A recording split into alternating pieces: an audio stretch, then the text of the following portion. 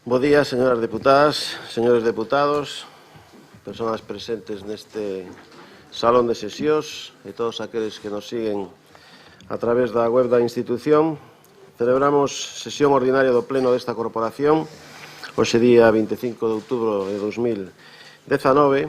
Hai quórum suficiente para o inicio e desenvolvemento da sesión, que consta de 15 puntos na orde do día. O primeiro deles é a aprobación da acta da sesión anterior, correspondente ordinaria do día 27 de setembro de 2019. Se non hai ningún pronunciamento en contra, enténdese aprobada por unanimidade. É así, moitas grazas. Pasamos ao punto segundo, que di aprobación inicial do orzamento para o exercicio 2020 do Consorcio Provincial de Ourense para o Servizo contra Incendios e de Salvamento e a súa integración no Orzamento Xeral da Deputación Provincial de Ourense para o exercicio 2020. Ten a palabra o señor secretario.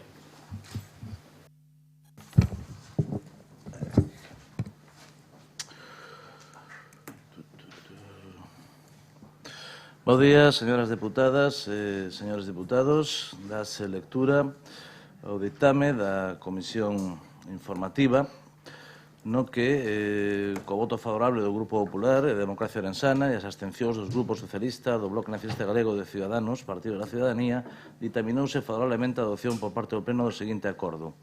Primeiro, aprobar inicialmente o orzamento do Consorcio Provincial de Ourense para o Servizo contra Incendios e de Salvamento para o exercicio 2020, conforme co proxecto aprobado polo Pleno do Consorcio o 8 de outubro de 2019 por importe de 4.261.000 euros. O dito orzamento intégrase no orzamento xeral da Deputación Provincial para todos os efectos. Segundo, someter a exposición pública o orzamento inicialmente aprobado polo plazo de 15 días hábiles mediante anuncio no boletín oficial da provincia. Durante o dito prazo, os interesados poderán presentar reclamacións ante o Pleno nos termos previstos no artigo 170 da Lei de Facendas Locais e o orzamento do consorcio considerarase definitivamente aprobado se durante o dito prazo non se presentan reclamacións. En caso contrario, o Pleno da Deputación disporá dun prazo dun mes para resolvela. Unha vez definitivamente aprobado o orzamento do consorcio, inserirase resumido por capítulos no boletín oficial da provincia, entrando en vigor no exercicio 2020. Grazas. Moitas grazas. Intervencións dos grupos. Grupo Ciudadanos, ten a palabra. Bos días a todas e todos e aqueles que nos siguen a través da conexión en directo. Simplemente eu dicir que eu entendo, e por a información que eu teño, pois entendo que o servicio funciona correctamente e é un servicio que é necesario e que todos aqueles consorcios da provincia fan un traballo estupendo cando se lles necesita, pero si o que voto en falta é que se explicite de algunha maneira máis detallada ou máis transparente a partida de gasto, traballos realizados por outras empresas e profesionais, estudios e traballos técnicos, que é o 85,5% do presuposto. Entendo que o gasto que se lle repercute á empresa concesionaria do Consorcio Provincial, pero, entendo que ao mellor, por parte do Grupo de Goberno, estaría ben que para o vindeiro orzamento do ano 2021 pois se poidera traer un pequeno informe onde se explique un pouco pormenorizadamente en que se gastan esos 3.643.508,70. Nada máis. Moitas gracias. Bloque Nacionalista Galego, ten a palabra. Bos días. O problema que temos desde o BNG neste punto é basicamente de fondo. Reclamamos unha xestión pública dos servizos contra incendios e salvamento e unha reorganización dos equipos disponibles a nivel provincial. Nesta provincia existen bombeiros adscritos a este consorcio: Valdeorras, Xinzo, Verín, Carballiño, Ribeiro e adscritos a mancomunidades de Celanova, a unha asociación dun parque empresarial, como é o caso de San Cibrao. Existen os GES, ás veces superpostos cos parques, pero sen vehículos de extinción, como é o caso de Pereiro de Aguiar. Todo un revolto que fai que, aínda este martes, a 1 da mañá, chamaran ao Servicio de Protección Civil de Allariz para a búsqueda dunha persoa desaparecida para cubrir un servicio que habría de ser coberto por profesionais con voluntariado, porque, neste caso, non estamos cobertos por ningún GES. Por non falar do tema das vespas velutinas, que darían para un tratado de como se fai a xestión dese grave problema. E mentras, temos un consorcio que sí cubre algunhas zonas da provincia, algunhas zonas da provincia, a pesar de ser provincial, e que conta cun batiburrillo de persoal público, algún recén reincorporado á súa praza creada ad hoc, e outros privados, incluso con problemas de investigación por enchufismo. Teño que defender aquí a profesionalidade con todos os bombeiros cos que teño compartido actuacións e que sempre se teñen comportado dun xeito profesional, pero isto non quita un ápice de razón a que este servizo básico debería ser íntegramente público e coordinado con todas as administracións, como o Medio Rural ou o Concello de Ourense.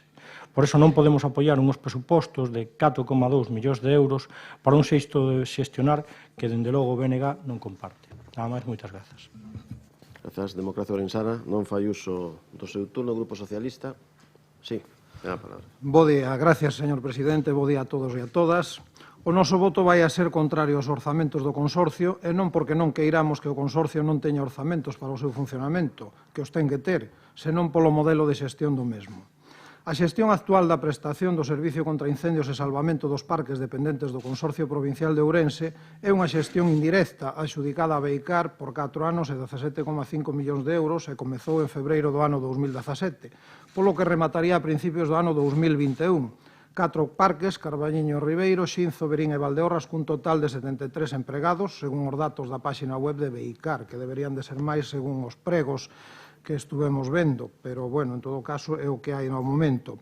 No ano 2016, os presidentes das deputacións da Coruña, Lugo e Pontevedra empezaron un diálogo coa Xunta de Galicia para plantexarlle como cofinanciadora que é dos consorcios provinciais a necesidade de ir a un modelo de xestión directa, é dicir, pública na súa totalidade, dos parques comarcais. O presidente da Deputación de Ourense, naquel momento, opúxose a este modelo. No ano 2019, a Xunta de Galicia e as deputacións de Lugo e da Coruña xa aprobaron a xestión directa para a prestación do servicio contra incendios nos respectivos parques comarcais. Lugo xa a puxo en marcha antes do verán e a Coruña espera poder empezar a primeiros de 2020. Según os cálculos dos técnicos, a Coruña, con 178 traballadores, vai aforrar ao ano 503.000 euros e Lugo, con 117 traballadores, vai aforrar 260.000 euros tamén anuais. A loita contra os incendios, as emerxencias e o salvamento son servizos públicos básicos e esenciais, que non debe estar nas mans de conglomerados empresariais que lícitamente ten que buscar a rendibilidade e acadar unhos beneficios. Non pode haber a máis mínima dúda de que nunha actuación se empregan os medios humanos e materiais necesarios en tempo e forma. Por outra banda, estando o servizo financiado ao 100% con diñeiro público, estamos vendo que hai opacidade nas contratacións. A concesionaria ten as mans prácticamente libres para seleccionar o personal que lle dé a gana. Onde está o control dos principios de igualdade, mérito e capacidade que rixen calquera procedemento de contratación público? As deputacións da Coruña e de Lugo levoulles máis de ano e medio rematar o seu proceso de cambio de modelo. No Consorcio Provincial de Ourense, a pouco máis dun ano para rematar a concesión da actual adxudicataria, aínda non se plantexou que se quere facer co modelo de xestión. Vaise adoptar o modelo avalado pola Xunta de Galicia de xestión directa, tal e como se está a facer nas outras 3 deputacións galegas? Imos seguir coa teima de que o que é bo para a Coruña, para Lugo e para Pontevedra non é bo para a provincia de Ourense? Ou será que xa teñen decidido prorrogarlle a concesión a Beicar polos 2 anos que permitiría a normativa? Moitas grazas. Grupo Popular.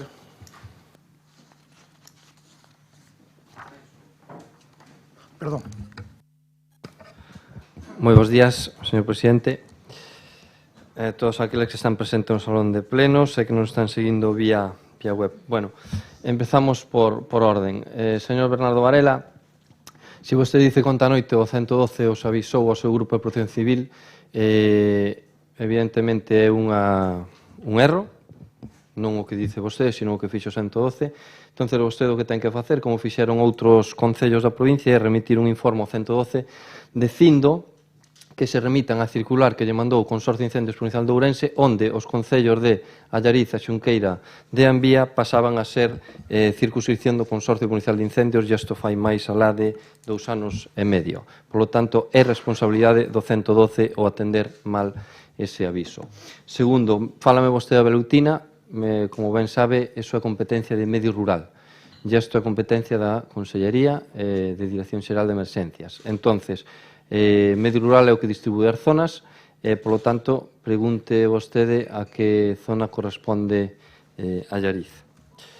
Segundo, doña Montserrat Lama, vale, podemos facer iser datos, pero a grosso modo, como vostede dice, o 85% do gasto é en pago a servicios dunha empresa, porque así é un emprego dunha concesión de servicios, divide entre 12 meses e salle a mensualidade do que se lle paga á empresa máis o IPC, pero non obstante, se hai aí horas que son a máis por algún servicio prestado, evidentemente, a todo o pasado podemos pasar un resumen das actividades anuales, que non é ningún problema.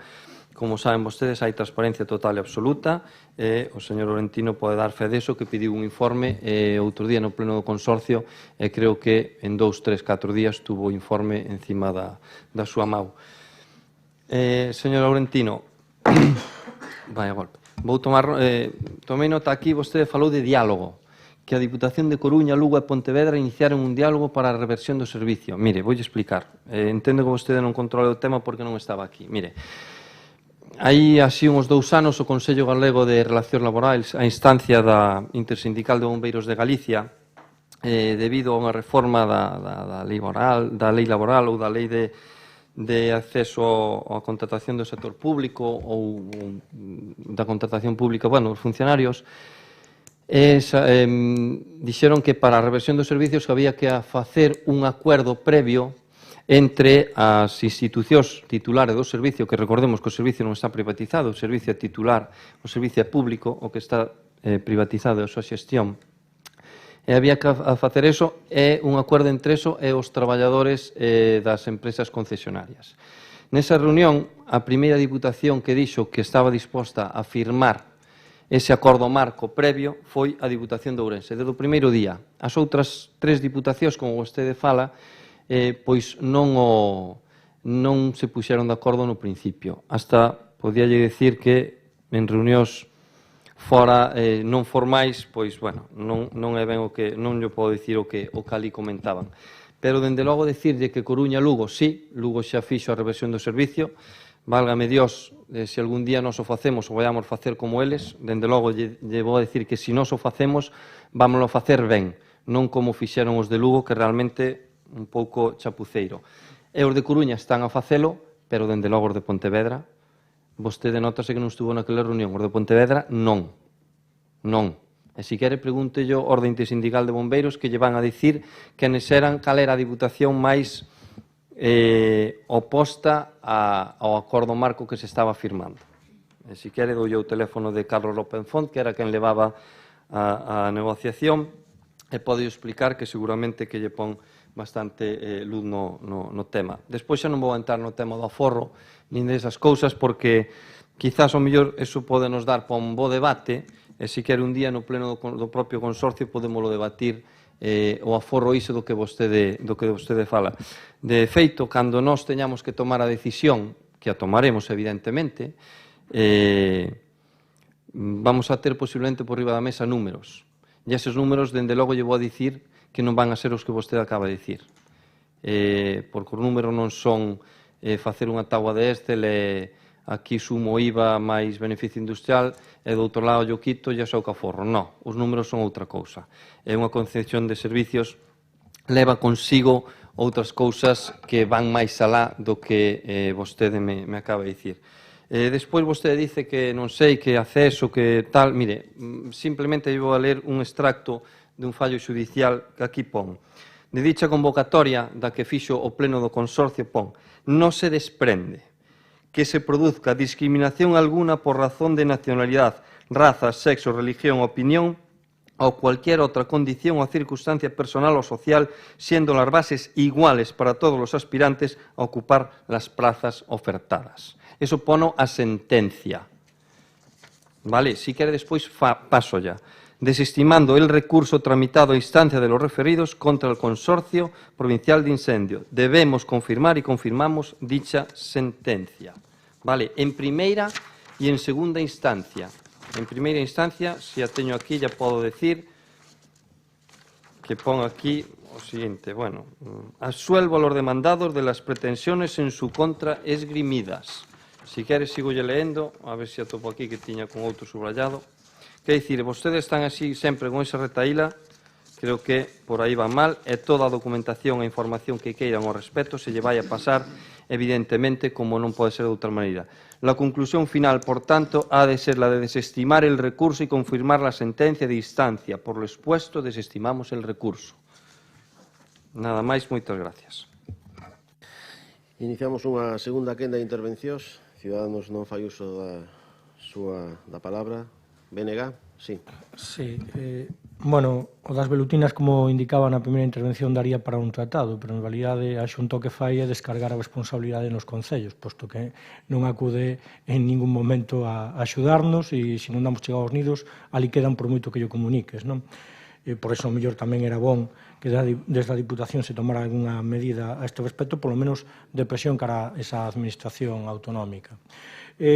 Por outra banda, eu sigo insistindo, o mellor é unha consideración que ten o BNG, polo que escoitaba agora mesmo tamén o Grupo Socialista, consideramos que sería unha mellor xestión a pública, a xestión directamente desde a administración pública.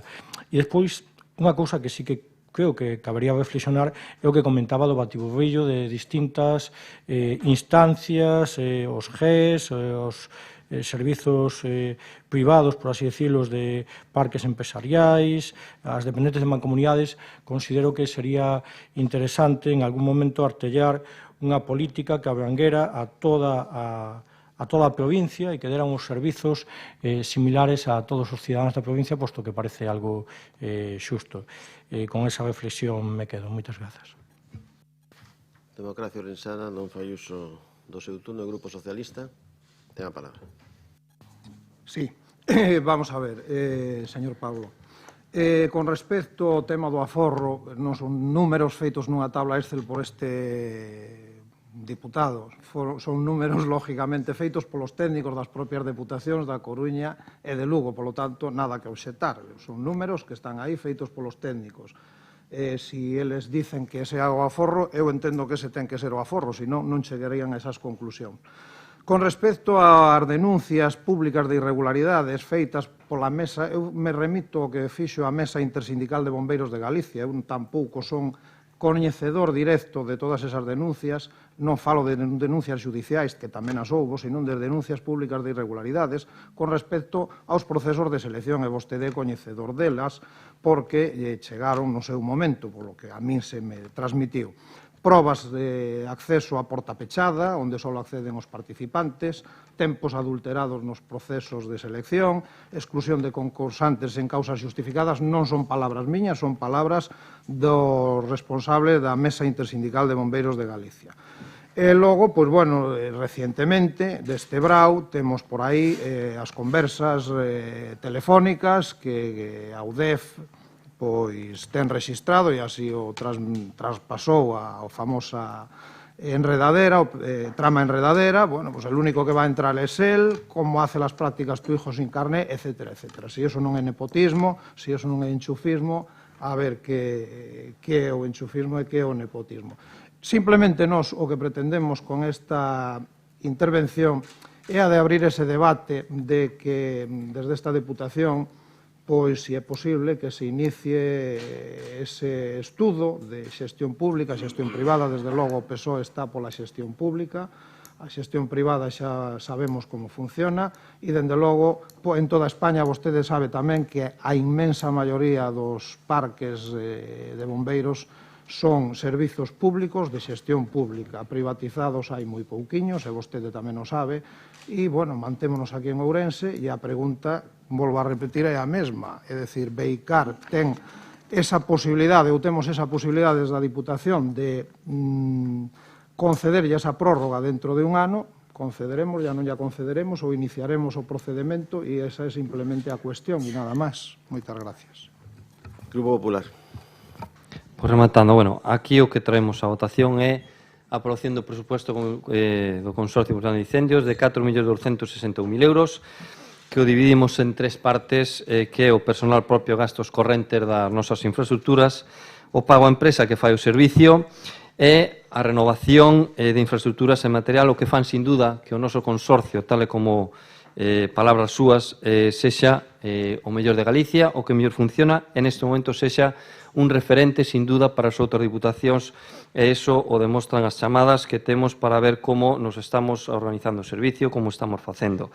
Un servicio, evidentemente, do que estamos plenamente satisfeitos. No que dicía o señor Bernardo Varela, decirlle que Temos un mapa de emerxencias que o temos casi pechado, temos que acabar decidindo uns pequenos flequiños que hai e rematar coa comarcalización dos concellos que están alrededor do Concello de Ourense. E con eso vai a quedar todo pois moi ben delimitado. Todas esas cousas que vostede, porque vostede non me falou en sí da provincia, faloume concretamente do caso de Allariz e da Velutina, pois todas esas cousas ten que informalas aos organismos pertinentes. Evidentemente, se vostede quere, eu podo botar unha mão neso e digo a quen dirixirse. Sin nada, pois moitas gracias. Moi ben, rematado o debate desta cuestión, sométese a votación a aprobación inicial do orzamento para o exercicio 2020 do Consorcio Provincial para o Servizo contra Incendios e de Salvamento. Votos a favor? Votos en contra? Abstencións? Queda aprobado. Moitas grazas.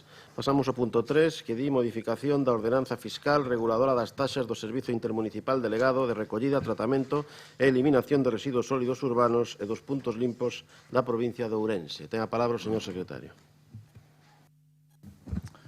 Sí, o ditame da Comisión neste asunto foi adoptado co voto favorable do Grupo Popular e do Grupo de Democracia Orensana e a abstención dos grupos socialista, do BNG e de Ciudadanos, sendo favorable a que se adopte o seguinte acordo. Primeiro, aprobar provisionalmente a modificación parcial da ordenanza fiscal reguladora das taxas do Servizo Intermunicipal Delegado de Recollida, Tratamento e Eliminación de Residuos Sólidos Urbanos e dos puntos limpos da provincia de Ourense, publicada no BOP de 4 de setembro de 2014, no seguinte sentido.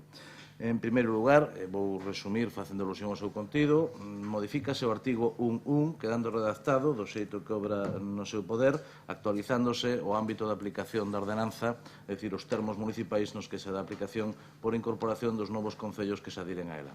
En segundo lugar, modifícase o artigo 5, incluindo dous novos parágrafos, 9 e 10, nos que se inclúe un índice de custo repercutible actualizable que vai permitir a actualización das tarifas en función da variación real do custo do servicio, revisión que se fará por resolución motivada da Presidencia que será obxecto de publicación no Boletín Oficial da Provincia nos anos nos que se produza. Se modifica tamén a disposición adicional da ordenanza no sentido de establecer unha bonificación única e transitoria de efecto retroactivo que se aplicará no primeiro recibo do ano 2020 e que equivalerá ao 4,12% da tarifa correspondente do ano 2019 de conformidade coa bonificación na contía do canon unitario de tratamento por tonelada de residuos entregados á Sogama creada pola Lei de Medidas Fiscais e Administrativas de Galicia de decembro de 2018. Esta bonificación, o seu importe, as súas contías, se recolle no anexo cuarto, onde figuran a táboa coa rebaixa que se produce en todas e cada unha das tarifas que comprende a taxa. Modifícanse tamén, no mesmo sentido, as tarifas aplicables a partir de 1 de xaneiro de 2020, quedando redactado o anexo 1 da ordenanza, que é onde se recollen esas tarifas, co detalle que obra no expediente. E, por último, modifícase tamén a disposición derogatoria, quedando redactada de xeito que se derrogan as ordenanzas fiscais específicas que rexían nos municipios que se incorporan novamente ao ámbito desta ordenanza provincial. E modifícase a disposición derradeira, quedando redactado o seguinte xeito: o texto refundido da presente ordenanza fiscal entrará en vigor o 1 de xaneiro de 2020. Ben, o presente acordo someterase a información pública por prazo de 30 días hábiles mediante anuncios que se publicarán no tabuleiro de edictos, na sede electrónica, no Boletín Oficial da Provincia e nun dos diarios de maior circulación da provincia. O prazo de información pública computarase a partir do día seguinte ao da publicación do anuncio no Boletín Oficial da Provincia. Durante este plazo de información pública, os interesados poderán examinar o expediente, formular reclamacións que estimen oportunas, que deberán ser obxecto de resolución expresa polo Pleno da Corporación. En caso de non formularse alegacións en prazo, entenderáse elevado a definitivo o acordo de aprobación provisional sen necesidade de novo acordo plenario. E, en terceiro lugar, se propón acordar que, aprobada definitivamente a modificación, procederase a publicación no Boletín Oficial da Provincia do texto íntegro da ordenanza resultante, facultándose a Presidencia para a refundición do dito texto. Grazas. Moitas grazas. Intervención dos grupos. O Grupo de Ciudadanos ten a palabra. Moitas grazas. Bueno, pois estamos falando da proposta da modificación da ordenanza do lixo, unha proposta feita polos técnicos desta institución e tamén é unha proposta que estivo explicada en comisións informativas polo xefe de servicio Javier Bove. Polo tanto, este grupo provincial entende que é unha situación comprensible, unha situación normal. Entendemos que os concellos adheridos a este servizo deben atender e modificar as súas ordenanzas. Así se fixo en Xinzo, así o fixemos en Xinzo, e eu votei a favor desta proposta a sabendas de que é unha suba para os bolsillos de todos os nosos veciños, pero, polo tanto, entendemos que hai que ser coherentes e responsables tanto estemos no grupo de goberno como na oposición. Polo tanto, se lles digo que vou a votar a favor. Moitas grazas. BNG. Bueno, pois, pola nosa parte, entendemos a necesidade de facer este arranxo por unha medida, eso sí, totalmente inaceptable tomada desde a Xunta de Galicia e Sogama, que mentres no 2014 impoñía unha suba unilateral do 33,5% do canon pagado por tonelada de lixo e lle imputaba aos concellos, a pesar dos contratos que estaban en vigor, neste ano toma a medida de reducir un 10% ese mesmo canon e si, neste caso, obriga os concellos a reducir as taxas para poder ter este aforro, saltándose totalmente a capacidade de decisión municipal. E aquí debo sinalar que as taxas municipais de lixo, incluídas as da Deputación Provincial, son francamente baixas para a complexidade que presenta a xestión dos residuos que producimos cada un de nós, máis de 400 kilos ao ano. E que o problema engadido nesta provincia é a dispersión dos nosos núcleos. Así, por exemplo, mentras en Ourense Capital a taxa é de 125 euros, na provincia a taxa diaria, en recollida diaria, estaría nos 70 euros. Parece algo perverso, posto que é bastante máis doado de recoller na capitalidade que nos núcleos. Non? Esta falta de realismo co tratamento do noso lixo é unha das eivas que fan que na práctica non se implementen medidas de reducción e reutilización dos residuos, algo que Europa xa indicaba como obrigado para o 2020, facendo ver que o 50% dos residuos non deberían de ir a vertedoiro. Isto, a día de hoxe, é unha mera ilusión nesta provincia. Debemos ter en conta que unha reducción do 10% que nos propón Sogama supón unha reducción do 10%, pero do 40% dos custes, que é o que en realidade supón o canon de Sogama según os estudios técnicos que nos trasladan os técnicos da Diputación. Esos son 2 euros ao cabo do ano. E creo que trasladamos unha mensaxe traducada aos nosos veciños e veciñas, como indicaba na Comisión Informativa. 50 ou 70 euros ao ano por facerse cargo de todos os residuos dunha casa non son o problema. O problema é tomar medidas para non afogar o planeta e a nós mesmos no lixo. É necesario e urxente implementar medidas que reduzan sustancialmente os residuos que xeramos, sabendo que isto terá un coste, pero o tempo que xerará emprego de proximidade e axudará a loitar co cambio climático e a contaminación que compromete o futuro da humanidade. Polo tanto, entendemos esta proposta, é lóxico que se aproveite esa oportunidade que dá Sogama, pero xa digo que a oportunidade de Sogama ao mesmo tempo consideramos que envenenada e así se trasladou na FEGAM e houve unha oposición importante a esta medida que tomaba unilateralmente Sogama e que neste caso sí nos obligaba aos concellos a repercutilo nos veciños favorablemente, pero cando subiron o 33,5% deixáronnos abandonados ao noso albur. Nada máis, moitas grazas. Democracia Orensana, ten a palabra. Sí, bos días a todas e a todos. Simplemente, moi brevemente, para sinalar que imos a votar o noso grupo a favor, tal e como apuntaron os dous diputados que me precederon no uso da palabra, estamos en presencia dunha medida obrigatoria derivada da modificación do canon por parte de Sogama, unha medida que xa adoptamos no Concello de Ourense e que evidentemente non queda outra solución que adoptar. Poden existir outros debates, como apunta o señor Bernardo Varela, pero neste caso o debate é simplemente técnico, o de adoptar a modificación da ordenanza fiscal. Por lo tanto, o noso voto é a favor. Grupo Socialista. Sí, bons días a todos e a todas. Bueno, sobre a cuestión técnica da subida da actualización das tasas, indudablemente vamos a votar a favor, como já dixeron os compañeiros, é algo obligado e algo vamos a facer. Pero estes días estaba recordando, a verdad que non teño moi claro se cando hai as tres primeiras palabras de reciclar, reducir e reutilizar, se estaba no bachiller ou se estaba na universidade. Eu creo que esta Diputación que dá servizo a 52 concellos probablemente vai a dar a máis concellos que máis da mitad da provincia ten que ir un paso máis alá. É dicir, non podemos seguir co modelo de recollida actual donde os concellos non se ven motivados, incentivados para facer un reciclaxe. É a que vou.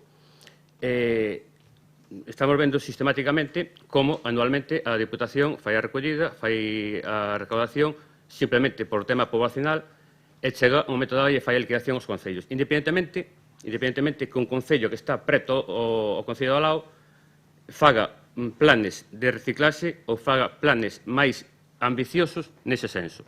Entón, creo que o criterio solo poblacional o debemos rexeitar e creo que temos 3 anos de mandato para avanzar políticamente, porque esta é unha decisión política de poder avanzar neste senso, como xa fan outras cidades de España e outros países de Europa.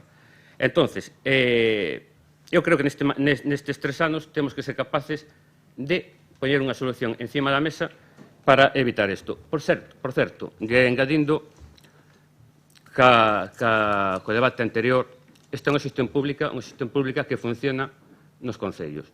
Unha xestión pública que ustedes quixeron privatizar no seu momento e que foi rexeitada, digamos, por este grupo político. Entón, eu creo que debemos ter en conta ese senso. Hai sistemas, pero temos que ser capaces de facer partícipes ao consumidor na orixen do material que trae o lixo.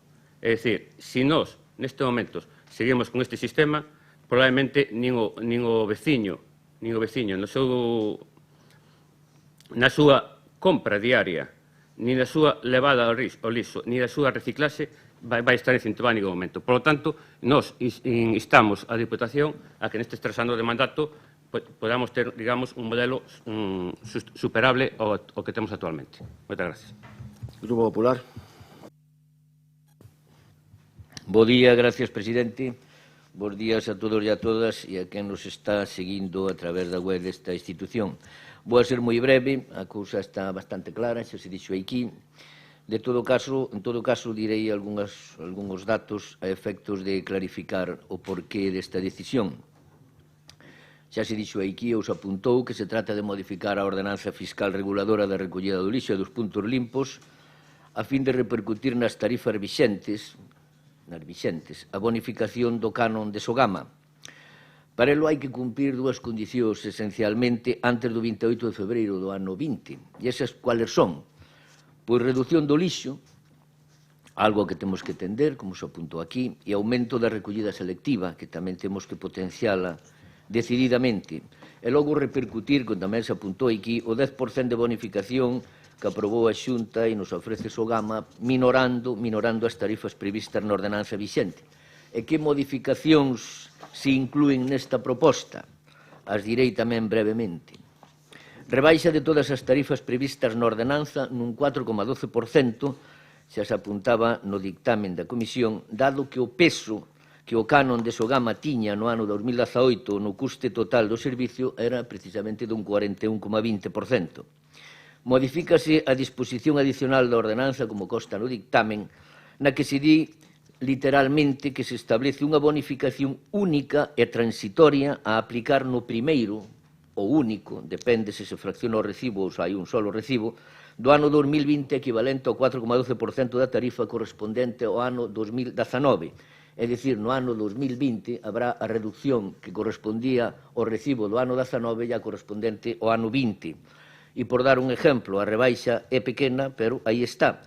As vivendas pasarán a pagar 2,39 euros menos, é dicir, de 58 euros, pasarán a pagar 55,61, e por outro exemplo moi típico no rural, como son bares, cafeterías e similares, pasarán a pagar de 174 euros 166,83.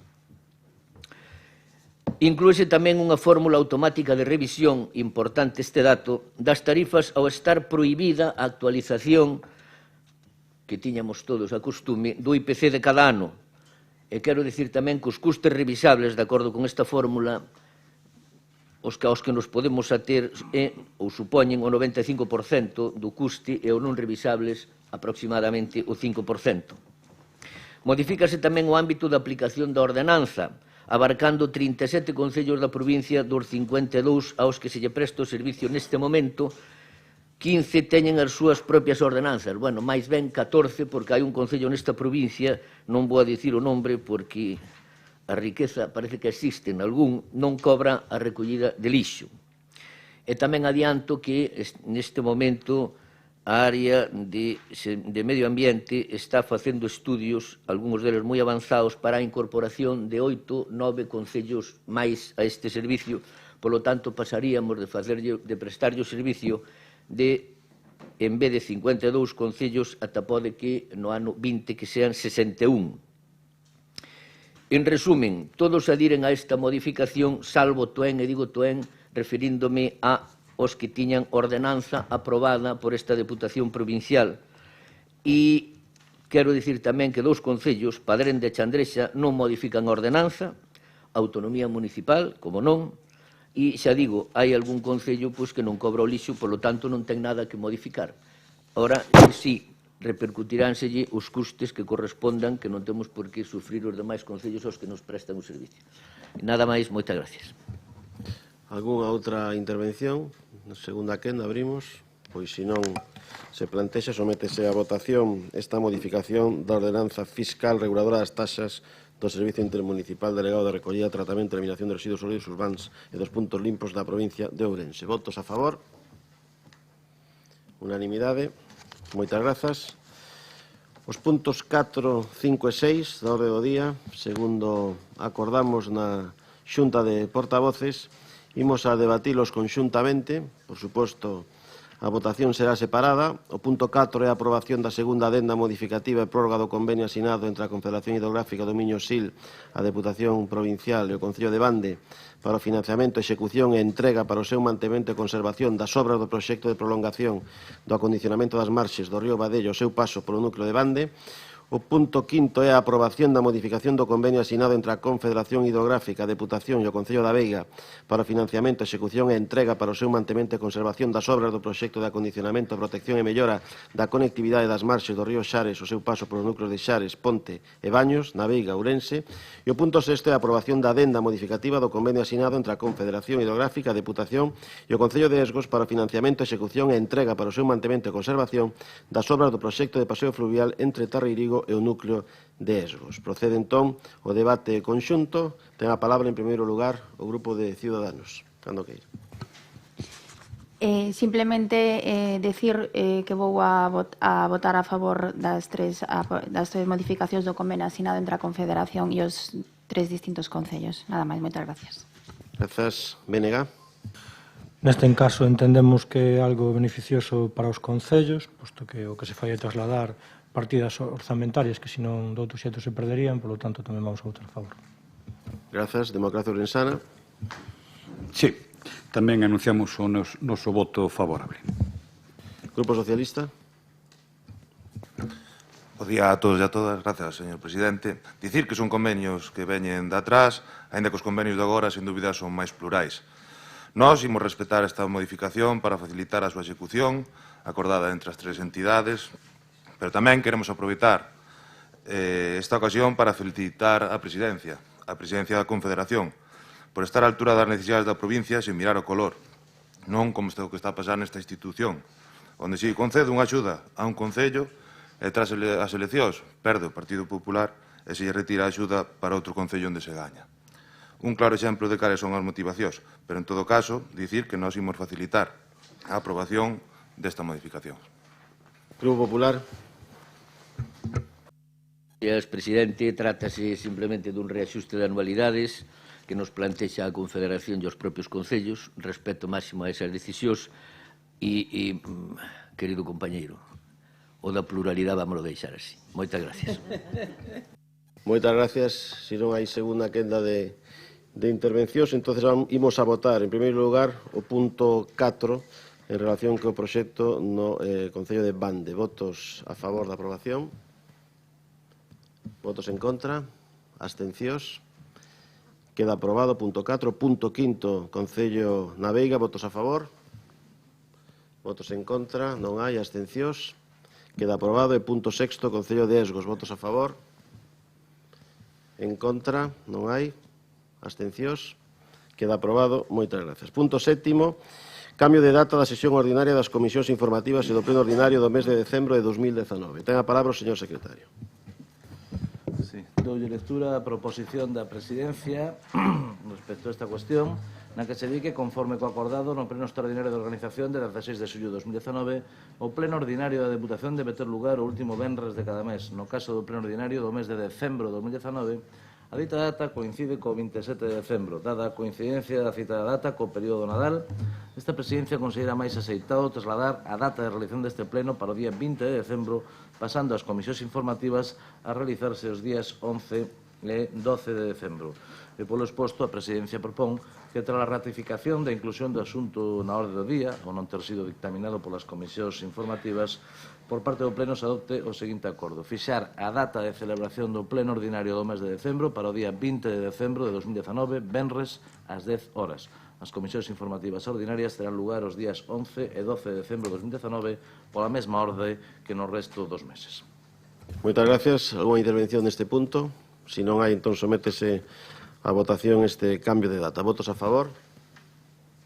Unanimidade. Moitas grazas. Pasamos ao punto oitavo, que é a moción do Grupo Socialista para que se proceda ao rescate da concesión do aparcadoiro de titularidade da Deputación que se atopa no complexo hospitaleiro universitario de Ourense baixo o nome de Aparcadoiro Santa María Nai. Ten a palabra o Grupo Socialista. Moi bo día a todos e a todas. Bueno, hoxe o Grupo Socialista, que non é a primeira vez que trae esta moción a este plenario, pois a trae outra vez, pero a trae con unha circunstancia añadida que xa pusemos de manifesto no seu momento e que creo que non é unha cuestión menor, que evidentemente cambiaron moitas cuestións relacionadas cos aparcadoiros no propio centro hospitalario e que iso significa que esta casa ten unha oportunidade histórica, temos unha oportunidade histórica, os deputados e deputadas desta casa, de acabar cunha injusticia social nesta provincia.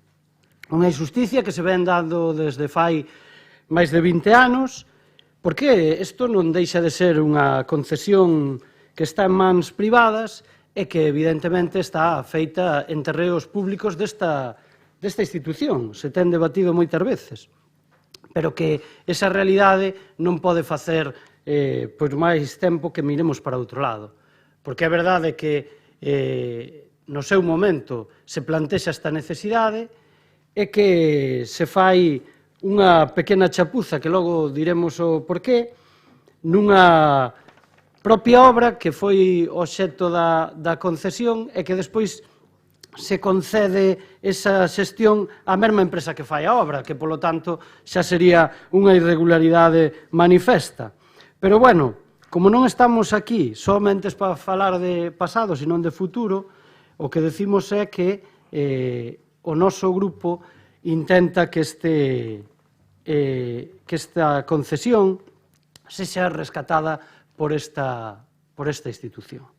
Eu creo que sería unha cuestión, como digo, histórica, que sería un acto que teríamos que abordar todos os deputados e deputadas desta casa, porque creo que con sensatez e con ganas de facelo, pois evidentemente se podía conquerir.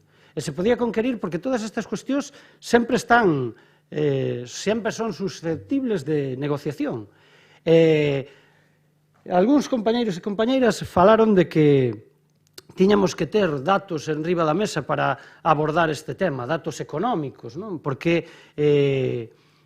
a economía, pois, evidentemente, é a que moitas veces nos fai tomar decisións. Pero eu me quedei con algo que dixo o señor deputado de Cooperación e que lle dixo o meu compañeiro pro Consorcio de Bombeiros. Dixo que a economía e as cuestións económicas nas institucións non eran unha folla de Excel. Pois eu quedome, sí que non se facía nunha folla de Excel e que está aí gravado, Pablo, e que había moitas cousas máis. Pero se eu vouche dar a razón, se eu compro ese discurso, neste caso o compro. Non é unha cuestión só de economía, é unha cuestión de justicia social, é unha cuestión de poñer en valor aquilo que é público e que volva a ser público e que volva a pasar a mans dos cidadáns e que se poña ese valor que ten un suelo público para que disfruten delos ciudadanos e ciudadanas que ademais non van a ese servicio por algo lúdico, non van a ese servicio por algo que ao mellor podría ser tamén susceptible de entender como algo que queremos facer. Non é unha cuestión que temos que acudir a él obligados porque a propia saúde nos obliga ou a dos nosos familiares e que nos obligan tamén a guardar os coches nun lugar donde, se xa de por sí temos un problema grave, pois ese problema grave se acrecenta cando salimos de visitar ese familiar ou cando salimos simplemente de estar ingresados no hospital ou no propio centro que temos ao lado. Por que? Porque, evidentemente, hai moitas familias nesta provincia que non se poden permitir pagar estes precios. Nin os anteriores, que logo falaremos, nin os de agora. E non o poden permitir porque estamos nunha provincia que ten a renda per cápita máis baixa, xa que falamos de números, e que xa ten problemas de abondo e que nós lle añadimos un máis. Porque é verdade que a saúde é importante, que temos un servicio que, aínda que Feijóo queira destruir e siga destruindo día tras día, estes días poderíamos falar deso, pero estamos falando do aparcamento simplemente, e que, polo tanto, non lle podemos agravar aos ciudadanos desta provincia pois esas situacións, como decía. Polo tanto, esta casa ten esa responsabilidade, temos esa responsabilidade de abordalo. E por que decía isto? Porque temos un informe aquí que nos chegou, un informe que evidentemente non entra nas profundidades que se podría facer desde o punto de vista económico, pero que di unha cousa importante, que este plenario e esta utilidade pública que temos os que nos teríamos que encargar de facelo. E fala dunha cousa fundamental, fala que o rescate en si mesmo, logo entraremos noutra parte, que seguramente me van a decir desa bancada, e eu vou escoitar con moita atención para rebatir, pero que fala de incluso unha cantidade menor a que nós plantexábamos, non dos 4 millóns de euros, sino de 3.900.000 e pico mil. Por lo tanto, é algo asumible para esta casa, porque todo o demais, volvo a incidir, está sendo susceptible de negociar. Porque, evidentemente, unha empresa, e algúns o vivimos, tamén cando teña problemas, nos vai a devolver ese parking e nos vai a decir, oiga, se nós temos un problema, este parking dá en concurso de acreedores, se crea un concurso de acreedores porque non dá ganancias, non lo vai a devolver a nós polo público e ainda encima nos vai a exigir que lle paguemos igual a indemnización. Algúns xa nos ten pasado. E, polo tanto, aquí non lle estamos facendo daño a nadie. Eu creo que todo, volvo a decir, que sea negociable e que se poida conquerir, pois será bo para os cidadáns. Eu creo, sinceramente, o noso grupo cree que hai cuestións que hai que explicarlle aos veciños. E creo que xa está ben de, a veces, non contarlle toda a verdade, non decirlle aos cidadáns a realidade dese parque. Nos preocupamos de ter os datos e de vir cos deberes feitos. Hai cuestións que son moi chamativas. A parte de que o canon que rebaixamos, cando falamos de que, porque seguramente me van a decir que rebaixamos as tasas e que fixemos uns precios moi acordes co que hoxe en día poden pagar os cidadáns, non é certo, primeira cuestión, primeira gran mentira, non é certo que se fixeran. Se fixeron por necesidade de que evidentemente hai outro parking ao lado que lle iba a ser unha competencia e, polo tanto, a empresa sí que entrou a negociar esa cuestión porque antes o habíamos solicitado por activa e por pasiva e non hai que tamén olvidarse de que este grupo socialista, como este obxectivo ten desde fai moitos anos, pois tamén fixo unha campaña, tamén fixo moita presión cidadá con esa situación. E, polo tanto, despois, desde esta casa, se vendeu que eran os propios gobernantes que se habían negado sistemáticamente a reparar esas tasas ou a modificalas, pois se vendeu que habían sido eles os que habían conquerido eso. Eso non é certo. volvo a decir, non é certo. Se deron dúas circunstancias para que eso acontecera. Pero tamén hai que dicilo, e hai que dicir o seguinte, aínda encima de facelo e vendelo, se nos fai unha cousa que é chamativa. Si aquí o Grupo Socialista, e este que fala, fora o primeiro, ou un dos primeiros, que puxo en cuestión unha cousa tan fundamental como que era unha vergoña que ese parking repercutira nesta institución cun canon irrisorio de 49.000 euros, pois cando modificamos esas tasas pasamos a tamén importarllas aos propios cidadáns, porque pasamos a deixar de percibir os 49.000 euros para percibir casi a mitade, 26.000. E iso non é irrisorio, iso é unha vergoña. E, por tanto, as vergoñas hai que correxilas, e sobre todo porque somos servidores públicos, ou deberíamos entender así que somos servidores públicos. Eu a veces teño as miñas dúbidas nesta casa. E, polo tanto, esa é unha cuestión que hai que decir claro e alto, e hai que decirlle aos cidadáns. Pero, ademais de todo isto, sempre houve unha cuestión interesada. Sempre se falou de 400 plazas, aquí sempre se falou de que este parking tiña 400 plazas, que, bueno, que a veces non eran suficientes, que incluso algunha vez, bueno, se achacaba. Eu cheguei aquí a escoitar os argumentos de que isto que acontecía con este parking era culpa do Partido Socialista. E fíxense vostedes, o digo xa porque ao mellor veñen con ese argumentario, porque xa utilizaron, que como nós habíamos pedido ese parking público, pois a culpa era nosa, porque despois a concesión e as derivadas que se deron deso, que eran culpa do Grupo Socialista. Non, mire, nós pedimos o servicio, outra cousa é como se faga. Claro, podemos tamén pedir que se faga un hospital, por poñer un exemplo, e despois o Partido Popular o privatiza e o fai privado, como pasaba na Comunidade de Madrid, e lle botarían a culpa a quen pediu o hospital. Non? É unha sinrazón constante. Pero quero decir que a maiores desto hai que poñer en valor o que significa ese parking. Ese parking non ten 400 plazas. Non.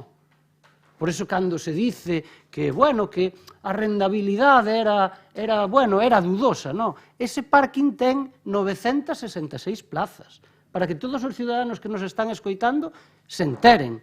Casi 1000 plazas. Que non é ningunha broma. Que, como todos comprobamos, todos os que estamos aquí, aínda que non nos vayan a dar a razón, saben que é así. E calquera que se acerca así o sabe.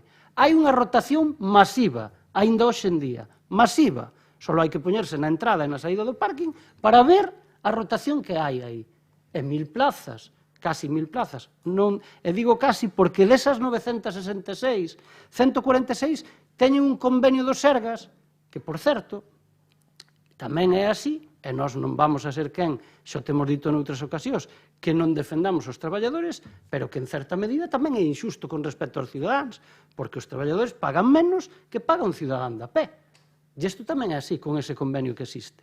E, polo tanto, hai 166 plazas e quedan 820 plazas para rotar, que non é ningunha broma, porque o novo que está abaixo sí que non chega, non sei se chega ás 400. E, polo tanto, esta é unha cuestión tan sinxela que hai que poñerlle cabeza e negociar. Porque, se non é un negocio, isto é unha pregunta que lle fago eu a vostedes, como dixeron moitas veces. Se isto non é un negocio, señor presidente Baltar, como se pode facer outro parking ao lado? Esa é unha pregunta ben sinxela, que responde un meniño. Se isto non dera cartos, non vamos a facer outro porque non hai necesidade. Porque eu lle aseguro, donde non hai necesidade non se construye outra cousa, non se monta outro negocio. Eso pasa na vida diaria. Pois isto é así. E, polo tanto, é ben curioso que os argumentarios que se utiliza por parte do Partido Popular nesta casa xa quedaron obsoletos. E como quedaron obsoletos, por eso nós facemos esta proposta. Esperamos que esta proposta, e sobre todo, xa sei que nos van a decir seguramente algúns que vimos aquí a meter o dedo no ollo. Non. Esperamos que esta proposta salga adiante, xa non por o Partido Popular, que ao mellor se quere ser coherente co que manifestou anteriormente, pois ao mellor terá que defendelo. Pero sí con Democracia Ourensana, porque vamos a ver como defende o indefendible. Porque o señor portavoz de Democracia Ourensana xa avanzou nas comisións algunha cousa que nos deixou perplexo. Vou escoitar atentamente argumentación se a vai a facer o portavoz ou se a vai a facer o señor vicepresidente. En calquera cuestión, en calquera das dúas posibilidades, a cuestión vai ser cando menos chamativa. E non é por meter o dedo no ollo, non. É porque o dedo no ollo igual o meten eles mesmos, porque fai pouco decían unha serie de cousas que despois falaremos delas. E, polo tanto, a ver se é verdade que por unha vez, en 4 meses, son coherentes e deixan de decir o que están dicíndolle a ciudadanía todos os días e que despois aquí fan todo o contrario. Esperemos que sexa así. Eu vou non esperar impaciente, porque se fan eso, dende logo, os cidadáns podrán empezar a ter algo de credibilidade con respecto ao seu papel nesta Diputación, senón a credibilidade será sendo a mesma. Por lo tanto, de momento, nada máis e moitas gracias, porque o que máis me interesa é escoitar os argumentos de cada un dos grupos. Sí, o señor Caride está impaciente, pero non se impaciente tanto, porque lle aseguro que a veces a impaciencia fai cometer erros. E, por lo tanto, é mellor que reflexione o que vai a decir. Nada máis. Moitas gracias. Grupo de Ciudadanos, ten a palabra. Moitas gracias. Bueno, en primeiro lugar, quero que quede claro que o Grupo de Ciudadanos entende que todos os parkings de hospitais públicos deberían ser gratuitos, non? Pero hai algo que dixo o señor Gómez que me gustou moito e que comparto, e é que a cidadanía debe saber sempre a verdade. E para ter a verdade, o que hai que facer é ir á Secretaría, informarse, traer os datos e vir aquí a explicarlle á cidadanía cal é a situación real. Polo tanto, en comisións informativas pedín un informe, tanto de Secretaría como de Intervención, para saber canto custaría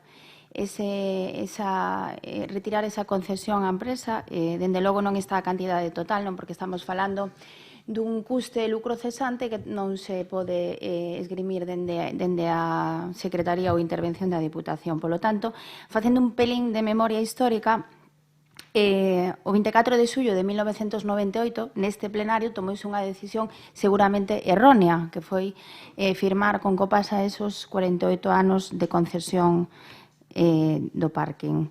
O 24 de abril de 2009, o Concello de Ourense, gobernado por o Partido Socialista, coa concelleira Aurea Soto, que entendo que o Grupo Socialista conoce perfectamente, fixeron un trato coa empresa concesionaria, que nese caso xa estaba Georsa, non estaba Copasa, e fixeron un trato, e é que se vostedes me fan o arranxo e me crean a glorieta da Rúa Ramón Puga e me fan a reordenación do tráfico e vostedes a pagan 200.277 euros, eu doulles o dereito de construir unha planta máis con 168 plazas máis. Polo tanto, o Partido Socialista nese momento entendeu que non era necesario que fose gratuito o parking, sino que era necesario que lle fixeran unha glorieta e, polo tanto, que a empresa poidera ter unha planta máis, non? A parte desos 200.277 euros que lle custou a empresa a facer esa glorieta e a reordenación do tráfico, as obras de ampliación tuveron un coste de 1.428.452 euros e a maiores gastos de tramitación de licencia, gastos financeiros, redacción de proxecto, dirección facultativa de seguridade e as perdas por non dispor das prazas da planta alta durante o plazo de execución. Un total de 2.204.000 euros que a empresa Georsa, neste caso, tivo que poñer. E o trato que chegou co Concello de Ourense é que nesta Diputación se aceptou ese trato. O 18 de xuño de 2018, fai uns días, fíxose unha modificación de tarifas e fíxose un bono para empregados do Chúo de 40,90, que foi algo que os sindicatos dos empregados do Chúo lle plantexaron á empresa e a empresa aceptou eses 40,90. Podemos dicir que a día de hoxe que a verdade o Hospital de Ourense ten o parking máis barato de toda a comunidade autónoma. Repito, entendo que un parking dun hospital público debería ser gratuito, pero hai que saber todo o que ven detrás para poder vir aquí a decir vamos a retirar a concesión. Para decir eso, primeiro hai que ter datos, non? Entón, vamos a falar do coste do rescate. Amortizacións pendientes, estamos falando 31 anos a 126.844 euros, un total de 3.932.000 euros. Ben, logo falamos do custe lucro cesante. É algo que eu persoalmente, fixen as miñas contas, porque, lóxicamente, iso teno que facer a empresa, e, aparte, como dixo o secretario no informe, teñen que ter en conta os datos dos 5 anos anteriores, pero simplemente, así polo baixo, 860 plazas, porque quitamos as 140 plazas que o Partido Socialista entende, e acaban de decir, que lles parece inxusto que persoal do hospital, tanto médicos, celadores, enfermeiros, persoal de limpieza, pinches de cociña, lles parece inxusto que teñan esa tarifa, que yo vayan a explicar ali. Polo tanto, 860 plazas, tirando polo baixo, 3 euros o día, tirando polo baixo cada unha das plazas, 29 millóns de euros estamos a falar, non? Lóxicamente me dirán que hai que quitar o custe dos empregados, de mantemento. Como decía o que aquí se sentaba antes no sitio de Bernarde, o medible non é opinable.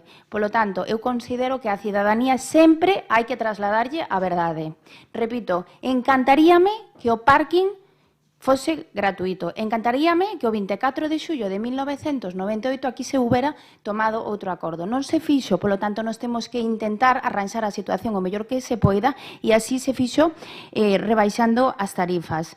Polo tanto, entendo que con o custe que tería retirar a concesión do rescate é tan grande que nos daría para facer, eu creo que 4 parkings gratuitos ao redor do hospital antes que retirar a concesión. Polo tanto, eu entendo que é importantísimo que os nosos veciños sepan realmente a memoria histórica deste proceso e despois ter unha opinión coherente e responsable sobre esta situación. Polo tanto, eu xa lle adianto ao Partido Socialista que me vou abster neste punto. Moitas gracias e nada máis. Benega, ten a palabra. Moitas grazas. Estou totalmente de acordo en que é necesario que a nosa cidadanía coñeza a realidade, porque tamén é certo que se os datos coincidiran co que manifestaba a deputada de Ciudadanos, o escándalo sería maiúsculo. Estaríamos falando de que vamos a acabar pagando 6 veces o custe do parking. Entón, debería de ser algo a sopesar e a visibilizar por parte da cidadanía, non? Neste punto, creo que convén facer algo de memoria ao respecto desta cuestión. O expediente de construción do parking, como se indicaba anteriormente, ten como antecedente unha moción do PSDG, PSOE, relativa á necesidade de aparcamento na zona do equipo sanitario de Ourense, coa previsión de que fora o Sergas quen o explotase e quen puxese en funcionamento. A Deputación optou en Bargantes por unha xestión privada, algo o que o BNG se opuso xa no seu momento rotundamente. Denunciamos públicamente, aí están as hemerotecas, que a adxudicación da construción do aparcamento da empresa Copasa se fixo, aínda non sendo a oferta máis ventaxosa para a institución, senón máis ben todo o contrario, a máis cara. Tamén sinalamos daquela que ian xurdir problemas de falta de aparcamento para os traballadores e traballadoras, dicíndonos que non habería tal, algo que o paso de tempo demostrou ser falso. Pedimos que non desapareceran as plazas de aparcamento público por entender que a lei obriga a manter un número de plazas proporcional ao número de camas. Que se fixo? A sardinar un espazo na parte de atrás do hospital que pasou a estar en un estado de abandono, pero aproveitouse para eliminar un número importante de plazas públicas, obrigando os penitentes que teñen que pasar máis cedo que tarde polo recinto hospitalario a tenen que aparcar dentro do parking. En decembro de 1999, o BNG solicitou que, por parte dos técnicos da Diputación, se presentara un informe detallado mediante o cal se acreditara o cumprimento e adecuación da obra ás condicións nas que fora adxudicado no seu día, por entender que non estaban a estar axustadas ao prego. En febreiro de 2000, presentamos unha moción diante do conflito que se estaba a producir entre os traballadores do Sergas pola construción do parking. Xa no seu momento o BNG puxera de manifesto, segundo se desprende as actas dos plenos de 29 de maio e 24 de xullo de 1998, fíxense a onde vamos, que este asunto podía ter, como así aconteceu, unha grave incidencia na cidadanía e nos traballadores da institución sanitaria, cos que non se contou para nada. Por outra banda, e tendo en conta que o proxecto contemplaba obras que non aparecían recollidas nas bases, entendíamos que poderíamos estar ante unha extramitación por parte de Copasa sen amparo legal. Por eso se lle pediu ao Pleno da Deputación que non se efectivizara por parte da empresa adxudicataria a obra complementar de mellora escrita na base quinta consistente na ordenación dos terreos do entorno hospital e que estes foran preservados para a súa utilización como aparcamento libre, público e gratuito, tanto para traballadores como para usuarios e usuarias. A resposta do PP foi evidentemente non votar a ausencia desta moción para que non pudera ser debatida defendendo así os intereses da empresa privada frente á cidadanía. Consumado o atraco á cidadanía, o BNG plantexou novamente unha fórmula para abaratar o parking do show aos acompañantes dos pacientes e usuarios do mesmo, por entender que as tarifas que se estaban a aplicar eran moi gravosas para as súas economías, máis metendo en conta que un non acode a estas instalacións hospitalarias por capricho. Unha vez máis, a resposta da Diputación foi favorecer os intereses da adxudicataria. Por iso entendemos que non foi máis que un lavado de cara que non resolve, a noso deber, a cuestión máis relevante, a rebaixa que se produciu que se acordou fai un ano. Isto habría que explicarlle a vecinanza, porque o que se fixo foi reducir en casi 23.000 euros o canon que lle cobrábamos anualmente á empresa, que xa era de por sí ridículo, 49.000 euros ano. Desde logo, se os datos que expresaba a deputada de Ciudadanos son certos, pois aí temos os 49.000 euros anos o que significaban a empresa. Apenas 4 días de xestión. O que era un saldo agora convertiuse nun agasallo, unha auténtica burla, ademais forzada, como ben decía o voceiro do PSOE, por a apertura dun novo parking hospitalario que competía directamente con este que se estaba a construir e que realmente facía este inviable polas súas abusivas tasas. Con esta fantástica operación, unha vez máis, ganou a concesionaria e perderon os veciños e veciñas, posto que lle propiciamos unha rebaixa sobre algo que xa viña obrigado, lóxicamente, porque non iba a ser competitivo. Por iso, imos a apoiar a moción do Partido Socialista no ánimo de que a concesionaria poda aportar os datos descoñecidos dos seus beneficios, para así poder coñecer o que sería o lucro cesante, que efectivamente o informe de Secretaría non puido concretar, xa que descoñece eses datos. Dende logo, o problema non vai ser a amortización de 126.000 euros ao ano, que ben seguro se liquida en menos dun mes. O coñecemento total dos custes permitiríanos tomar unha decisión razonada e ao tempo coñecer o espolio o que sospeitamos que están a ser sometidos os pacientes e acompañantes de Ourense por unha nefasta decisión tomada xa agora, fai 20 anos, e que nos hipoteca por outros 30. A xestión desta infraestructura estratégica sempre debeu ter sido pública, e iso é co que nos quedamos. A partir de aí entendemos que esta moción non daría pé máis que a entablar un diálogo coa concesionaria que, efectivamente, se se chegara á conclusión de que o custe final vai a ser de 50 millóns de euros, pois o mellor teríamos que razonar se iso é viable ou non. Pero de partida, o que parece xusto e razonable é que a xestión sexa pública. Nada máis e moitas grazas. Democracia Orensana. Sí, moitas gracias.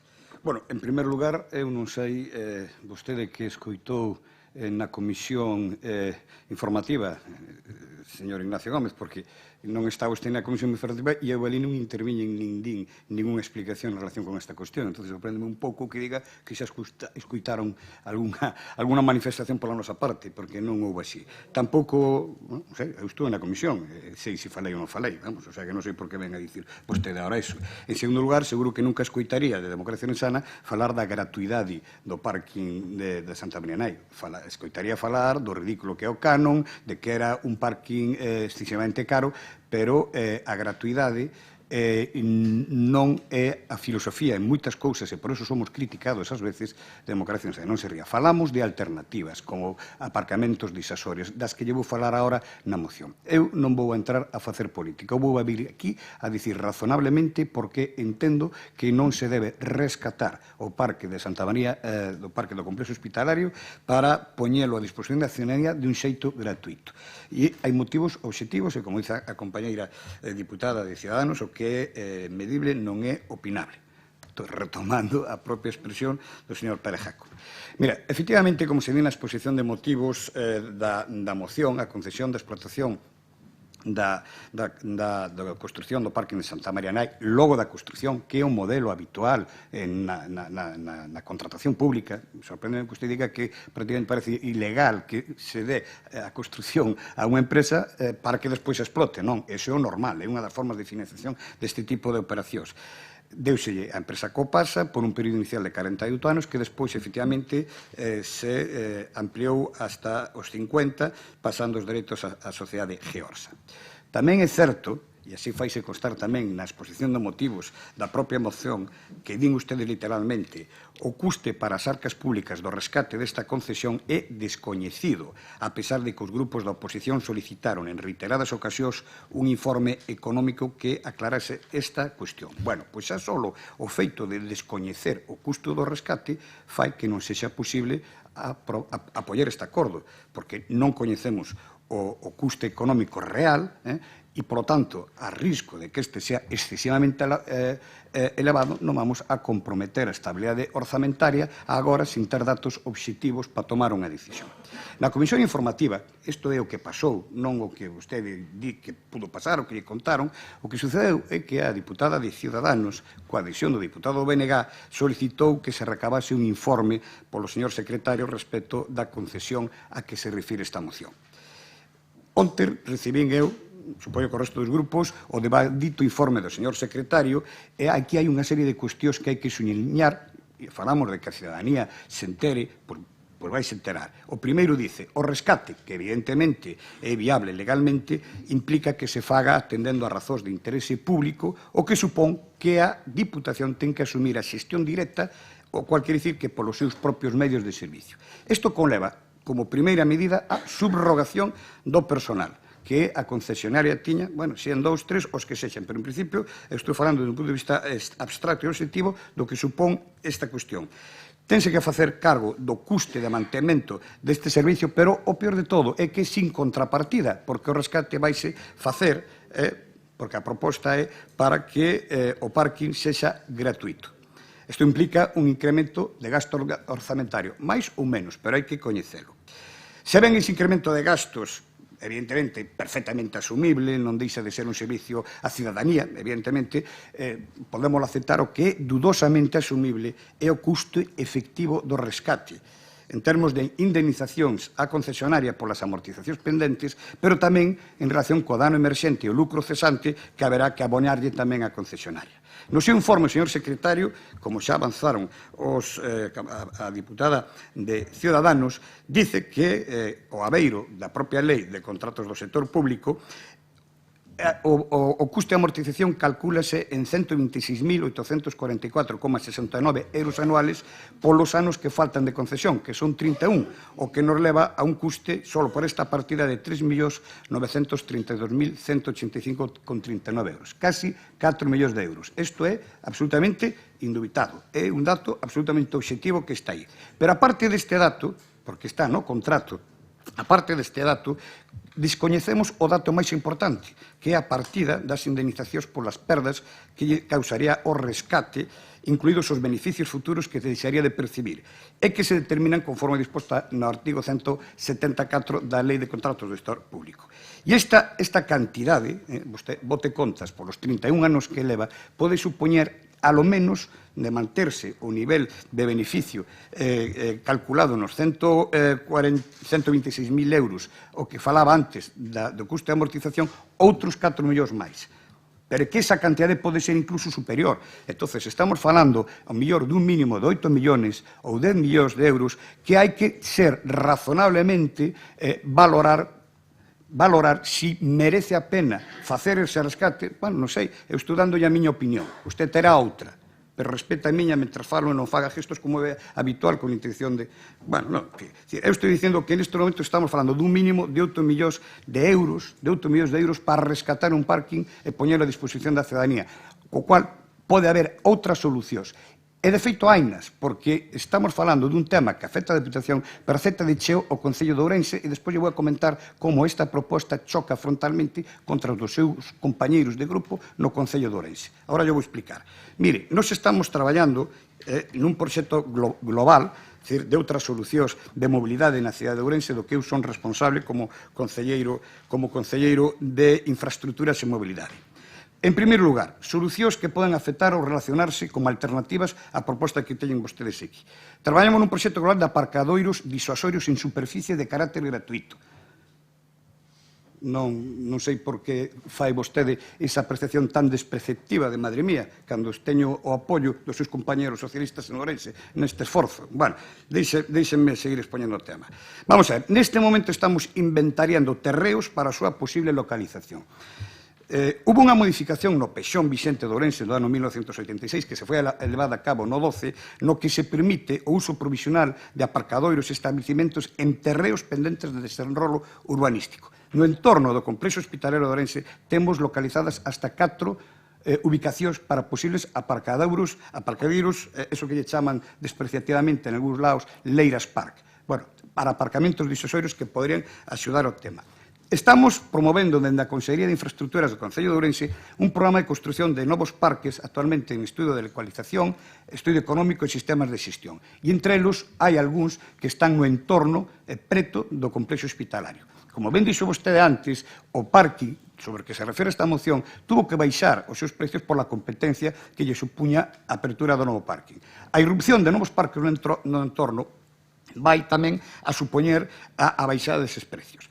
Pero o máis importante é que no concepto de mobilidade e no proxecto de mobilidade sostible que estamos traballando no Concello de Ourense, estamos traballando na millora do transporte público de viaxeiros, de colectivo de viaxeiros. Actualmente o novo regulamento que nos vai permitir poder facer o pliego para a nova contratación do servicio xa está para informe xurídico e de seguido se levará a Xunta de Goberno para convertirlo en proxecto de regulamento que se elevará a pleno para a súa discusión. Isto que supón? Isto supón un reforzo das liñas, dos horarios e das paradas, incluindo un acordo cos Sergas e co proxecto que está actualmente desenrolando o AXIS, a Axencia Galega de Infraestructuras, de reordenación do tráfico interno da parcela dos Sergas no complexo hospitalario. Que quere dicir? Vamos a establecer 3 paradas de buses dentro do complexo, sí, e o autobús parará na propia estación, na propia porta da estación de autobuses, co cual estamos procurando, traballando, e vamos a iniciar unha campaña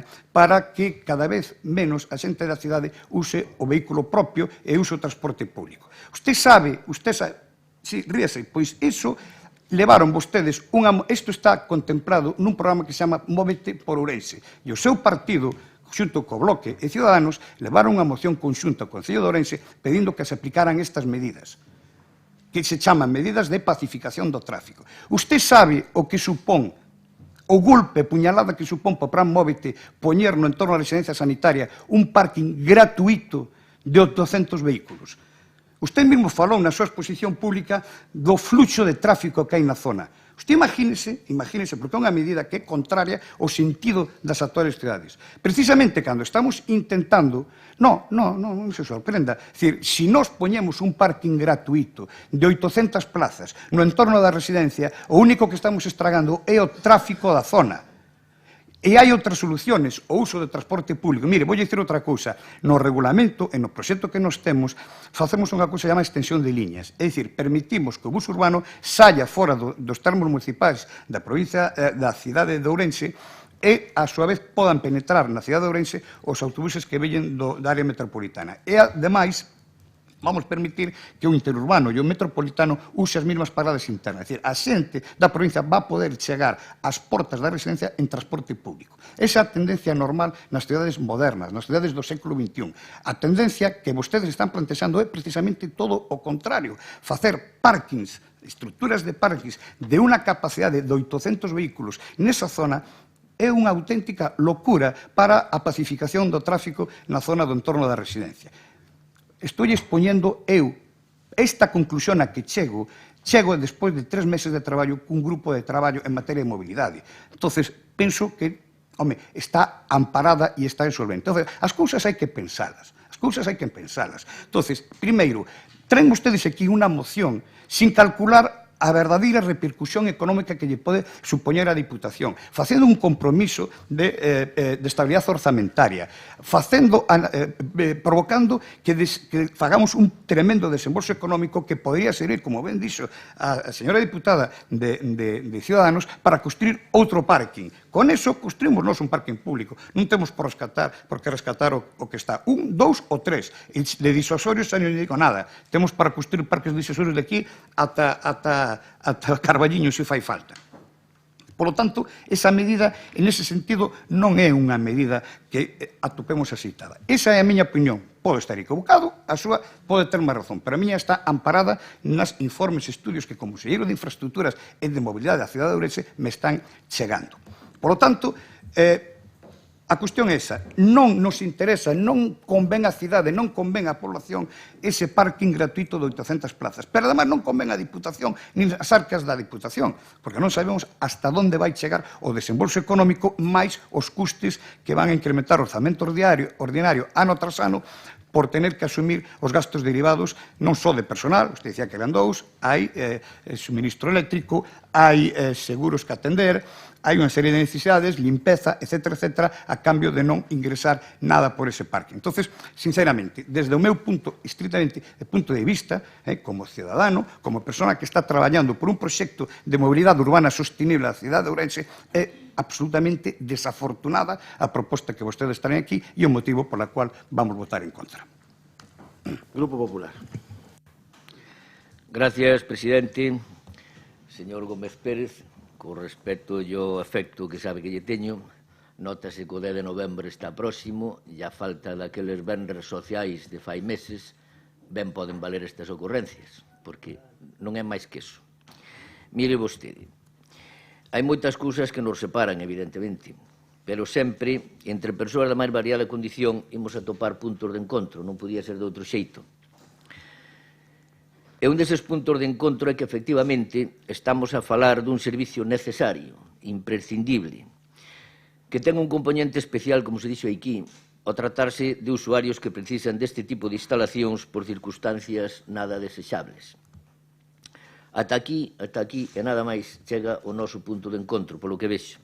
As diferenzas son de moito máis calado, moito máis, posto que entre vostedes e nós hai unha grande distancia a hora de decidir o mellor modo de prestar este servicio. Para vostedes, como tamén para o BNG, polo que vexo, a panacea está no gasto público.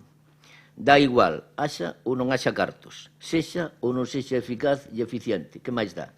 O importante é populismo. A nós xa nos gustaría o país do todo gratis, pois claro que sí, pero a realidade é caprichosa e nos recorda habitualmente, usted debería saber o que tuvo experiencias de goberno, que os recursos son limitados, non podemos facer o que nos dá a gana, nin é prudente, nin o podemos facer. Lémbrolle, señor Gómez Pérez, que a adxudicación do chamado aparcadoiro do Hospital Santa María Naio foi aprobado por este pleno, xa o dixo aquí a señora Lama, e alguén o recordou máis, no ano 1998. Posto sobre a mesa os custos de construción en euros preto de 6,3 millóns de euros, así como de explotación, persoal, mantemento, consumos, etc., a Deputación decidiu daquela, na súa autonomía, recordémolo, decidiu daquela sacar a concurso a construción e o aproveitamento do aparcadoiro cun período de 48 anos. Como ben saben vostedes, a empresa adxudicataria, se dixo aquí, foi Copasa coa oferta presentada daquela e que se considerou a máis axeitada, Quede isto ben claro, foi a mellor oferta das presentadas. Non deixemos, pois, caer dúbidas ao respecto, por si acaso alguén pensa o que non debe pensar. Todo dentro da lógica, pois temos o costume, e seguiremos tendo, de respectar as decisións adoptadas polos técnicos ao marxe de que estemos totalmente de acordo ou non en que este sexa o mellor modo de prestar un servicio tan necesario para a cidadanía desta provincia. Servicios en réximen de concesión hai moitos, e tamén temos claros exemplos das súas etapas de xestión, das de vostedes, Partido Socialista e BNG, como o complexo deportivo de Eiroás, ou as piscinas e pista de pádel de Oira, construídos sobre espazos públicos tamén, adxudicadas polo bipartito do Concello de Ourense e polo que se fai un pagamento de en torno aos 4.000 euros. É dicir, para que todos nos entendan, en vez de cobrar, pagan. Tamén teño que facerlle unha corrección, señor Gómez Pérez, porque vexo que sobre este asunto dame a impresión de que anda un pouco despistado ao falar da ampliación do prazo de concesión a 50 anos. Sabe vostede... Sí, di unha moción, salvo que non a fixera vostede. Sabe vostede quen solicitou esta ampliación para compensar a reforma dos accesos ao complexo hospitalario coa construción dunha rotonda? Pois tamén xa se dixo aquí. Aunque o oculte, ou intento ocultalo, seguro que sabe ben vostede que foi o bipartito do Concello de Ourense o que promoveu a construción desa rotonda sen ter disponibilidade orzamentaria para elo, algo, por certo, moi habitual nas políticas socialistas, facendo que paguen outros as súas ideas e ás veces hasta caprichos.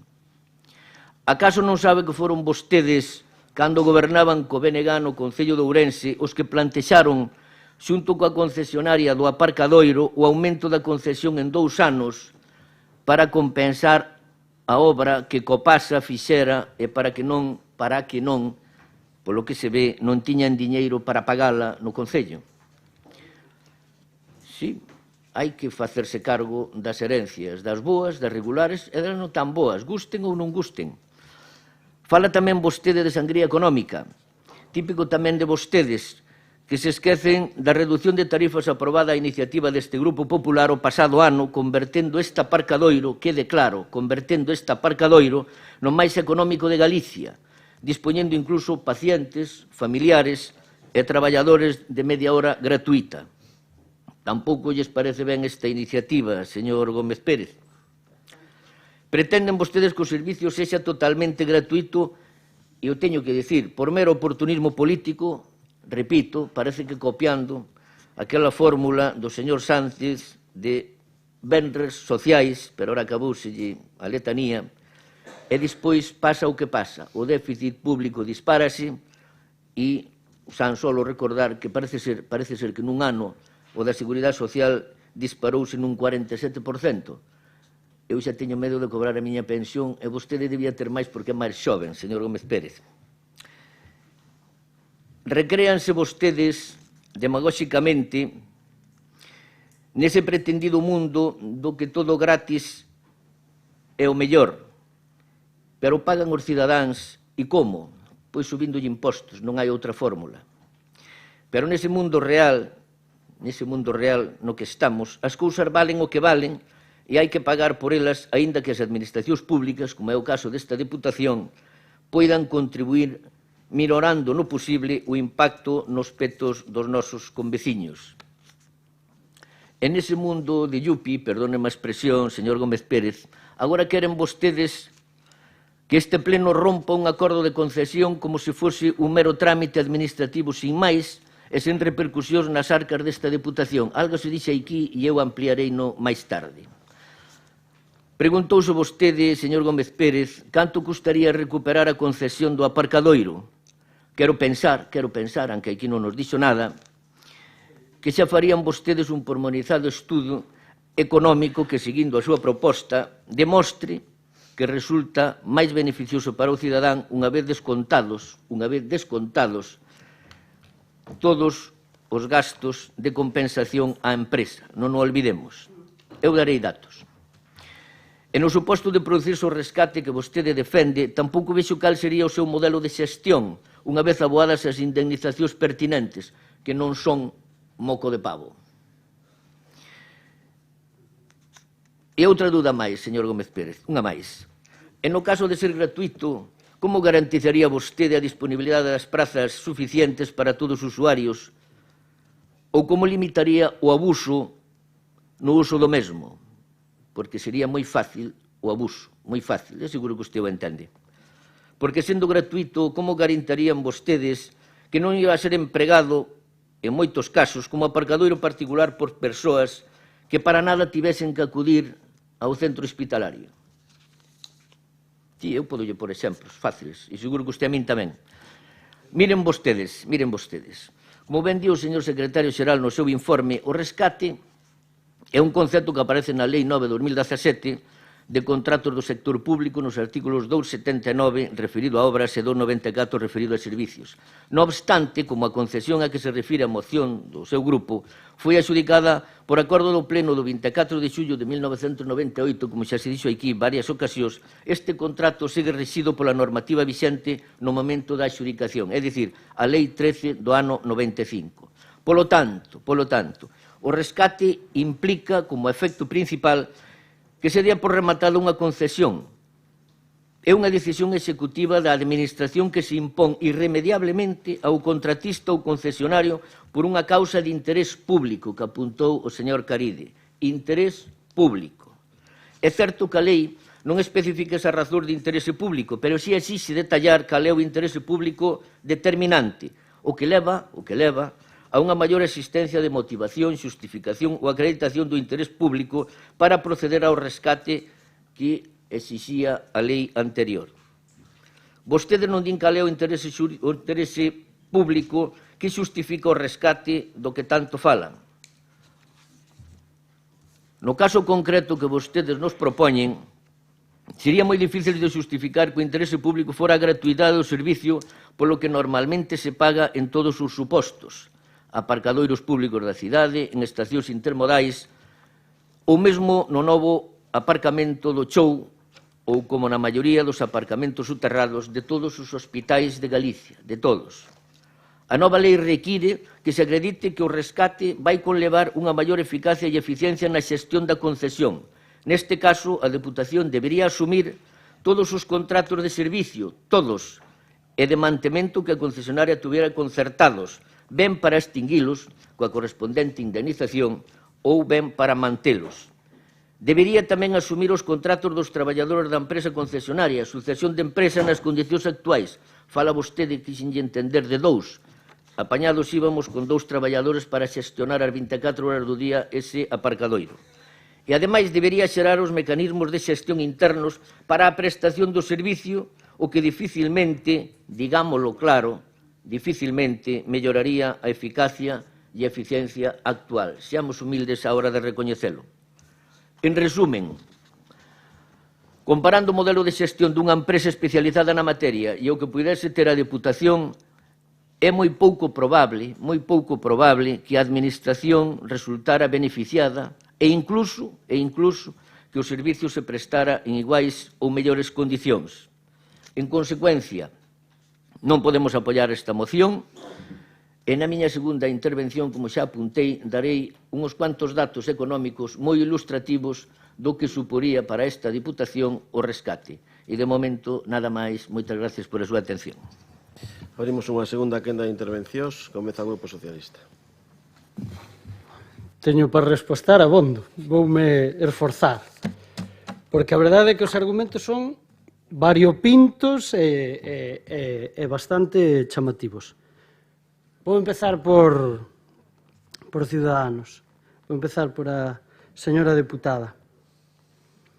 Señora deputada, os datos que lle seguramente sabe de cando formaba parte do grupo de goberno non son os axeitados. En todo caso, só lle digo unha cousa. Unha glorieta é de utilidade pública. É unha glorieta. Facer unha glorieta non significa que esa glorieta non siga dando servicio público. Non ten nada que ver co que o parking sexa ou non gratuito. A glorieta vai seguir existindo. E a glorieta, por certo, tamén o digo, apagou a empresa, que eso se omite, 200.000 euros que lle tuvo que... Sí. Non, eu non lle digo a vostede, digo, ahora, a ver se se entende ben o que digo, porque me parece que a veces non se entende. Digo que eso digo para todos. Digo, o da glorieta yo digo para vostede porque foi quen o dixo. E, por lo tanto, é unha cuestión que non ten moito xeito. Volvo a decir que a glorieta vai estar aí, e a glorieta se fixo non por o interese solamente do parking, senón se fixo porque había un problema que, ademais, o apuntaba o señor portavoz de Democracia Ourensana, de mobilidade do que tanto presumiu, é de que había problemas nesa zona. Non solamente co parking, volvo a insistir, sino con outro tipo de cousas. Sí, home, vostede que está no Concello lea as actas. É seguro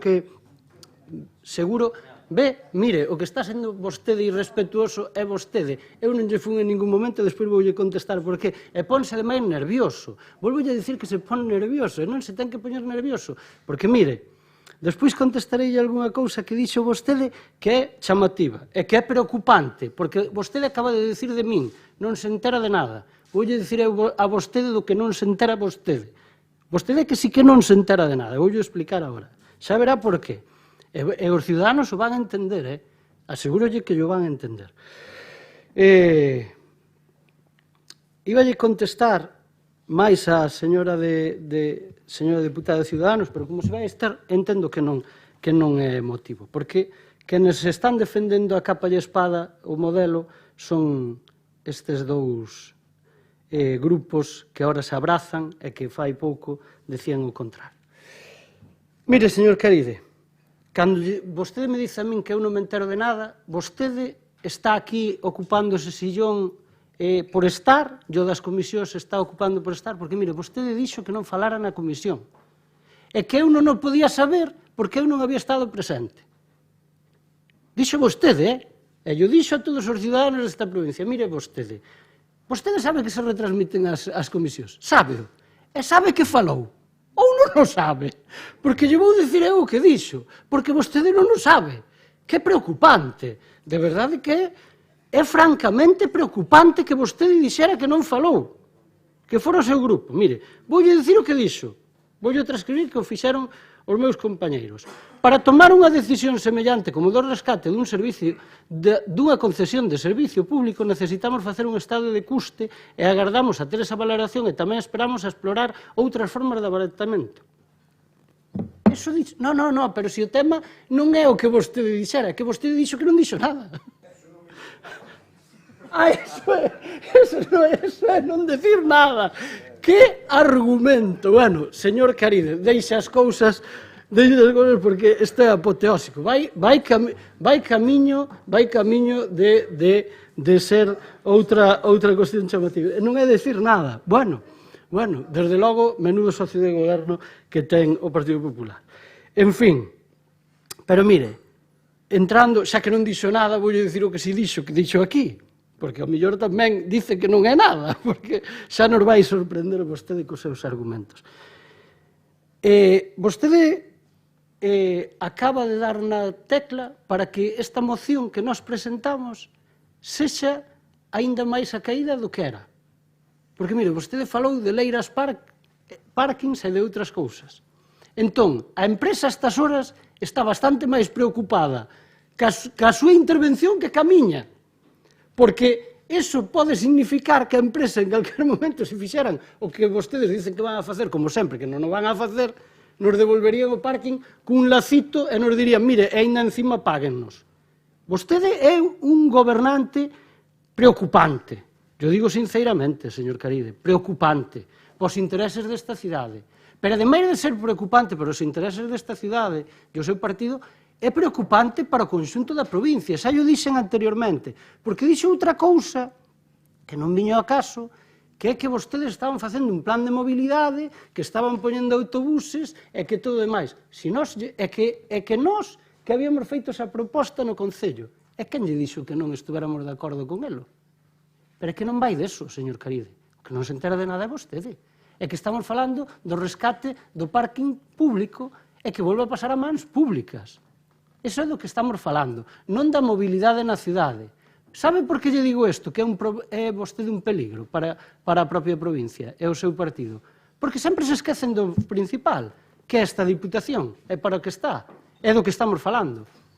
Que é que a maioría dos ciudadanos que utilizan ese parking son da provincia, non da cidade. Porque os da cidade evidentemente van ali a pé ou poden ir no autobús urbano, como vostede está dicindo. E que o potencia nos parece ben. Lle compro o argumento, pero ese que é un argumento contrario ao que nos estamos dicindo. Non, vostede non sabe nin o que dice. Por lo tanto, vostede sí que non sabe nin o que dice.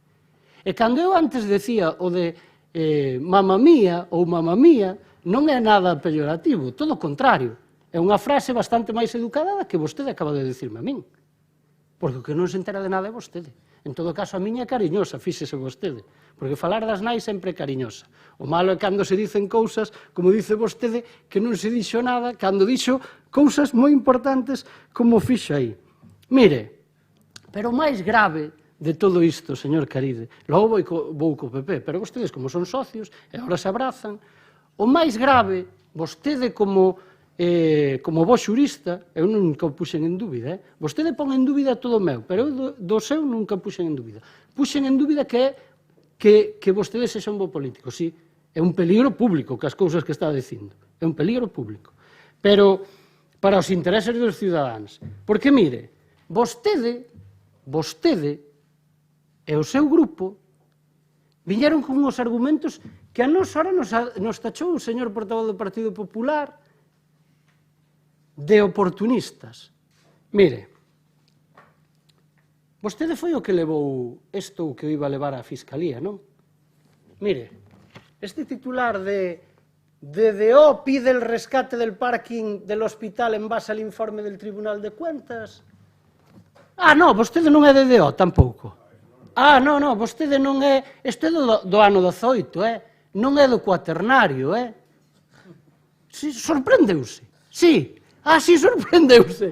Pois ten que cambiar de partido, señor Armando. Digan que cambien o seu portavoz aquí, porque vanlle a dar uns problemas terribles. Mire, voulle dicir por qué. Voulle dicir por que lle vai dar problemas. Mire, e ademais se sorprendeu cando se supón que vostede era o jurídico que iba a levar isto. Porque tamén... Sí, mire. O seu jefe, alcalde, amigo meu, non, xa lle dixen que é un peligro público como alcalde, non como amigo. Mire, non vamos a permitir que esta empresa, con la connivencia del clan Baltar, siga expoliando a los ourensanos y formalizará una petición inmediata para constituir una comisión de investigación tanto en la Diputación como en el Concello de Ourense, así como la de un pleno extraordinario sobre esta cuestión para que el presidente del organismo provincial, Manuel Baltar, ese señor que está aí, que non o cambiaron vostedes por un muñeco, aínda que pareza, verdade? Ese señor que está aí é o mismo que vostedes querían denunciar por isto que nós traemos aquí, e que, señor Plácido, é unha ocurrencia. Vostedes dixeron que isto que trouxemos nós aquí é unha ocurrencia. Entón, vostedes, o que teñen que facer hoxe, e digo yo moi serio, eu tamén lle son moi serio, e así que fago os deberes. Vostedes teñen que, con isto, teñen que romper o pacto inmediatamente. Home, por favor, os seus socios de goberno lle estaban chamando delincuentes. Fai nada. Lle estaban chamando delincuentes por esta cuestión. Nós non o decimos, que o poderíamos decir. Porque se estas palabras as utilizara eu, señor Caride, que sigo con vostede, ainda non acabei. Mire, outra das irregularidades que denuncia el portavoz de DO, o seu partido, sabe tamén que é o seu partido ou é como das comisións, é como de que se gravan e que vostede fala? Ou non? Vale, entón xa nos empezamos a entender un pouco. Está relacionado con a empresa que explota el parking, do que vostede dixo que nós estábamos falando e que non sei o que. Non deposita, falan vostedes de números, ollo, señor Armando, isto tamén o decía vostede. Mire, no deposita las cuentas en el registro mercantil de 2012, una clara ilegalidad, ya que evita la imprescindible publicidad sobre la cifra de negocio que obtiene. Como vamos a ver o negocio que obtén se non presentan as contas? E nos acusan a nós de traer unha moción sin argumentos. Home, por favor, nós témolos aquí. Si os deu vostede, señor Caride. Señor Plácido, os deu os datos e os deu o señor socio de goberno. Lle dixo que a concesión máis ou menos rescatala, o dixo vostede, que saldrían uns 10 millóns de euros. Entre o lucro cesante, ese tan famoso, que volvo a insistir, é negociable, senón despois tamén direi o que non vai a ser negociable. Ese lucro cesante, o que lle temos que pagar a empresa. 10 millóns de euros. 10 millóns de euros para esta casa non son nada. E sabe por qué? Porque nos informes que vostedes dicen, e cando digo que non son nada, digo para esta casa, non para o resto dos ciudadanos. Mire, nos informes o que vostede aludían, os que os tres aludían, Tamén dice unha cousa a Secretaría. Hai que dicir toda a verdade, señora de Ciudadanos. Sí, hai que dicila. Dice unha cousa fundamental, que é na que se fundamenta o noso argumentario, que é que esta Secretaría entende que o pagamento das indemnizacións sinaladas non tería que realizarse de forma anticipada na súa totalidade no momento do rescate, xa que isto implicaría beneficiar a concesionaria. Evidentemente, é que non temos que beneficiar a concesionaria, temos que beneficiar aos ciudadanos desta provincia. Señor Caride, os desta provincia, incluídos tamén os da capital, que tamén o son. Non sei se o sabe tamén, pero tamén o son. Por lo tanto, é unha cuestión de utilidade pública. Claro que sí, tamén o dixo o señor Plácido. Unha cuestión de utilidade pública que nós non o sabíamos. Señor Plácido, vostede sí que non fixo os deberes. Mire, sabe o que empeza dicindo nese informe? Primeiro, que a obligación sería do Goberno provincial de iniciar a tramitación do expediente de rescate da concesión, que, de ser o caso, unha vez tramitado, pois se farían as cuestións. Que é o que nós pedimos. Non vimos aquí a decir ninguna barbaridade. É intención política. E vostede o sabe mellor que a min, que nos entendemos moi ben, que aquí temos rescatado outras cousas, moito máis graves, e sin moito menos beneficio para os ciudadanos que o que estamos a falar. Pero, ademais, dice outra cousa, que é o fundamental, en razóns de interese público. Claro que é interese público, que por eso nós traemos esta moción. É que temos que defender o interese público. En razóns obxectivas de interese público. O dice, non o digo eu. Por lo tanto, os deberes teñenos que facer vostedes. Teñenos que facer vostedes. E non os fan. Bueno, sí que os fan, pero claro, interesadamente, para vir cos argumentarios, señor Plácido, tamén yo digo con todo cariño, co mesmo argumentario que ten sempre. Sempre que traemos aquí algo é por motivos electorais. Home, non estamos de eleccións todos os días. Non, porque levamos aquí moito tempo e sempre son por motivos electorais. Home, en 4 anos se está moitas veces, pero non tanto, home. E despois, dice sempre que son ocurrencias. Aquí as únicas ocurrencias son as que non son súas. Pois mire, estas ocurrencias significaron unha cousa. Vostede dice, é que vostedes veñen aquí con ocurrencias e non queren facer... Teño aquí anotado, é que teño que anotar as cousas porque se dicen tantas. Vostedes teñen aquí ocurrencias e veñen aquí e non quixeron, por exemplo, non estarán de acordo, dixo vostede, non estarán de acordo tampouco, me facía esa pregunta, na rebaixa de precios que había que se levou a cabo. E eu contéstolle, como non vamos estar de acordo? Sabe por que yo digo? Porque nós trouxemos esa moción aquí. A trouxo este que fala sendo portavoz en nome do meu grupo. E sabe o que contestaron vostedes cando trouxemos esa posible rebaixa de precios? O mesmo que agora. Dixeron que era unha ocurrencia e non a aprobaron. E despois traen a vostedes, entón xa está ben. Entón, esta é unha de tantas. Mire, xa yo avanzo, que as ocurrencias do señor Caride, como siga este bipartito, que xa tanto fala do bipartito, este é un bioceánico bipartito, como siga isto, eu lle aseguro que non é que o vayamos rescatar, é que non lo van a entregar, porque entre as leiras parque, entre as cuestións que poñen en entredito a legalidade e todo o demais, a estas horas volvo a dicir, os donos dese parking están máis preocupados que nunca, que as súas intervencións, e seguramente non lo van a devolver, e cando non lo devolvan, dirán vostedes, no, é con utilidade pública, isto non lle vai costar ás arcas da Diputación, é unha inversión, porque claro, a inversión, mire, costa 10 millóns de euros rescatalo, sabe canto costa, eso está aquí nun informe cando se baixaron as tasas, máis ou menos o que ten estipulado que é o beneficio que supondría esas instalacións que temos é máis ou menos de 10 millóns de euros. Por lo tanto, poñer 10 millóns de euros, por eso decía que non era ninguna barbaridade, só hai que entender un pouquiño do que vai a administración, pois 10 millóns de euros, se ainda encima recuperamos un edificio que o vale, pois xa non perdemos nada. Empezando por aí, empezando por aí. Sendo así, que as contas de andar por casa, non fai falta ser moi intelixente, é simplemente mirar os papéis. Por lo tanto, sería un beneficio para esta casa. E despois se dice que, por exemplo, os traballadores, que tamén, claro, que temos que facernos cargo, señor Caride, señor Plácido, o señor presidente non dice nada, pero é o que lle manda a vostedes decir o que teñen que decir, no sentido de manda, no sentido de que se dixera que había que aprobar, tenían que decilo, evidentemente, os dous. Ainda que o señor Caride se olvidara de que pertenece a outro partido, que parece ser que non pertenece, non? Pero, en todo caso, eu digo isto por unha razón. Miren, se iso acontecera, vostedes iban a decir o seguinte, o contrario que están dicindo agora.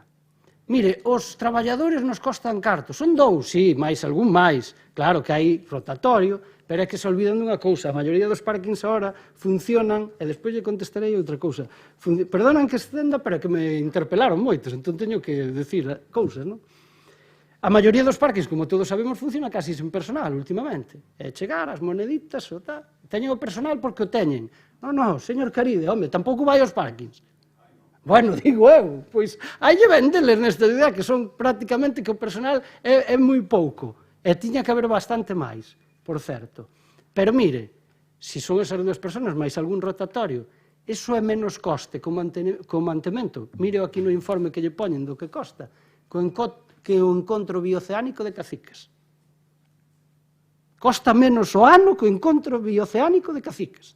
O sea que fíxense vostedes se é barato recuperar este parking, porque o encontro bioceánico de Caciques é para abrir un sitio público, parece ser, con portas abertas que despois só están vostedes dentro. Sí, señor Caride, sí, porque eu nunca vin en ningún sitio, mire que lle ando tamén pola cidade, onde estaba invitada a cidadanía a eso. Poño como exemplo, imagínense vostedes abrir un parking para que todos os ciudadanos desta provincia poidan disfrutar deles. Me decía o señor Plácido que lle contestara eu, pero eu non teño por que contestarlle, pero xa que me interpelan, que lle contestara eu cales son as fórmulas para que eso non fora un abuso. Home, os centros comerciais, cando vamos ali a mercar algo, verdad? Teñen capacidade de facer que o parking sexa gratuito, pero que tamén eles teñan un beneficio sobre esa utilidade que lle dan ao parking. Pois isto é o mesmo, só que con unha diferencia. Fagamos que esa cuestión controlada sexa por os propios medios que ten, neste caso, o fin para o que está concebido, que é o propio centro hospitalario. E iso se pode facer, moi fácil, pero se queren tamén lle dicimos como hai que facelo. Claro, porque vostedes queren que lle presentemos o rescate, que lle ofrezamos a cidadanía, que lle demos os números, que lle digamos que están vostedes errados e ainda encima que lle digamos como teñen que facelo. Non, home, entón deixenos estar a nós e xa o faríamos, porque eso sí que lle aseguramos. Se nós estamos, señor Plácido, tamén lle digo, nós sí que o faremos. Fíxese vostede, eso sí que lle decimos aos ciudadanos, sí que o faremos. Sabe por qué? Sabe por que lle digo? Porque vostede sempre fai o mesmo. Sempre nos dice a xestión dos socialistas en todos os sitios que é perxudicial para os ciudadanos, tal. Home, pregúntello aos ciudadanos de Vigo, no parking que teñen ali, do Concello, verdad? Para todos, gratuito. Ou pregúntello aos de Lugo. Por certo, gobernos socialistas. Pero mire, entrolle máis. No bipartito que vostede tanto denosta sempre, non este, que tiene tela, elevan 4 meses, imagínese se votan 4 anos. Naquel bipartito poñolle só un exemplo. A autovía entre Santiago e Ourense. Hai un tramo que se fixo con un goberno socialista e do BNG, e hai un tramo que se fixo co Partido Popular. Vostedes non a rescataron, para poñela de pago. Sigue sendo a de Ourense, que, por certo, volvemos a estar nas mesmas sin recibir casi un can, hasta dice o señor líder daquel, que seguimos sendo a Cenicienta. Menos mal que empezamos a ver as cousas. Eso é un mal exercicio para os ciudadanos desta provincia, que estamos discriminados sistemáticamente. Non, naquel momento hasta o presidente que había aí sentado, o anterior, que si miraba algo por a provincia, aínda que evidentemente temos, decía que esa discriminación positiva era positiva. Recordo perfectamente, tamén estaba aquí, señor Plácido, e vostede tamén. E tamén o decía, por poñerlle un exemplo.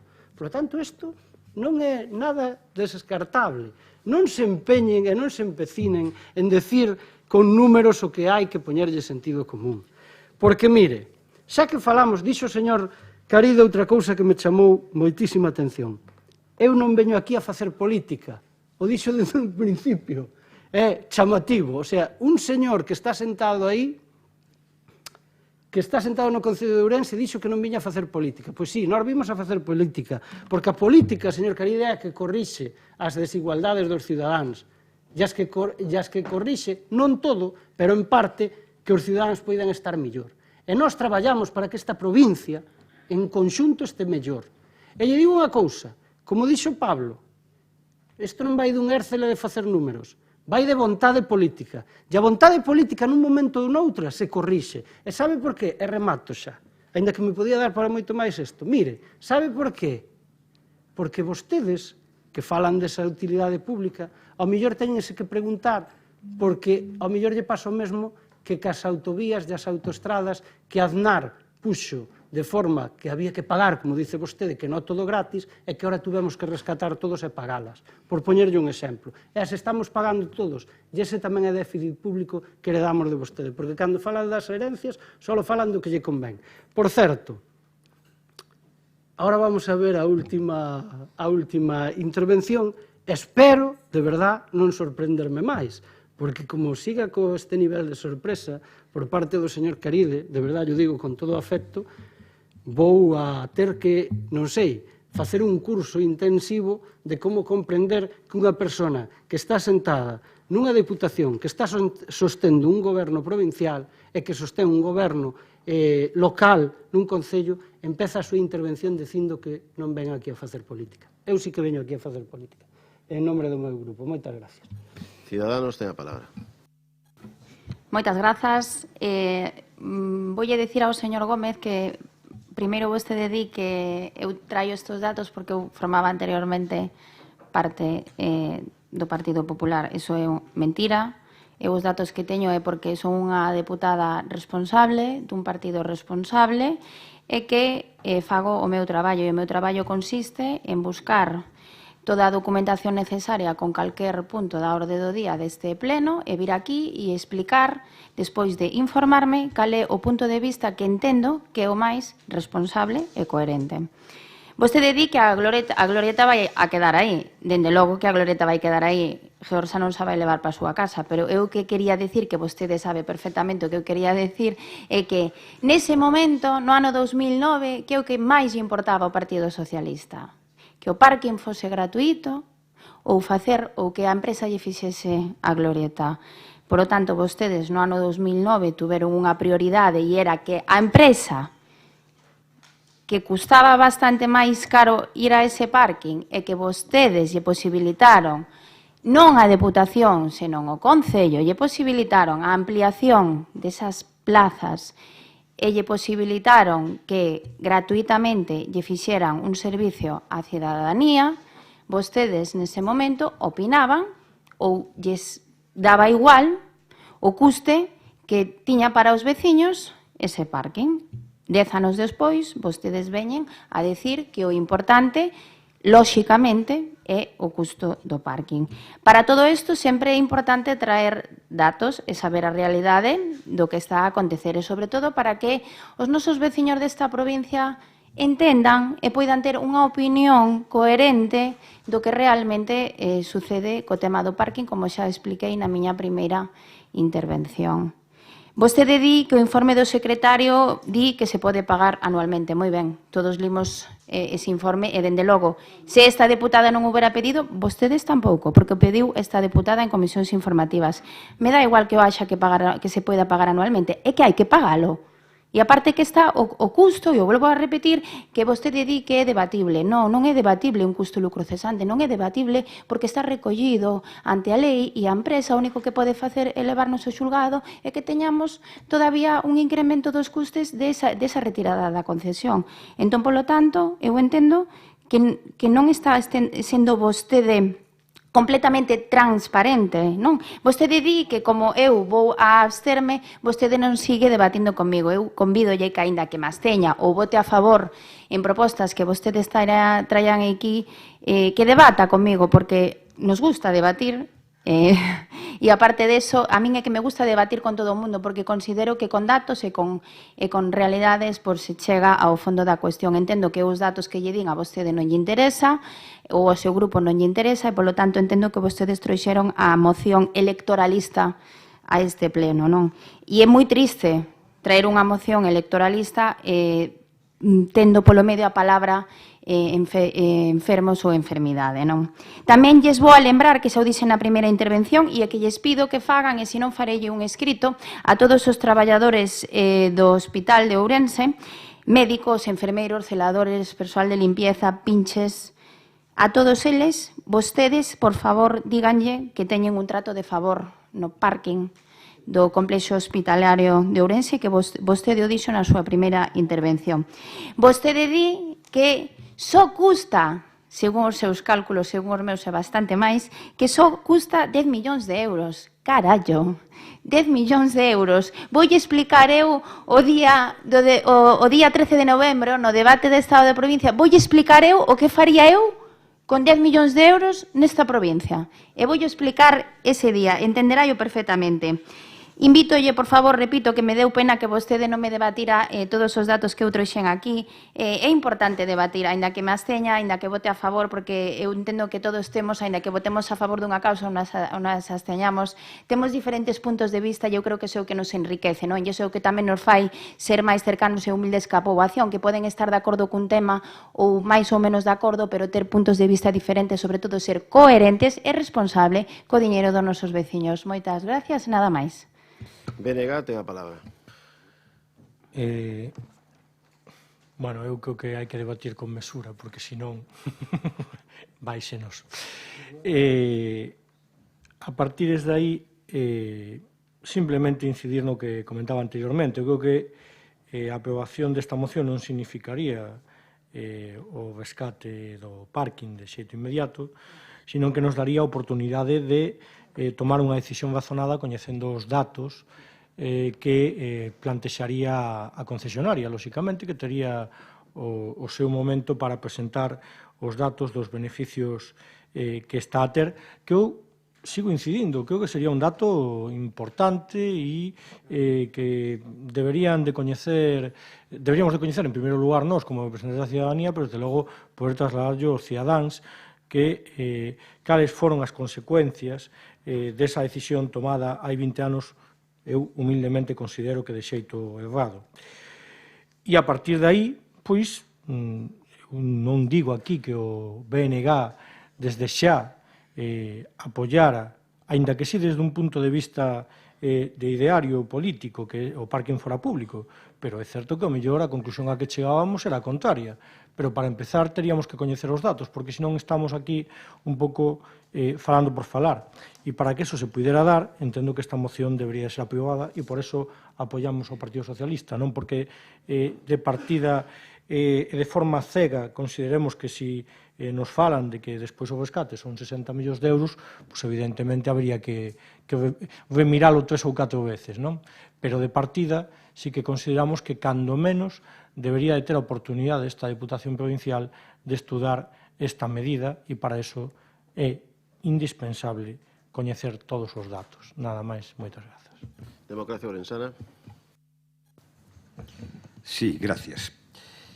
Cando eu estudiaba na facultad, nunha asignatura que lle chamaban Filosofía do Dereito, tiña un profesor que nos facía unhas prácticas que lle chamaban tópica jurídica.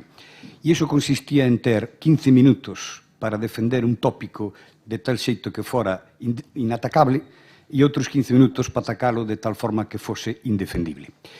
E a tópica jurídica ou a tópica política que o señor Ignacio Gómez fai aquí. Usted ven aquí a falar, a presumir de retórica, a falar de todo, e eu cando digo que non veña a facer política, quero dicir que non veña a facer tópica, viño o quería expoñer sobre esta mesa unhas cuestións moi concretas e obxectivas para que a decisión que se adoptase fose a correcta. A usted realmente a practicar a tópica importalle ben pouco que se rescate o parking ou que se dese de rescatar.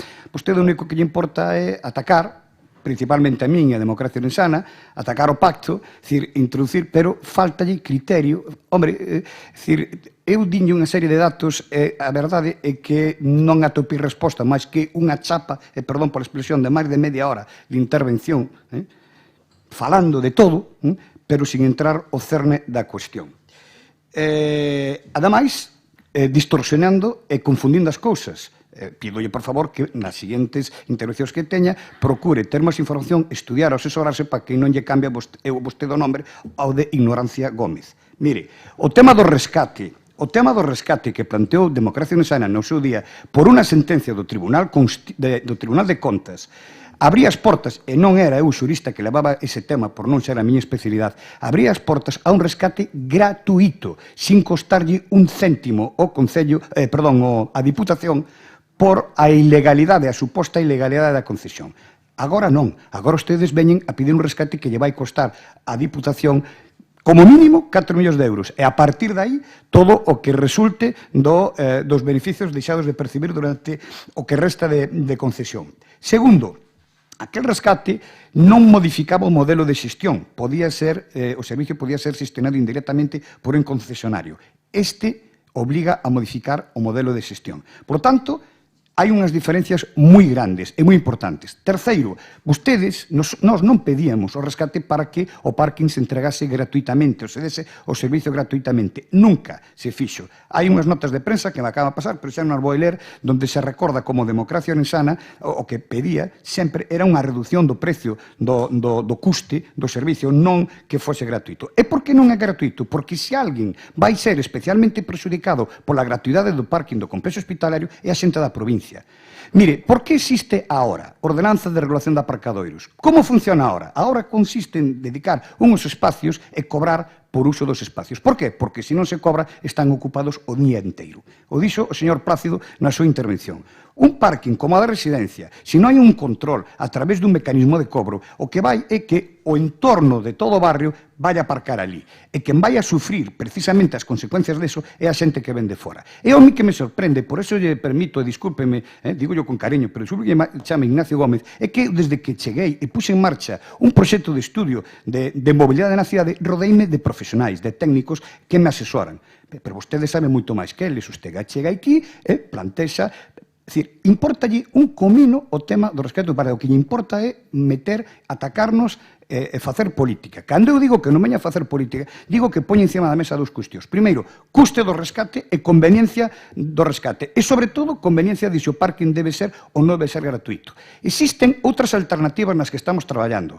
A mí o que realmente me sorprende e me quita un pouco de quicio, por decirlo de alguna maneira, é que botemos horas con xuntanzas, con xente que entende, con xente que... Mira, acabamos de encargar un estudio, unha auditoría do tráfico da cidade de Ourense, con espiras magnéticas para saber os índices de circulación. Mentre non teñamos esos datos, nós non podemos falar. No, claro, usted sabe moi ben que hai o flujo. Ustedes mesmos, cando están criticando que a empresa adjudicataria se enche as arcas, están falando de un flujo de tráfico, entradas e salidas. Pero que ese flujo de tráfico, entradas e salidas no parking que vostedes queren facer gratuito, ese flujo de tráfico poden pasar dúas cousas, porque preguntei antes de vir a esta moción. Que baixe, porque o parking vai estar completo todo o tempo da apertura, o cual vai supoñer que a xente que ven de fora, o médico non pode aparcar o coche ali. Seguramente iso non o valoraron e non o preguntaron. Ou que se multiplica por 3, o cual ocasiona un caos circulatorio que fai que a xente lle coste... Non, usted o dice, ríese. Isto non o digo eu. Isto teño uns informes e estamos traballando. Ademais, ustedes veñen aquí con unha especie de autoridade moral a dicir o que temos que facer no Concello de Ourense despois de que estemos desde o mes de agosto traballando, estudiando ese tema. É que eu alucino. É que así, eso sí que é un político peligroso. Eso é un político peligroso. Un político que depois fala de ocurrencias dos demais. Pero se isto é unha ocurrencia, isto é un tema moi serio. Estudiar un flujo de tráfico nun parking con 800 plazas é un tema moi complicado e pode ter uns resultados moi diferenciados. E isto non se pode facer de xeito alegre. E despois, ainda por riba, fala ca alegría dos cuartos da Diputación, dos cuartos de todos os cidadanos da provincia. Claro, 4 millóns non valen para nada, pero é que o millor se nos dispara o custe. Entonces, estas cousas, hai que velas con criterio. Non hai que politizar, é o que me refería eu. Eu aquí non veño a politizar. este asunto, como outros. Aquí hai que estudiar as cousas con criterio. E eu son Miguel Caride, e son un ciudadano da rúa, e levo tempo... A min dame igual que fale vostede media hora do sexo dos anxos. A min eso importame un pepino. Aquí o debate é: procede ou non procede o rescate, procede ou non procede gastar de 4 millóns de euros para arriba pola Diputación de Ourense, polo capricho dos señores do Partido Socialista de rescatar o parking, procede facer gratuito o parking, procede estragar a pacificación do tráfico da zona. Todos esos datos requiren de moito estudio e de moito repensar. Si facemos, claro, así vexo eu como poden ir as cousas en algúns concellos a base de golpes e depois din que somos nós os que temos as ocurrencias. Mire, esta moción, sinceramente, é todo o resto, xa non lle vou contestar a outras moitas tonterías, perdone por expresión, porque para min son tonterías que dixo, esta moción é desafortunada. Esta moción require un tratamento muitísimo máis serio do que está facendo vostede aquí. Non se pode vir a facer política, a buscar onde podemos meter a cuña para intentar reventar o pacto entre PP e DO. Hoxe tocou o parking mañá tocará outra cuestión. No, vamos a ver se buscamos solucións dos verdadeiros problemas que ten a provincia e non vimos a discutir sobre algo no que non hai datos suficientes nin económicos nin técnicos de circulación de tráfico. Según vostede, eu para que me vou gastar no Concello de Ourense nun contrato para que me fagan un estudio e unha auditoría de tráfico? Non fai falta. Contrato o señor Ignacio Gómez e chama fai el. Porque é o señor que máis sabe dos 25 que estamos aquí. Entonces, bueno, pois nada, siga así. Eu seguirei dicindo estas cousas. Grupo Popular. Gracias, presidente. Espero ser máis breve na miña intervención. E, señor Gómez Pérez, non entro en chascarrillos nin opinións políticas do pasado. Estamos nun novo mandato, con as novas circunstancias, e aí está. En canto aos socios de goberno, mire vostede, xa yo dixen máis veces, orgullosos do noso pacto de goberno con DO. Que malos son agora e que buenos eran cando intentaron vostedes. Pois sigan poñendo cuñas que, como dicen alá no meu pueblo, lévano claro. E, mire, son vostedes especialistas en ter amigos e deixar de telos. Non sei por que nos culpan a nós da amistad con DO agora. Hombre, Ciudadanos, primeiro, logo denostaos, logo o señor Rivera non vale para nada. Podemos, primeiro ben, logo horrible. Bildu, tampouco. Independentistas, tampouco. A vostedes valle de todo con tal de gobernar. E logo, pois, que critican que nós cheguemos a un acordo con Democracia Ourensana. Pois chegamos e seguiremoslo mantendo, mal que lles pese. E por o ben desta provincia. E creo que me escoitou mal ou non deu anotado todo o que dixen, porque puxo na miña boca bastantes cousas que eu non dixen. En todo caso, non lles vou a repetir porque prometín ser breve. E ese ordeno e mando do que fala do noso presidente, digo, eu non sei se o traicionará o subconsciente doste señor Gómez Pérez. Para nada o noso presidente exerce así, e eu podo dicilo con orgullo nos anos que levo ao seu lado. Pero a mellor a usted traicionou o subconsciente porque é precisamente o que pasa na súa casa política. E fíxenlle preguntas, claro que llas fixen, porque cando se presenta unha ocurrencia deste tipo, polo menos, hai que concretala na medida do posible. Eu non lle fago preguntas a vostede en ningún outro sentido. A responsabilidade de gobernar é nosa e a de aprobar ou non as iniciativas de vostedes tamén. E con respecto ao interés público, non concretou vostede para nada onde está o interés público. Parece ser, e o deixei claro na miña intervención, outra cousa é que me escoitara ben, deixei claro que a gratuidade non é o interés público. O interés público é a disponibilidade das plazas, e non como apuntou o señor Caride que se convirta no aparcadoiro de non sei quen, incluso de algún coche que eu non teña plaza. Eu levo ali e logo vou no buscar no autobús cando me pete, por exemplo. E dito isto, en definitiva, e vou a dar os datos que prometín, señor Gómez Pérez, en caso de rescatar a concesión para facer un aparcamento gratuito, a Deputación debería soportar os seguintes custos, e falo en términos aproximados, pero moi aproximados. Os investimentos pendentes de amortizar ao día da data, en ese sentido, dado que tras a última modificación do contrato acordada o pasado ano, o custo anual da amortización xa se dixo aquí, pero volvo a repetilo, é de 126.844 euros. E tendo en conta que a concesión non se extingue ata o ano 50, é dicir, restan 31 anos, a cuantía estaría rondando os 4 millóns de euros, 3.932.000, que xa se repetiu aquí varias veces. Unha indemnización á concesionaria por os danos e perdas que lle causaría o rescate, incluindo os beneficios futuros que deixaría de percibir, o que tamén se dixo aquí, o lucro cesante, e a perda de valor das obras ou instalacións, sendo unha incógnita a día de hoxe, a súa valoración que debería ser acreditada en caso de que o expediente se levase a cabo. En todo caso, quero apuntar que, según os datos dos que dispoño, aquí teño unha tabla, según os datos do que dispoño, os 200.000 mínimo, 200.000 euros ano mínimo, que suporía o canon anual ou a cuantía anual de beneficios, multiplicado por os 31 anos, pois andaríamos rondando os 7 millóns de euros que, sumados os 4 dos que acabo de falar, nos iríamos a 11, 12 millóns de euros no mellor dos casos, e non a 4, como nalgún medio de comunicación ou algún voceiro apuntou. Non é o mesmo 4 que 11, 12 mínimo. E non podemos olvidarnos tampouco, como xa se apuntou anteriormente, dos custos de mantemento e de xestión do aparcamento. Custos de mantemento e xestión do aparcamento, incluído persoal existente, se é suficiente, coido que non, e resolución de contratos con proveedores, que tamén falei deles, de servicios actualmente contratados. Tampouco da perda do canon que actualmente perciba a Diputación, reducido, como vostedes din, pero sí, máis de 26.000 euros ano deixaríamos de percibir. E do pago do IBI urbana ao Concello de Ourense, que tamén se lle olvida a vostedes, que supera os 20.000 euros ano, que teria que pagar a Diputación caso de rescatalo. Vayan sumando. E por último, un aspecto que vostedes nin citan, nin teñen en conta, que é a existencia dun aparcadoiro gratuito en destino. E iso que supón?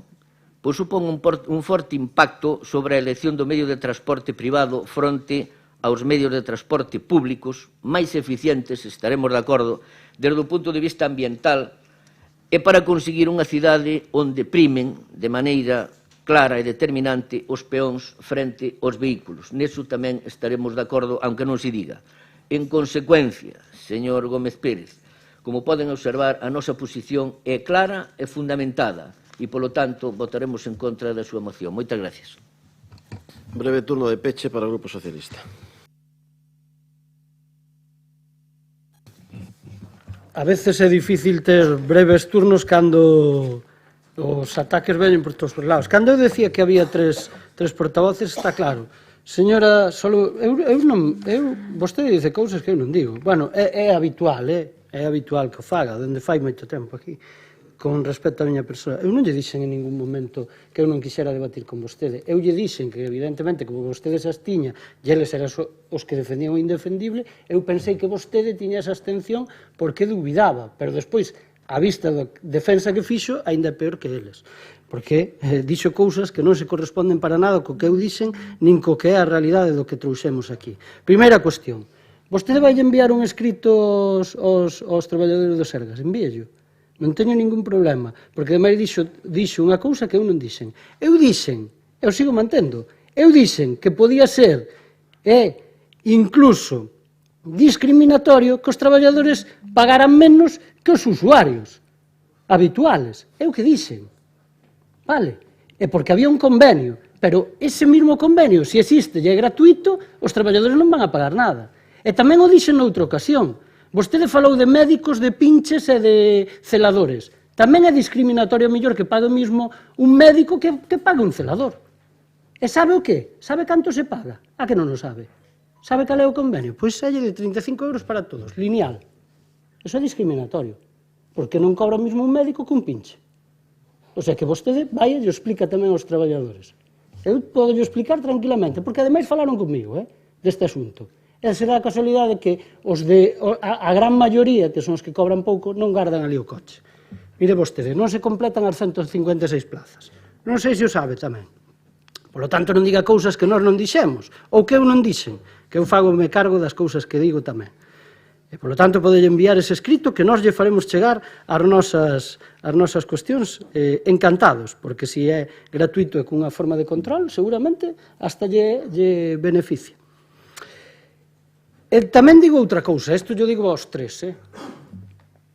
Mire, eu como gobernante, eu non sei máis que nadie, señor Caride, máis que vostede de política, parece que sí, porque vostede dixo, non, porque vostede dixo que non actuaba como político, e que era un ciudadano da pé. Claro, os demais somos entes, enteleques que estamos por aquí e non nos enteramos do que pasa na rúa. Claro, nós non somos ciudadanos da pé, só é vostede. E vostede aquí ponse o chándal, o traxe de que é un ciudadano da pé cando lle convén, pero para outras cousas é político, verdade? Para outras cousas, sí, para percibir os salarios e demais, é ciudadano ou é político, como somos os demais. Eu son político, non teño ningún problema en decilo, cobro por elo, pero vostede tamén, é bastante máis que a min. E non vai conseguir a min, por moito que me insulte, non vai conseguir que eu insulte a vostede.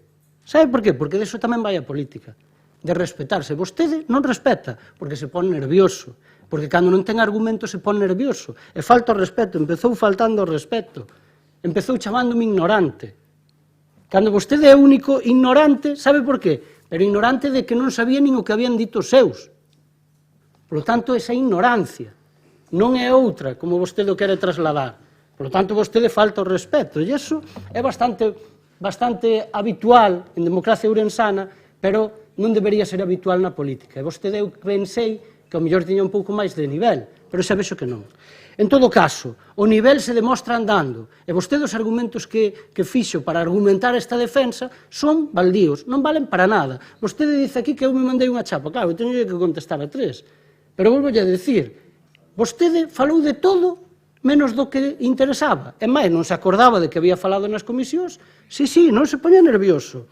Vostede nos falou do plan de mobilidade, que estamos de acordo, dos aparcamentos, pero volvo a decir, están de acordo en rescatar o parking ou non? Porque, mire, voulle dicir máis, para que vexa.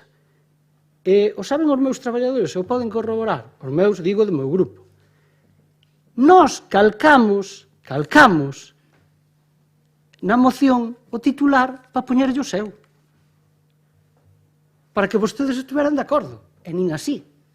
Por lo tanto, volvo a dicir, están de acordo ou non na filosofía que vostedes decían e tachaban de irregularidades graves.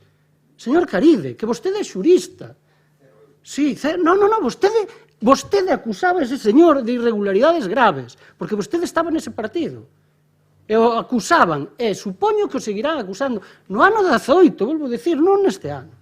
Por lo tanto, iso ainda é máis grave do que nós traemos aquí. E vostedes nos acusan aquí de traer ocurrencias. Ocurrencias é presentar, e que habíamos traído unha moción sin pensar. E vostedes veñen, acusan a un goberno sin pensar, dicindo que había irregularidades, aludindo, señor Plácido, a un suposto informe de Tribunal de Contas que non falaba dos parkings, digo vostede todo. Eu non me meto nos acordos que cheguen vostedes como gobernos. Non. Eu me meto en que se eses acordos son prejudiciales para os intereses dos cidadáns. Ollo, E ese é o problema. Non que cheguen vostedes a un acordo. A nós nos fan un favor. Nos fan un favor. Non pense vostede que a nós nos preocupa non haber gobernado con DO. Todo o contrario. Visto é millor. E viceversa. Pero tamén lle digo unha cousa. Non se preocupe que a nós non nos vai a perjudicar. Mais ben todo o contrario. Eu non son pito niso, acórdase cando me dixo vostede ten a bola, tal. Non, dixenlle que iban a perder a maioría nesta casa, e perderon. E tamén lle digo que eles van a desaparecer, tamén lle digo. E se non o tempo, era moi dado a decilo Jacob, eu tamén lle podo dicir. Pero en todo caso, para centrarnos no que vostede dixo, como pode dicirme, señor Plácido, que non existe un interés público ou que nós non o temos constatado? Pero lle facemos unha enquisa a todos os ciudadanos desta provincia, do parking. Eu insto a que a Diputación, que é moi dada, ou a un observatorio, os observatorios desta casa que son sempre moi recurrentes, fa un observatorio do parking. Xa verán que conclusións chegamos, si claro, fan persoas independentes, non ad hoc. Fágano vostedes, e despois nos dirán a nós se son unha ocurrencia, señor Caride, nos lo dirán a nós. Fale vostede ca xente da rúa. Supoño que antes falaba e por eso traían estas ocurrencias e agora se olvidaron porque están noutro escalafón. Pois non, seguimos estando aquí na terra e a xente opina eso, vale? E se pode falar.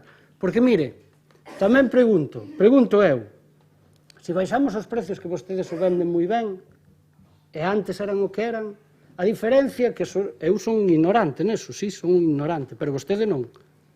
Cal é a diferencia entre un hurto e un atraco?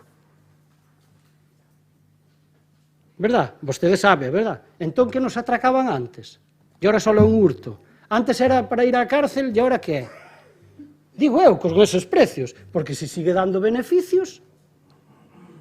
É unha pregunta ben sinxela, verdad? En dereito habría que defendela, é moi moito. Digo isto, sabe por que digo isto? Porque volvo a insistir, e o dixo o compañeiro do BNG, que lle puxo sensatez ao tema, esta moción só implica que teñamos unha posición política para iniciar algo. Implica eso, e vostedes non o queren facer. Ese é o problema. A partir de aí se pode falar de moitas cousas. Mire, e remato, eu como gobernante, señor Caride, tuven que defender o contrario ao que nós nos opuxemos como oposición. Sí, pero en defensa do interés público. E vou explicar. Nós defendíamos que non se fixera un parking público en Ribadavia cando éramos oposición porque iba a ser perxudicial para a cidadanía. Foi perxudicial, nos quedamos sin unha alameda singular, o dice todo o pobo, e máis, perderían as eleccións o PP en parte por aquela situación. E sabe o que aconteceu? Como gobernante, evidentemente, cando ese parking a nós se foi, cando lle deu a gana, porque os empresarios cando non fan negocios se van, e lle importa un rábano, como se dixo aquí, lle importa un rábano que lle hayas cedido por 50 anos un espacio público, aínda encima que non viña en contrato, nos exigían igual ese lucro cesante e unha indemnización, que tuven que defender como alcalde. E caro nos costou, e aínda estamos defendendo. Sabe, con eso que quero decir? Que aquí hai que mirar por os intereses do público, non do privado, porque o privado, volvo a decir, no momento en que non lle sea económicamente viable, non teñan medo que nos van a quitar, se fai falta, hasta a camisa.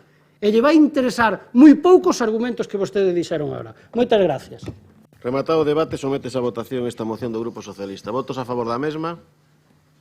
Votos en contra? Abstencións? Queda rexeitada. Moitas grazas. Pasamos ao seguinte punto, que é o punto número 9, que é unha moción do BNG relativo ao desabastecemento e posibilidade de peche de farmacias en Ourense e as actuacións que compre demandar para garantir un servizo básico para a veciñanza. Ten a palabra o vociro do BNG. Moitas grazas. No mes de setembro, a veciñanza de Lobeira protagonizaba concentracións diante da farmacia da localidade para denunciar unha situación de desabastecemento e atendemento insuficiente da que xa alertaran no pasado mes de agosto. Estes veciños e veciñas tamén teñen entregado no Concello de Lobeira, no Colexio Oficial de Farmacéuticos e na Delegación Ourensá da Consellería de Sanidade máis de 300 sinaturas e escritos de protesta contra unha situación límite. Dende hai moito tempo denuncian a falta de fármacos e produtos básicos e tamén a deficiente atención ao público en canto a horarios de apertura e días seguidos nos que non se abre. De forma que a veciñanza desta localidade recorrentemente debe desplazarse ata outras localidades veciñas en coche privado ou taxi, xa que sofren tamén a falta dunha rede de transporte público e estamos a falar dunha poboación singularmente envellecida. A situación de Lobeira fixo saltar novamente as alertas sobre varios problemas que desafortunadamente non afectan exclusiva a esta localidade e que deben levar as administracións á reflexión e á toma de medidas. Nunha banda, compre lembrar a preocupación respecto á falta de abastecemento de medicamentos que en varias ocasións puidemos coñecer no que vai de 2019. Por exemplo, no mes de maio, diferentes colexios farmacéuticos galegos indicaban como o desabastecemento de medicamentos de todo tipo, sistemas cardiovasculares, ansiolíticos, anticonceptivos, antihipertensivos, diuréticos, etc., viña sendo problemático dende había tempo e uxía mudar a política de prezos. Este é un problema xeral, pero que obviamente afecta en maior intensidade os concellos rurais por ter un menor número de oferta. Se ben é certo que detrás deste desabastecemento hai causas complexas e variadas, como no caso de Lobeira, que van dende o sistema de prezos a falta de laboratorios próximos e os problemas de importación, especulación, aumentos puntuais de demanda, etc., non é certo que os mecanismos postos en marcha por parte do Estado da Xunta de Galiza non se teñen amosado como suficientes e compre exixir unha meirande atención. Doutra banda, na provincia de Ourense existe un risco claro de desaparición de farmacias como consecuencia do despoboamento e do desplazamento de poboación cara as cabeceiras de comarca e cara a propia cidade de Ourense. Son un elo máis na cadea de desaparicións de servicios elementais que compra tallar. Aínda que coñecemos e recoñecemos a línea de cooperación aberta no mes de maio entre esta Deputación e o Colexio de Farmacéuticos, descoñecendo se este acordo xa tivo efectos prácticos, dende o bloque entendemos que o servizo farmacéutico é un servizo básico e imprescindible para os veciños e veciñas. máis aínda nas comarcas ourensás, xa que na estructura por idades de poboación galega atopamos que somos Ourense, quen temos a media máis alta por riba dos 50 anos. Polo tanto, me irán de exposición á necesidade de produtos e servicios farmacéuticos e me irán de exposición ás dificultades de desplazamento para suplir a falta deste servizo ou de abastecemento. Polo tanto, propoñemos os seguintes acordos. Instar a Consellería de Sanidade a revisar o mapa farmacéutico de Ourense tendo en conta as proxeccións de poboación do Instituto Galego de Estatística e os crecentes necesidades da veciñanza e a tomar medidas para garantir o abastecemento de medicación reformando a Lei de Ordenación Farmacéutica de Galiza para blindar unha rede suficiente de farmacias para atender o noso territorio. E segundo punto, instar ao Ministerio de Sanidade a avaliar antes do final de 2019 o funcionamento en Galiza das medidas recollidas no Plan de Garantías de Abastecemento de Medicamentos 2019-2020 e elevar, se é preciso, a cuantía das sancións, como seguramente se tería que ter aplicado no caso de Lobeira. Nada máis e moitas grazas. Moi ben. Intervención dos grupos. Ciudadanos, ten a palabra. Moitas grazas. Simplemente lles vou a ler un artigo que saliu no día de onte nun medio de comunicación e di o seguinte. El Ministerio de Sanidad impulsa un plan con medidas para que crezca la prescripción de medicamentos genéricos y biosimilares, entre las que se incluye la subasta de fármacos con precios por debajo del oficial, como ya se ha hecho en Andalucía. Con este proyecto, la Consellería de Sanidad espera que se contenga el gasto en recetas, pero para las boticas gallegas no es una buena noticia. Las farmacias ya advierten de que el desabastecimiento de las boticas ya es crítico y con el nuevo plan aumentará. Así se expresa el presidente del Colegio de Farmacéuticos de Ourense, Santiago Leyes. En verano había casi 600 presentaciones farmacológicas de suministro difícil en Galicia. En 2018 hubo problemas para despachar a los pacientes, 1.322 medicamentos en España, el doble que en 2015. España no es atractiva para la industria farmacéutica. Una de las razones que explica el desabastecimiento de determinados medicamentos es los precios bajos. Con los recortes continuos, las compañías prevén antes a países con tarifas más elevadas y dejan a España para el final, explica Santiago Leyes.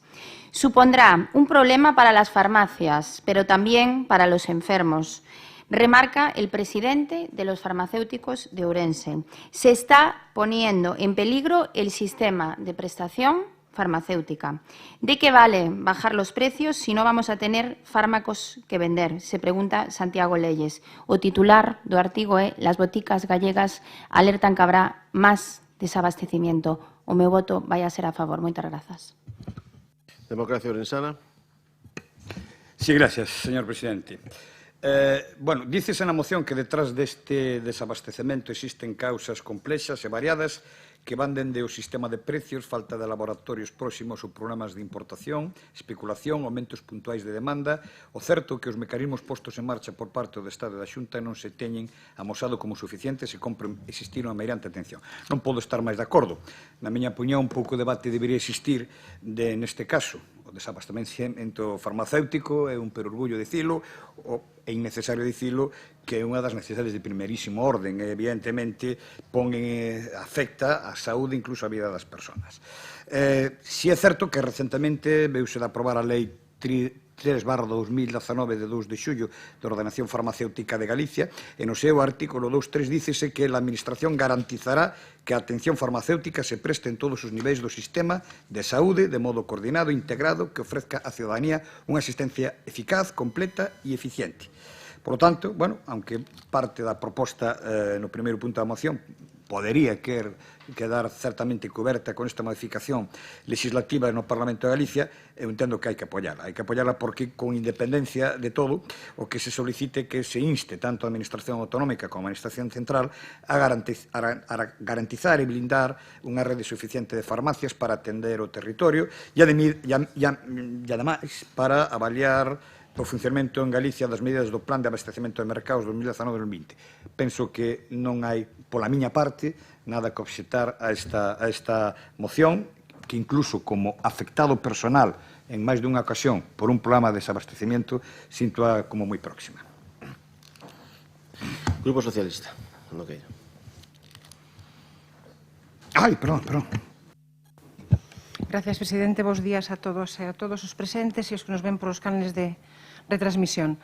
Efectivamente, a Lei de Ordenación Farmacéutica de Galicia, que se aprobou o día 2 de xullo de 2019, xa nesa tramitación parlamentaria se apuntou a que sufriría máis debilidades os concellos máis pequenos e, sobre todo, máis rurais, algúns deles con dificultades de acceso en determinadas épocas do ano e moitos deles afastados de grandes núcleos debido á dispersión do noso territorio. Esta debilidade ten que ver con que moitas desas farmacias son verdadeiras oficiñas empresariais, polo que non resulta doado obrigar a unha empresa a abrir un despacho de farmacia ali onde non é rentable. E todos sabemos que a día de hoxe moitos pequenos concellos de Galicia e especialmente nesta nosa provincia de Ourense non o é. O que si se pode facilitar dende a Administración e así está contemplado nesta nova lei son esas chamadas oficinas anexas que veñen sendo unha oficiña propiedade de outra farmacia con titularidade propia que sería unha segunda farmacia asociada a un mesmo titular. Si este novo formato se facilita dende a propia Xunta de Galicia participando nos gastos desta nova apertura en algunha medida, estarase favorecendo que as minciñas que están máis preto dos usuarios, que as minciñas estén máis preto dos usuarios que as necesitan. Si é a propia Xunta de Galicia a que considera que esta nova apertura achega o servicio á cidadanía do rural, tamén estaremos favorecendo que o abandono dos povos non se acelere, pois estamos a falar da poboación máis envellecida e tamén máis polimedicada e con enfermedades máis crónicas. Sobre a segunda cuestión que se plantexa na moción do BNG, decir que obviamente o Goberno de España avalía periódicamente o sistema farmacéutico español para detectar aquelas eivas e poder subsanalas, así como para detectar as ineficiencias. Non hai problema en facelo, os datos están aí. De feito, é coñecido que o cambio de goberno facilitou unha maior negociación coas farmacéuticas, cunha maior coordinación, tal como recoñecen algunhas comunidades autónomas. Se ben é certo que se precisan máis controis e máis eficacia para que, unha vez detectadas estas eivas e estes desabastecementos que son notables e se incrementan co paso do tempo, se podan poñer en marcha eses mecanismos sancionadores para os propios fabricantes e tamén para a cadea de suministro. O tema do desabastecemento ten un fondo calado, é un trasfondo moito máis complexo, pois estamos falando de grandes lobbies, dunha guerra comercial de precios, como queda redactado na moción, de patentes que caducan, de principios activos e de outras cousas dunha ringleira de aspectos que nos exceden a nosa capacidade, polo menos a miña, de análisis e de debate. Ás veces, o desabastecemento obedece a causas conxunturais ou en outros casos estructurais, das propias empresas farmacéuticas que nada teñen que ver ca botica física en sí e co despacho dos medicamentos. O que sí podemos e debemos reclamar de quen ten a competencia nesta materia, tanto do Goberno do Estado para avaliar o sistema de prestacións como da propia Consellería de Sanidade, que é quen ten as responsabilidades na prestación dos servicios aquí en Galicia, tanto sanitaria como farmacéutica, é que aqueles concellos máis rurais podan ter solucións efectivas para atender as demandas da carteira de medicamentos incluídos no sistema e que teñen o que temos dereito. Unha posible solución podería pasar por poñer un servicio de transporte de medicamentos a domicilio dende os propios centros de saúde ou ben dende as propias farmacias de núcleos poboacionais máis grandes para enfermos crónicos e para enfermos dependentes, algo que tamén está recollido na propia lei galega.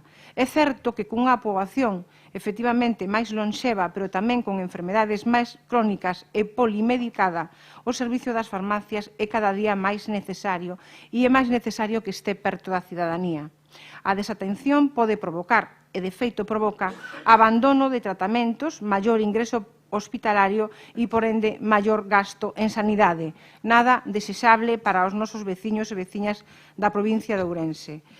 Polo tanto, o Partido Socialista, esta portavoz, considera que debemos votar a favor da proposta do BNG. De momento, nada máis e moitas gracias. Grupo Popular. Moitas grazas, presidente. Moi bo día, distinguidas señoras e señores, medios de comunicación e información, e todas as persoas que nos están vendo directo ou indirectamente. Vamos a ver, señor Varela. Don Bernardo, totalmente de acordo. Non faltaría máis, pero cando esta institución, a Diputación, por enriba das súas competencias, pero por responsabilidade, e despois lle enseño efectivamente ese protocolo, actuou, en vista do problema, e cando a Consellería de Sanidade hai 3 meses pide vostede unha revisión do mapa farmacéutico de Ourense e a reforma da Lei de Ordenación de Farmacia de Galicia, pero se hai 3 meses que se aprobou por unanimidade. Eu creo que vostede isto non o debía saber, porque hai 3 meses. Non sei como pide unha revisión da Lei de Ordenación de Farmacia de Galicia. O seu mesmo grupo non votou en contra. Hubo unanimidade, votaron a favor o Partido Popular, o Partido Socialista e estiveron os demais grupos, entre eles o seu. Ou anda usted un pouco despistado ou ao menos descontextualizado. Pero empeza vostede o seu argumento con Lobeira e remata con Lobeira. Tampouco sabe de que vai a cousa, porque en Lobeira o que pasou é que, efectivamente, hai unha farmacia para atender a 800 veciños que están ali empadronados, pero como consecuencia dunha información previa realizada por la Inspección Farmacéutica da Consellería, actuou a Consellería de Sanidade, acordou unha suspensión cautelar do farmacéutico titular. O tema está judicializado. Señor Varela, non hubo desabastecemento. Se desabasteceu o farmacéutico que desapareceu da farmacia. E como vostede sabe, o farmacéutico ten a responsabilidade de estar da farmacia. Marchou, me dixeron hasta para a provincia que foi. Non é o que menos me interesa. Pero actuou a Consellería de Sanidade. E que hubo? O Gallá, todos os concellos foran como de Lobeira, que actuou en tempo, forma e moi áxil. Manifestouse para alertar e que lle puxeran canto antes pois unha botica anexa, que é o que se chama cando a farmacia titular pois non actúa, que non actuou por ter desabastecemento, senón que se desabasteceu, entre comillas, do señor farmacéutico que se foi. E deixou ali un auxiliar para iso, que decía a señora Lama, despachar, como se fora eso un negocio. Pódelle dicir que en este momento o Concello de Lobeira puxo un local adecuado e apropiado xa hai 2 meses, que un farmacéutico das zonas do lugar, en concreto o de Bande, vai por a botica anexa e se non é hoxe un día destos abre a farmacia como unha máis, que chaman un anexo porque mentras a xustiza non dita sentencia definitiva non se pode prescindir. O sea, é un tema judicializado, non de desabastecemento. Creo que aprendeu algo novo. Por lo tanto, non poña en entredito o Concello de Lobeira porque puxo un local para ter unha botica anexa en tempo, en forma e rápido. Xa lle digo, un día destos actúa. Efectivamente, a Lei 3/2019, que vexo que o señor Caride e a señora Lama saben de que existe, que foi publicado o Boletín Oficial de Galicia o 10 de xullo. Por lo tanto, antes falabas aquí se non era un tema de hai 2 anos cuaternario. Isto non é unha lei cuaternaria, é de 3 meses. Señora Luz do Porto, cando o grupo de goberno que pertenece do señor Bernardo aproba os presupostos, vostede 3 meses despois fai unha moción e insta que se aproben os presupostos. Vostede quer que se aproben os presupostos, están aprobados, pero por esa mesma maneira pode facelo. Un deslizo ten calquera, señor Bernardo. Por lo tanto, porque pedir unha nova lei cando hai 3 meses que se aprobou e o seu propio grupo está de acordo con ela, pois mal asunto ten. Efectivamente, fala vostede de desabastecemento. Isto ten outras connotacións. As políticas da loita contra o desabastecemento de medicamentos, a Consellería de Sanidade, a través do Servizo Galego de Saúde, tomou toda a clase de medidas ao seu alcance, pero corresponde ao Ministerio. Pero, aínda así, como aínda que a responsabilidade do abastecemento e da Axencia Española de Medicamento e Produtos Sanitarios do Ministerio, púxose en marcha un plan de garantías de abastecemento a primeiros de ano e ese plan contempla diversas medidas, pero polo momento non tiveron moita actividade, por eso o señor Caride sofreu das súas propias carnes. Efectivamente, o Ministerio parece que actuou, pero ainda non se ven as consecuencias positivas. E podelle dicir que desde a Consellería de Sanidade, conscientes deste problema de desabastecemento, que digo que é do Ministerio, enviouse ao Ministerio unha comunicación na que amosaba a necesidade en 2 claves: incrementar a política sancionadora ás empresas que desabastecen o mercado farmacéutico, como moi ben dixo doña Elvira, e asegurar o suministro daqueles medicamentos considerados esenciais. O sea, a Consellería de Sanidade instou ao Ministerio para que este problema de desabastecemento, que é competencia do Ministerio, pois non fora tal. Por lo tanto, en isto se está efectivamente, pódolle dicir que en unha revista totalmente independente da profesión como é elfarmacéutico.es se dice, concretamente o 20 de maio do 2019, o 20 de maio deste ano, esta iniciativa de apoio a las farmacias rurales, tras el protocolo firmado entre la Diputación de Ourense por su presidente Manuel Baltar y el presidente del Colegio Oficial de Farmacéuticos, Vicente Álvarez, es pionera en Galicia y en España. El presidente del Colegio Oficial de Farmacéuticos de Ourense, Vicente Álvarez, afirmó que la Diputación de Ourense es la pionera, es la primera institución gallega que lleva a cabo este tipo de medidas y, por lo tanto, pionera. Gracias a este convenio podremos ayudar a las farmacias que peor lo están pasando en estos momentos. Teño aquí o protocolo, creo que sabe del, e senón, aquí o ten.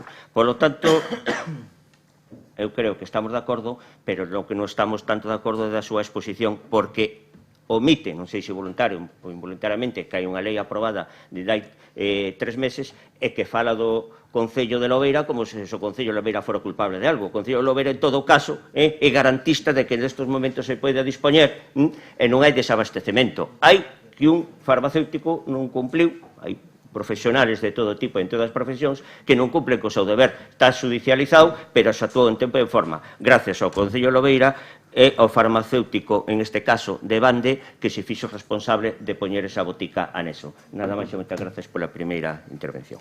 Moi ben, segunda quenda de intervencións. O grupo proponente, o BNG, ten a palabra. Eu, en ningún caso, responsabilicei o Concello de Lobeira, que sei que non ten competencias neste eido, aínda que, ao final, que, como vostede ben sabe, os concellos somos competentes en todo, cando por arriba non nos collen a mão, non? Só dixen que entregaran as asinaturas ali aos veciños, vamos. Despois, por outra banda, pois, parece ser que non funciona, acaba de lelo a compañeira de Cidadáns. Os medos estes están aquí e son máis recentes que a lei. Este medo trasladaba onte mesmo o responsable do Colexio de Farmacéuticos. Bueno, as competencias están repartidas entre a Xunta e o Ministerio, entre os dous terán que tratar de amañar o asunto, porque ao final o problema é dos veciños e das veciñas. Aí podemos repartir culpas como sempre, tirar para un lado ou para outro, pero ao final o problema que nos sufre son os enfermos e as enfermas desta provincia.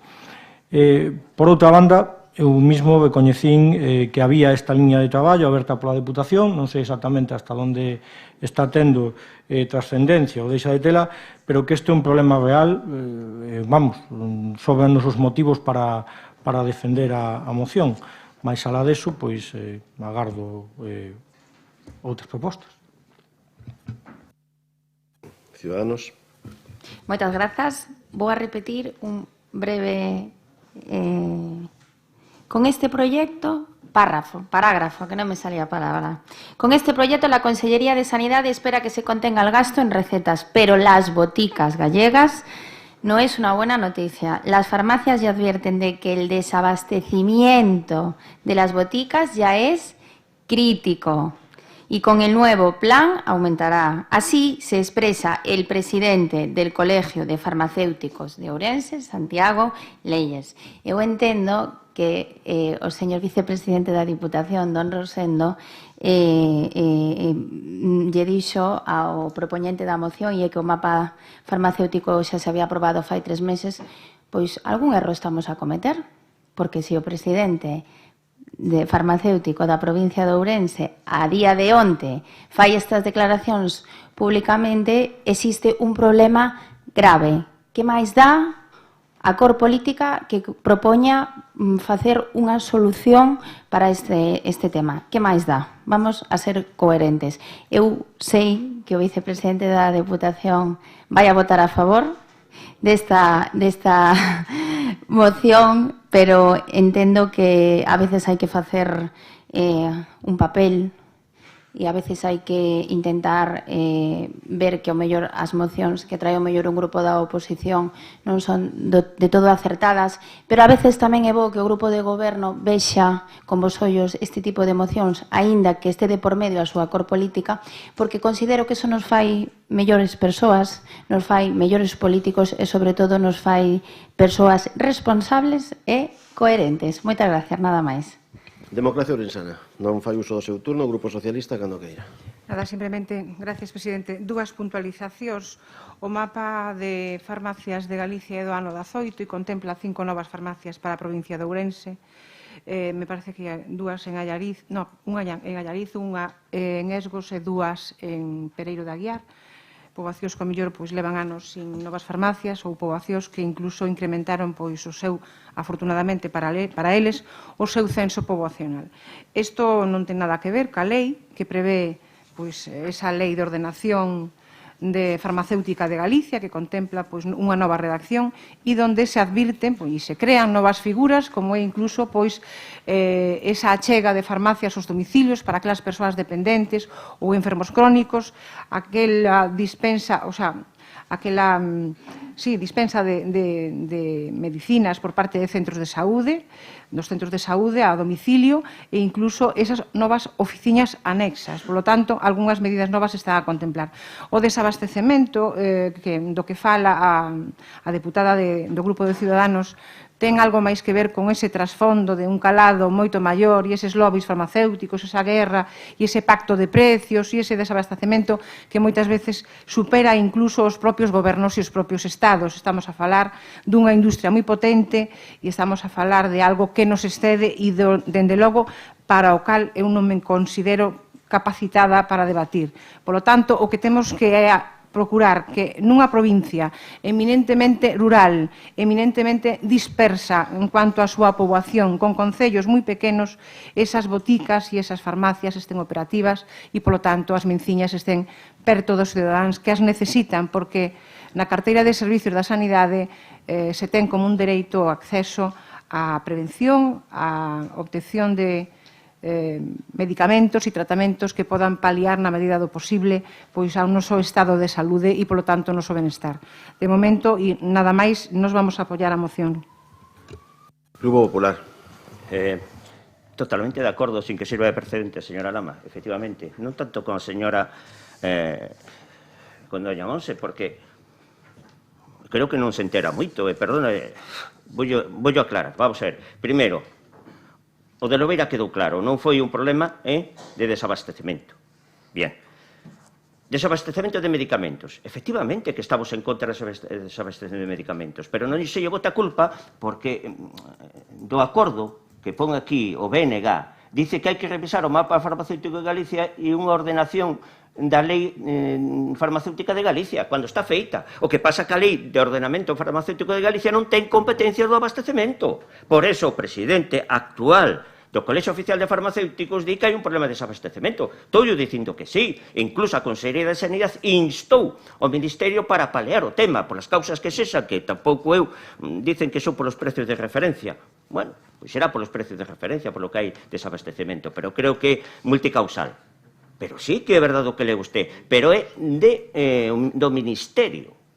En cuanto a risco de desaparición de farmacias que se falaba, o explicou moi ben a señora doña Elvira, porque non hai risco, porque a lei de ordenación farmacéutica de Galicia fai fincapé en isto.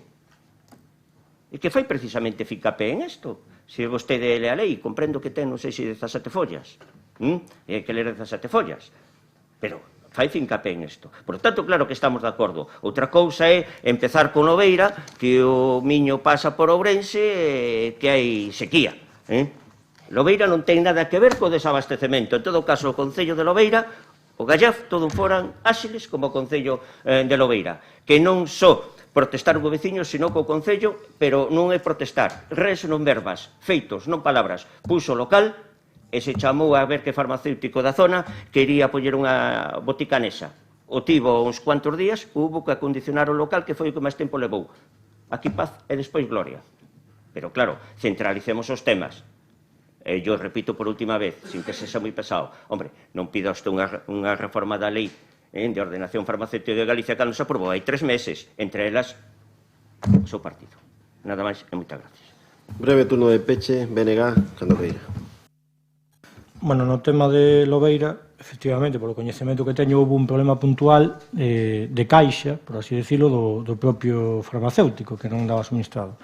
É certo que aí houve algún problema tamén invixiando da Consellería, posto que os veciños manifestaronse en agosto non lles fixeron caso, foi en setembro cando se fixeron movilizacións e a Consellería, en principio, sí que debería ter controlado ese tema previamente e tomar as medidas antes de que foran os propios veciños os que tomaran medidas serias para que se lles fixera caso.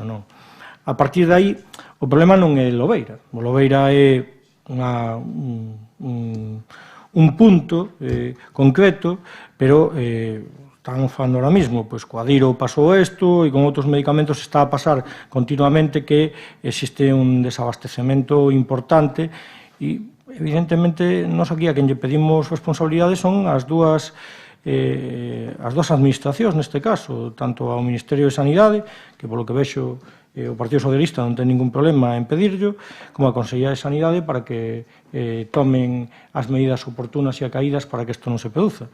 A partir de aí, pois, vamos, non parece unha cousa tan descabellada. Nada máis e moitas grazas. Gracias. Rematado o debate, sométese a votación esta moción do BNG. Votos a favor da mesma. Unanimidade. Moitas grazas. Punto 10. Moción do Grupo Provincial de Ciudadanos, Partido de la Ciudadanía, para a reactivación do primeiro Plan de Igualdade de Oportunidades entre mulleres e homes e posta en marcha dunha escola infantil para facilitar a conciliación do persoal da Deputación Provincial de Ourense. Ten a palabra a voceira do Grupo de Ciudadanos. Moitas grazas. Fai máis de 2 anos, o pasado 28 de marzo de 2017, aprobouse a creación dunha comisión de igualdade por parte desta institución. 7 meses despois, o 30 de outubro de 2017, presentouse ante os medios de comunicación en este salón de plenos o primer Plan de Igualdade de Oportunidades entre mulleres e homes, cun cronograma e mapa de traballo ata o 2021. Aquel paso supuxo un fito a nivel provincial na consecución da igualdade, declarando deste modo o compromiso da Deputación Provincial e do Grupo de Goberno co establecemento e desenrolo de políticas que integraban a igualdade de trato de oportunidades sen sufrir ningún tipo de discriminación, así como o impulso e fomento de medidas para acadar a igualdade real. Durante o primeiro ano de vixenza, aprobáronse por primeira vez a organización de cursos específicos relacionados coa igualdade. Elaborouse e publicouse unha guía práctica para o uso da linguaxe inclusiva e chegouse a organizar unha difusión provincial que nunca se levou a cabo. Elaborouse un protocolo para a prevención do acoso sexual por razón de sexo aplicable ao persoal da Deputación de Ourense. Fomentáronse medidas de conciliación da vida persoal, familiar e laboral. Realizáronse diversos actos relacionados coa muller e a igualdade. De forma paralela, as actuacións previstas na axenda para o primeiro ano de vixencia do plan, realizáronse diferentes propostas que a día de hoxe non se levaron a cabo, polo que se retardou 9 meses o plan de implantación, 9 meses de perda de oportunidades e de continuidade. Estas accións resúmense en deseño dunha campaña de sensibilización para fomentar os postos masculinizados e viceversa, redacción do primeiro informe de valoración anual do plan de seguimento, un informe exhaustivo onde se estimaron todas as variables de implantación. Acordo de presentación dunha campaña de sensibilización en igualdade no ámbito laboral, campaña que quedou deseñada e planificada. Creación dun departamento específico de igualdade nas instalacións da institución. Realización dun proxecto piloto baseado na realización de reportaxes nos colexios da provincia e así palpar e coñecer a realidade que os cativos observan sobre este tema. Organización da primeira gala da muller, gala 100% ourensá, onde se pretendía recoñecer a distintas personalidades femininas e outorgarlle o seu mérito e recoñecemento. Creación dunha escola infantil nas propias instalacións para facilitar a conciliación familiar a todo o persoal da Diputación. O pasado 29 de xaneiro tuvo lugar a última convocatoria da reunión da Comisión de Igualdade. 9 meses despois, a Comisión está esquecida e toda a programación e cronograma e as medidas que se aplicaron quedaron freadas. A parte dese parón de iniciativas e cumprimento do cronograma, non debemos esquecer o esforzo, dedicación, ilusión e paixón que todos e cada un dos membros da da mesa puxo dende o primeiro momento con este proxecto. Persoal laboral, funcionarios, representantes sindicais e deputadas provinciais. Un equipo de homes e mulleres extraordinario que de seguro estarán desexando volver para seguir facendo desta institución un referente da igualdade. Por todo o anteriormente exposto, propoñemos ao Pleno os seguintes acordos. Primeiro, nomear unha nova presidencia da Comisión a cal aporte os valores, coñecementos e compromisos necesarios para seguir acadando os resultados, convocar a Comisión de Igualdade e que se asilicen no menor tempo posible todos aqueles compromisos que están sen cumprir ata o día de hoxe e crear unha escola infantil nas instalacións da institución previa autorización por parte da Consellería de Política Social para facilitar a conciliación do persoal da Diputación Provincial de Ourense. Moitas gracias. Gracias. Intervención dos grupos BNG. Ten a palabra. Dende o Grupo Provincial do BNG vamos a apoiar todas as medidas que sexan congruentes no camiño a prol da igualdade, entendendo que a deputada, neste caso, sabe do que está a falar, xa que foi ela a presidenta desta comisión ata o mes de xaneiro. Tendo en conta que os dous primeiros puntos da solicitude teñen que ver con acordos da comisión, semella que deberían cumprirse, e ao respecto ao punto terceiro, entendo que se debería contrastar unha demanda real por parte dos traballadores e traballadoras desta Diputación deste servizo de conciliación como sería a escola infantil. Por último, como xa indiquei na comisión, gustaríanos, entendo que como os demais grupos desta institución poder participar na comisión co fin de enriquecer a mesmas coas nosas posibles aportacións e ao mesmo tempo enriquecernos persoalmente cos coñecementos que se trasladen dende ela. Moitas grazas. Democracia Orensana. Sí, moitas gracias. Bueno, en primeiro lugar, vai por diante dicir que eu, desde un punto de vista externo, pois este plan, esta proposta, pareceme certamente interesante. Descoñezco, carezco de datos para profundizar máis no seu contido, e calquera medida que supoña conciliar a vida personal e laboral pareceme extraordinaria, así como todas as tendentes a garantizar o máximo nivel de igualdade entre sexos. O único que me abordan aquí, as dudas que me abordan, é unha cuestión meramente competencial na medida en como está achegado este plan a este pleno. Porque aquí reza o encabezado da moción, dice: Plan de igualdade de oportunidades entre mulleres e homes e posta en marcha dunha escola infantil para facilitar a conciliación do personal da Diputación Provincial de Ourense, do personal.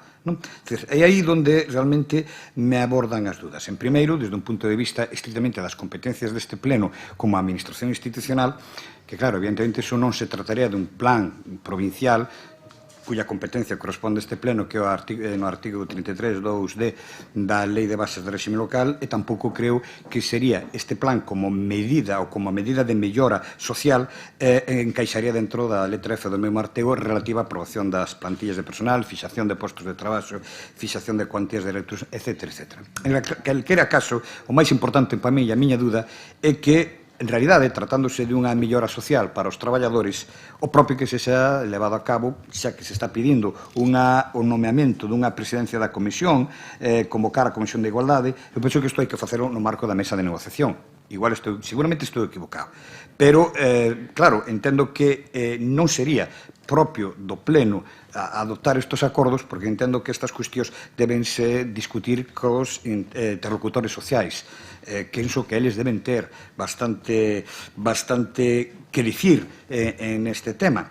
Non sei se efectivamente xa se fixo esa negociación cos interlocutores sociais, cos sindicatos, cos traballadores da casa, en calqueira caso, se non, está aí o señor secretario para que me corrisa, de chegar a algún tipo de acordo incluso cos grupos, poderían participar os demais grupos a través da nomeamento de algún representante na comisión que se podría convocar vía xunta de voceiros, pero en calqueira caso poño foco na relación estamos falando dun plan para personal da Diputación, evidentemente aquí ten que estar presente os representantes sindicales dos traballadores a través dun órgano que existe que é a mesa de negociación.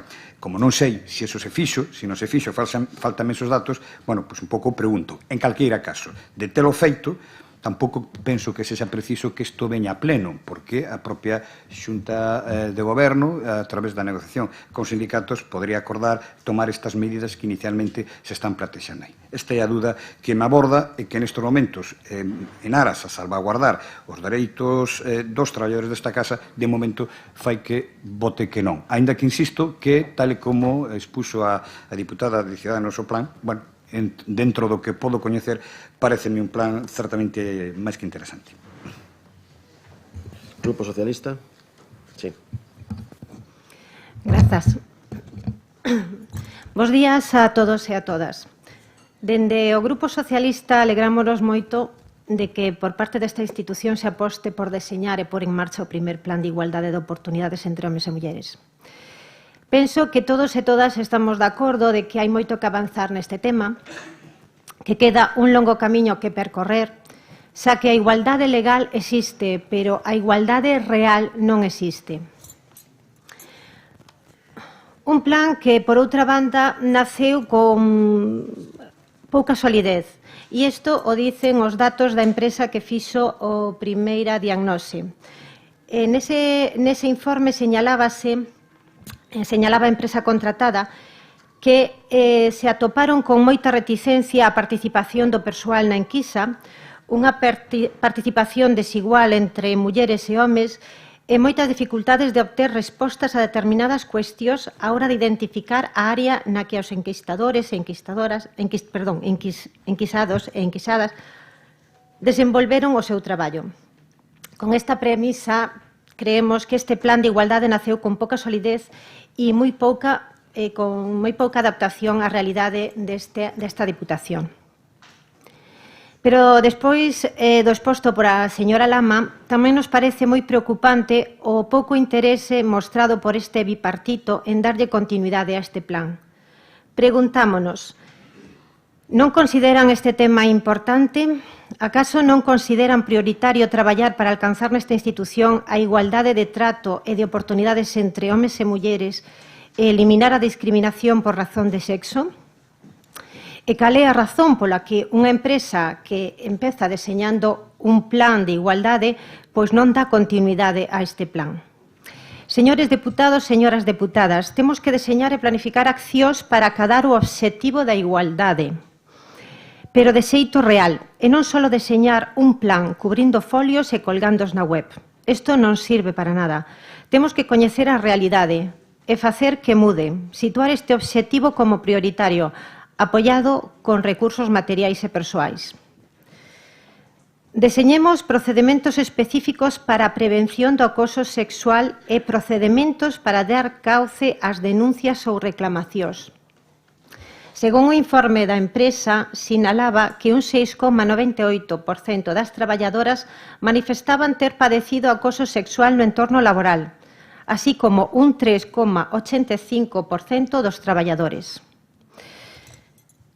Non fagamos plans utópicos, aportemos o noso traballo e apostemos por unha sociedade onde todos e todas teñamos as mesmas oportunidades e onde as mulleres non sexamos esa parte da sociedade afastada, esquecida ou non visualizada. Entre as accións que se propoñen neste primer plan non estamos de acordo con algunhas delas, como por exemplo a da organización da Gala da Muller. Realmente pensan vostedes que isto vai axudar a acadar a igualdade? Quizás o mellor sería gala de debate, onde as mulleres tivesen un foro de debate, onde puidesen reunirse, expresar as dificultades que atopan na sociedade na que vivimos e onde expertos e expertas poidan axudar a alcanzar obxectivos e romper o muro da desigualdade. Tampouco estamos de acordo coa creación dunha escola infantil. E aquí preguntámonos, señora Lama, xa fixo vostede un estudio económico? Sabemos canto sería o custo por cada neno e por cada nena? Nós o que estamos de acordo sería en axudar a todas as guarderías que xa existen. E pregúntolle tamén outra vez a vostede, señora Lama, ante esta proposta, tiveron en conta de que hai moitos traballadores e traballadoras que co que teñen que conciliar non son cos nenos e nenas, cos seus nenos e cos seus nenas, senón co cuidado dos seus familiares maiores, algúns deles dependentes? Nada máis, gracias. Grupo Popular, ten a palabra. Moitas gracias, presidente. Bos días a todas e a todos. Quero empezar a defender esta moción por parte do noso grupo en facer algúns matices importantes que penso que hanse de ter en conta para tomar decisións en torno ao que estamos a falar do que son e significan os plans de igualdade. Un matiz que quero facer e é importante que os plans de igualdade teñen unha característica específica para todos que son flexibles e dinámicos. Cando decimos dinámicos, é dicir que teñen unha progresión temporal. Este mesmo plan ten unha progresión de posta de implantación de 2017-2021 e flexibles no sentido de que se poden ir modificando de ser necesario e de ser pedido neses comités de avaliación hasta fai pouco, que se chamaba Comisión de Seguimento, para introducir ou modificar calquera das cuestións que estén recollidas no mesmo. Tamén hai que diferenciar entre o que son, por si se facía algunha alusión nas intervencións, planes de igualdade internos e externos. Os internos son o plan de igualdade que nos ocupa do que estamos falando. O primeiro peón da Diputación de Ourense é un plan de igualdade interno, é dicir, exclusivamente dos traballadores e das traballadoras da Diputación de Ourense. Os externos buscan outros obxectivos e están dirixidos de forma transversal a buscar a interiorización da igualdade na población e nos territorios a donde se implantan. Feitas estas matizacións e en relación á moción que se presenta por o Grupo de Ciudadáns, cabe destacar que, como lle decía fai un segundo, a vixencia do plan é 2017-2023. Vostede, no título da moción, pide unha reactivación. Isto é inconsistente, porque o plan está activo. Está activo porque está en período de vixencia. Porque todavía non se puxo a andar de novo a Comisión de Igualdade que lles anuncio que a partir de agora se vai a chamar Comité de Seguimento do Pión. Pois por razóns obvias e sinxelas. Houbo cambio de goberno, houbo un proceso electoral, estivemos en eleccións, se tomou posesión no mes de xullo,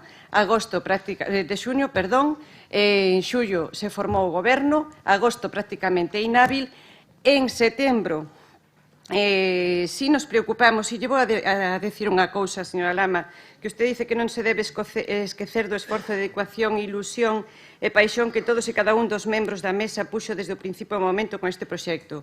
Non o olvide agora tampouco.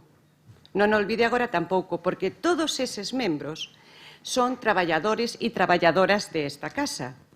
E tamén os representantes sindicais, que sí, ten razón na pregunta que facía o diputado de Democracia Orensana, son os que teñen que velar e fiscalizar este tipo de plans de igualdade. Quero dicirlle que non o olvide, porque o plan de igualdade nunca estuvo parado en ningún momento, porque os traballadores e traballadoras da Diputación de Ourense e especialmente o Departamento de Recursos Humanos, de quen dependen moitísimas medidas que están recollidas no plan, se non nos coñecen, é bon que se consulte, non pararon de implementar as medidas e as actuacións que había que implementar durante 2019.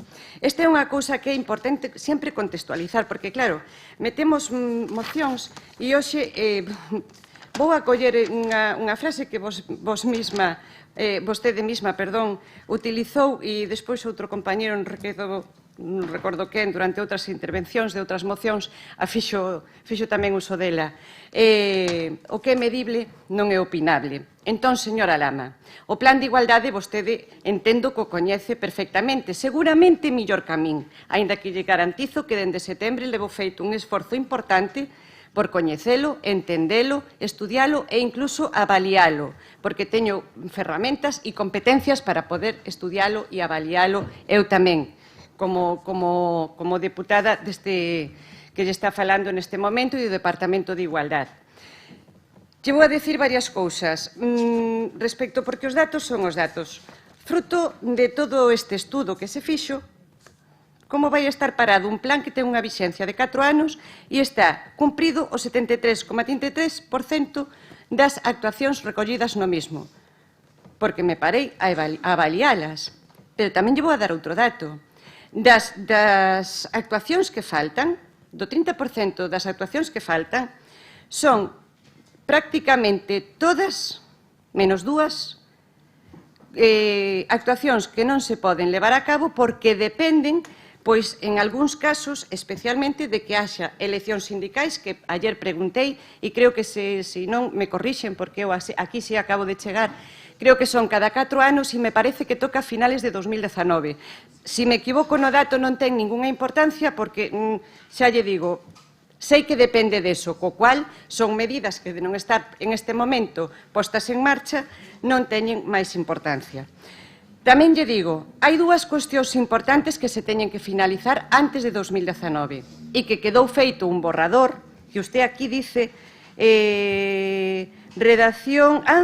non me quero olvidar, usted pide na exposición de motivos redacción do primeiro informe de valoración anual do plan de seguimento, un informe exhaustivo onde se estimaron todas as variables de implantación.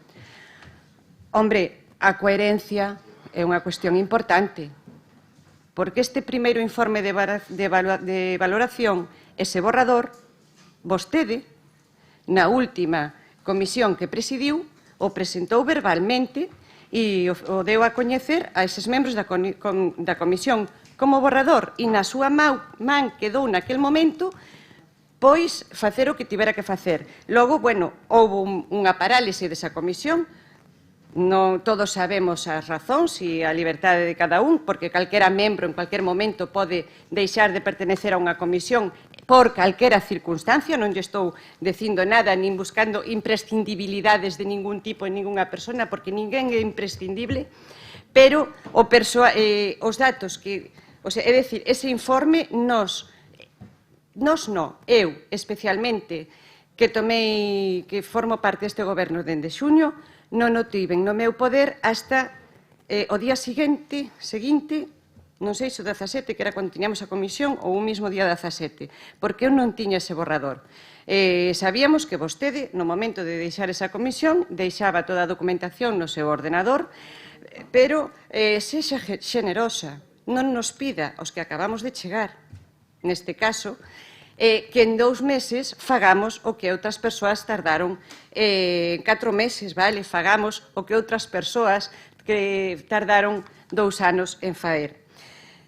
Tamén lle digo, dentro de todas esas medidas que se iban implantando, o máis destacable deste plan, que é o que persigue, era afondar na conciliación, na interiorización do que é na igualdade dos traballadores e traballadoras da Diputación de Ourense, que sepa, e aínda que eses datos se teñen que poñer primeiro en coñecemento do comité de seguimento do plan, pero tamén o podemos dar aquí, aunque non se ten que dar conta desto ao pleno, pero vamos a dar porque ningún problema hai, porque unha vez aprobados todos eses informes, que son simplemente uns trámites que hai que faer, se suben á página web e como todo que se fai nesta Diputación, que a máxima que ten é a máxima transparencia. E entón todo se va a ver. Neste primeiro turno non lle vou casi a decir máis cousas. Quero facer fincapé en que na exposición de motivos estou completamente de acordo coa portavoz do Grupo Socialista cando dice que non está de acordo nesa organización da Gala da Muller. Esas accións que vostede resume aí, sexa rigurosa e sexa coherente. Cando lle digo que sexa rigurosa é que estas accións non existen aquí como tal, e que esas accións corresponden a conversacións informais de temas non recollidos en acta, prácticamente ningún, durante as comisións. É dicir, corresponden a accións deseñadas nas persoas ou ideas que podían estar na súa cabeza nese momento e, home, como pouco lle pedimos que nos conceda o dereito de tamén nos deseñar as nosas formas de organizar ou facer outras actividades que non sean as exclusivamente recollidas aquí, porque estas as temos que cumprir sí ou sí. Pero o resto de galas, departamentos, proxectos pilotos e demais son cuestións que non se levaron, por exemplo, a deseño dunha campaña de sensibilización para formar os postos masculinizados. Era unha idea da presidencia que non se materializou e que non tiña contido ni se deixou feito contido, e senón fáganos o favor de recordárnoslo e dárnoslo, que tampouco vamos a rechazar. Témola ben, porque o importante é a continuidade das cousas, independiente de que cambien as persoas que as presiden. Como importante, aquí, o máis importante, era que este plan de igualdade dos traballadores e das traballadoras da Diputación de Ourense este vixente, se cumpla e sea rigurosamente escrupuloso co que nel se dice. O resto é todo papel mollado, señora Lama, é todo papel mollado. Lo mismo que esa gala da muller, que podía ser unha idea súa, pero que ninguén máis lle digo. E como hai cousas que poden parecer de risa e hai cousas que poden que nun momento dado podemos frivolizar. Mire, co tema da escola infantil non vamos a frivolizar cas necesidades dos traballadores e das traballadoras, nin da Diputación de Ourense, nin de ningún sitio desta provincia, nin deste país, nin desta comunidade autónoma. Eso non está dentro do pión, pero é máis. Vostede sabe, e é coñecedora, que esa idea foi descartada por os membros que forman a comisión, e así se me fixo conocer. E esa idea foi descartada a da creación da escola infantil. Si usted responda a todo o que queira responder, porque está no seu direito, pero as cuestións é que hai que ser rigurosos e o que é medible non é cuestionable, e o que é o plan de igualdade, ese prácticamente 80% que está executado, nos vai a sobrar moito tempo para abrir espacio para estudiar o segundo pión que ten que entrar en vigor a partir de 2021, será en 2022. Nese momento tamén, cando podemos coller e abrir a que os diferentes grupos políticos tamén nos presten nos poñan en coñecemento as súas ideas, que non participación, porque vamos a ver, por eso fixen a aclaración do principio para que quedase claro cuáles son as diferencias e as características dos planes de igualdade que son internos ou externos. É dicir, aquí o importante é que os plans de igualdade que se desarrollen internos da Diputación de Ourense, como é este para traballadores e traballadoras desta institución, conten co respaldo dos sindicatos que son os que representan e mellor fiscalizan todo o que se fai por os traballadores e por as traballadoras. Por a nosa banda, e neste contexto que lle acabo de explicar, non vamos a votar a favor desta moción. Podíamos haber proposto algunha enmenda? Posiblemente sí, pero é que non ten lugar, non ten lugar decir nomear unha nova presidencia. É lóxico e evidente, hai que facelo. Por que non o fixemos? Porque todo ten un procedimento. E o explicamos na comisión, e se quere, yo repito, porque vexo que anota moito, e igual eu, como na comisión, non me gardei exactamente ningunha da información que hoxe mesmo lle estou repetindo, porque é a mesma que falamos, señora Lama. Necesitamos unha empresa que dé asistencia técnica. Sabe vostede que en diciembre do ano 2018 o período de contrato que tiña se lle había terminado e había que contratar outra. Temos que pôr, que era unha cousa que quedou aí pendiente, temos que revisar e modificar o plan de acoso laboral e por razóns de sexo da Diputación, porque hai que adaptalo a un real decreto novo que se aprobou, que non estamos dicindo que non estuvese ben feito o borrador de él que quedara, nin moitísimo menos, sino que as cuestións cambian, mudan e o temos que adaptar. E para adaptar certas cousas tamén necesitamos asesorarnos técnicamente, porque, ao millor, intentando facer as cousas ben, nos podemos equivocar. Entón, como isto non ten sentido, porque non ten sentido tampouco traelo a pleno, porque era tan sencillo como facer a pregunta, facer un rogo e dicir, rogamos que se poña a andar a Comisión de Igualdade. Que máis quixéramos nós que habela posto a andar nada máis chegar? que máis quixéramos nós, pero todos tenemos que organizarnos e todos temos que saber do que vamos a facer e do que vamos a tratar. E, oiga, usted penso que é super lista. Eu son un pouquiño máis coitadiña e me gusta ir sobre seguro, lendo, estudiando e entendendo. E claro, eu cheguei e non coñecía o plan e primeiro, durante todo o mes de setembro, hasta que se decidiu xa comenzar e pôr en marcha o que nos faltaba, non nos apurou nese sentido, porque o primeiro que comprobamos é que as medidas máis importantes do ano 2019 estaban feitas e algunhas máis que no seguinte turno lle contestarei, e entonces decidimos facer as cousas como hai que facelas e logo os procedementos, prazos e demais para poñer a andar as cousas son os que son e esos non nos podemos saltar como vostede ben coñece. Moitas gracias. Abrimos a segunda quenda de intervencións. Vocera de Ciudadanos, ten a palabra. Moitas grazas. Primeiro, darlle as grazas ao meu compañeiro Bernardo do Bloque Nacionalista Galego por estar a favor desta moción, que sinceramente non entendo como o resto de grupos políticos non a votan a favor.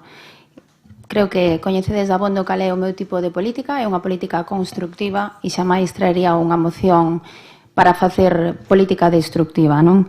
Dicirlle ao Partido Socialista que empezou a portavoz dicindo que había moito que avanzar porque a igualdade real non existe, pois vostedes hoxe van a dar un paso para atrás. Esta moción non ten ningunha importancia transcendental como para que vostedes veñan hoxe aquí a votar en contra, non? A votar en contra de seguir avanzando na igualdade dentro e de moitas iniciativas que se fan cara fora e que se fixeron durante os anos pasados.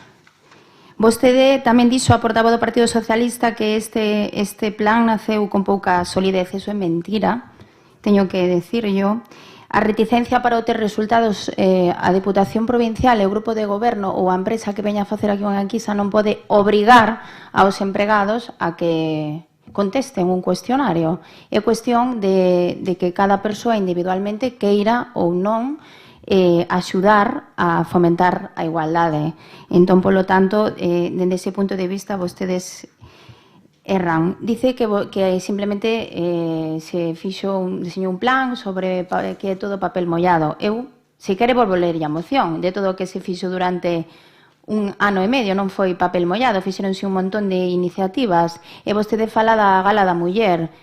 Quen lle dice a vostede que nesa gala que poida durar horas ou incluso días se fagan debates, se traian a mulleres que nos representen internacionalmente como mulleres loitadoras por os dereitos da igualdade? Podíaselle dar 20.000 voltas, non? Vostede di que o tema da guardería, da escola infantil, que non o ve necesario e que non o ve rentable. A veces hai servicios que non teñen por que ser rentable. E máis, vostedes acaban de traer unha moción do aparcadoiro do Hospital de Ourense que non sería rentable para a Diputación, lóxicamente, pero unha escola infantil, esa lle digo, existen moitas escolas infantís privadas en Ourense. Vostede non debe ter fillos pequeños. Eu sí. E na Galiña Azul hai 3 galiñas azuis que se quedan que non chegan ás prazas e nas privadas bastante difícil conseguir praza tamén. Entón tamén igual é necesario que nas institucións como a Diputación, a Xunta de Galicia, o Concello, e empresas privadas, como xa hai moitas empresas que o fan, lle fagan ese servicio aos empregados, porque existe a veces deficiencias nese senso. E agora me paso ao Partido Popular. Vou a tomar unha frase que me dixo antes o seu vicepresidente da Diputación e a vou repetir. Vostede non se entera de nada. Con todos os respetos, igual que mo dixo a min don Rosendo Fernández. Primeiro dice que nunca estivo paralizado, despois vostede fala aquí de parálise por unha cousa que vostede sabe, porque eu me fun... En definitiva, vostede dice que hubo un cambio, quere xustificalo en que hubo un cambio de goberno, que hubo eleccións e que tomamos posesión o 28 de xuño. Non lle vou contar o que eu levo feito desde o 28 de xuño. E o mes de agosto inhábil pa quen? Pa vostede. Colleu o mes de, o sea, tomei posesión o 28 de xuño e en agosto foise de vacacións. Eu fume 8 días de vacacións no mes de agosto, eu que me fun. Entonces, vir aquí a xustificar que non to puxo en marcha o plan antes porque tomamos posesión o 28 de junio e en agosto é un mes inhábil e non trabajamos, pois me parece que, sinceramente, que vostede aí se equivoca. Yo dixen ao principio, cando empecé a miña esta segunda intervención, e é que me doe que fagan isto, porque vostedes todos me coñecen, saben a política que eu estou a facer desde o 28 de xuño nesta casa, e unha política constructiva, e xamais traería unha moción para sacar cousas ou mentiras. Eu non traio unha moción con mentiras, eu traio unha moción con verdades e con realidades. E tuveron a oportunidade do mes de setiembre de convocar a comisión. Non sei se a doña Luz lle sonan os nomes de Miguel, Ivón, Celia, Chus, Monse Rodríguez, Iñaki, Teresa e Juan. Todos eles non foron convocados e todavía a día de hoxe non saben nada da Comisión de Igualdade. Repito, o 28 de xaneiro foi a última vez que se convocou a comisión. O problema non o teña vostede como un tema personal seu, Luz. Vostede veu o 28 de xuño. Dende o 28 de febreiro ata o 28 de xuño tamén hai moitos meses de por medio no que a persoa que quedou responsabilizada deste tema non levou as actuacións a cabo. E outra cousa tamén que me doe moitísimo é que vostede, dende fai 8 anos, máis ou menos, pode ter o meu número de teléfono. Eu estou aquí a diario, igual que vostede, porque nos vemos a diario nesta casa. Sei que vostede anduvo por aí dicindo que se eu non deixei a documentación, e non deixo na comisión, e a documentación que non estaba na casa. Primeiro, iso sería unha irresponsabilidade tan grande pola miña parte que me avergonzaría ser diputada provincial. Avergoñaríame ser diputada provincial se eu me hubiera ido con documentación pública e de todos os veciños e veciñas desta provincia. A documentación quedou no despacho que eu tiña. A documentación, tanto de maneira física como no ordenador, quedou responsabilizada unha deputada e 2 técnicos desta casa. Sabían perfectamente onde estaba a documentación. Sabían, deixelle organizado por meses o que había que facer. Eu non marchei sin máis, porque eu son responsable. Da igual as decisións personais que eu tome. Pero me gusta que un traballo que eu inicio se remate e non se haya unha parálise. Non pasaba nada, porque hoxe viñeran aquí e dixeran, bueno, cometimos un pequeno erro. Vamos a reactivar todos xuntos este plan. Eu non pretendo que nos metan na comisión. Eu pretendo que nos escoiten. Eu lle dixen moitas veces ao Grupo Socialista cando eu estaba sentada nesa bancada e nos pedían entrar na Comisión de Goberno. Eu non considero que todos os grupos políticos teñan que estar na Comisión do Plan de Igualdade. Eu considero que é algo que ten que facer o Grupo de Goberno. E se ten a ben escoitar aos grupos de oposición é todavía máis maravilloso. En eso estou de acordo con vosco. Pero de verdade que penso que hoxe vostedes cometen un error, porque todos somos humanos e todos os grupos de goberno cometen errores. E non pasa nada vir aquí, bueno, pois, ou por unha falta de coordinación, ou por unha falta de tempo, ou por unha falta do que sea, pois vostede ten razón. E votarían a favor. E de verdade que os veciños e os empregados e as persoas dos sindicatos que están dentro desta comisión yo agradecerían, porque a opinión que teñen sobre o tema dista bastante da que vostede hoxe ven a explicar aquí. Entón, me dá bastante pena, a verdade, que hoxe actúen así, porque non están sendo nin coherentes nin responsables. Moitas gracias, nada máis. Grupo do BNG, ten a palabra. Bueno, pois eu neste caso a verdade é que non agardaba que unha moción que me parecía, bueno, pois sinceramente bastante sinxela era para tanto.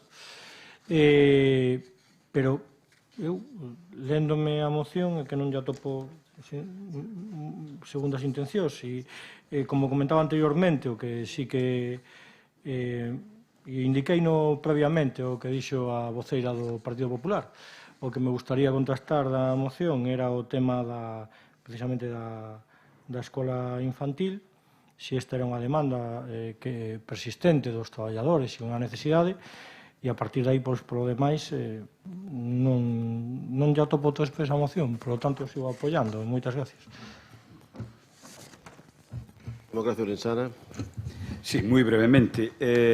A ver, eu entendo que como moción entendo o valor que ten para o debate que que se plantexou aquí. Ben, non se me respostou se efectivamente se tratara este asunto cos representantes sindicais dos traballadores, se me clarexou que se trataba de un plan interno. Entón, bueno, claro, eu penso que por unha mera cuestión formal é unha materia que debe ser levada á mesa de contratación e, sobre todo, cando se trata de nomear unha presidenta da comisión, convocar a comisión, penso que hai que escuitar os representantes sindicais. E tamén sigo pensando que, aínda que se falara con representantes sindicais, isto posiblemente non sexa unha cuestión de pleno, insisto, salvo que me corrixa o señor secretario, penso que non é unha cuestión de pleno. En calqueira caso, vale como debate, pero como resolución en definitiva, pois de momento o meu voto debe ser en contra. Grupo Socialista.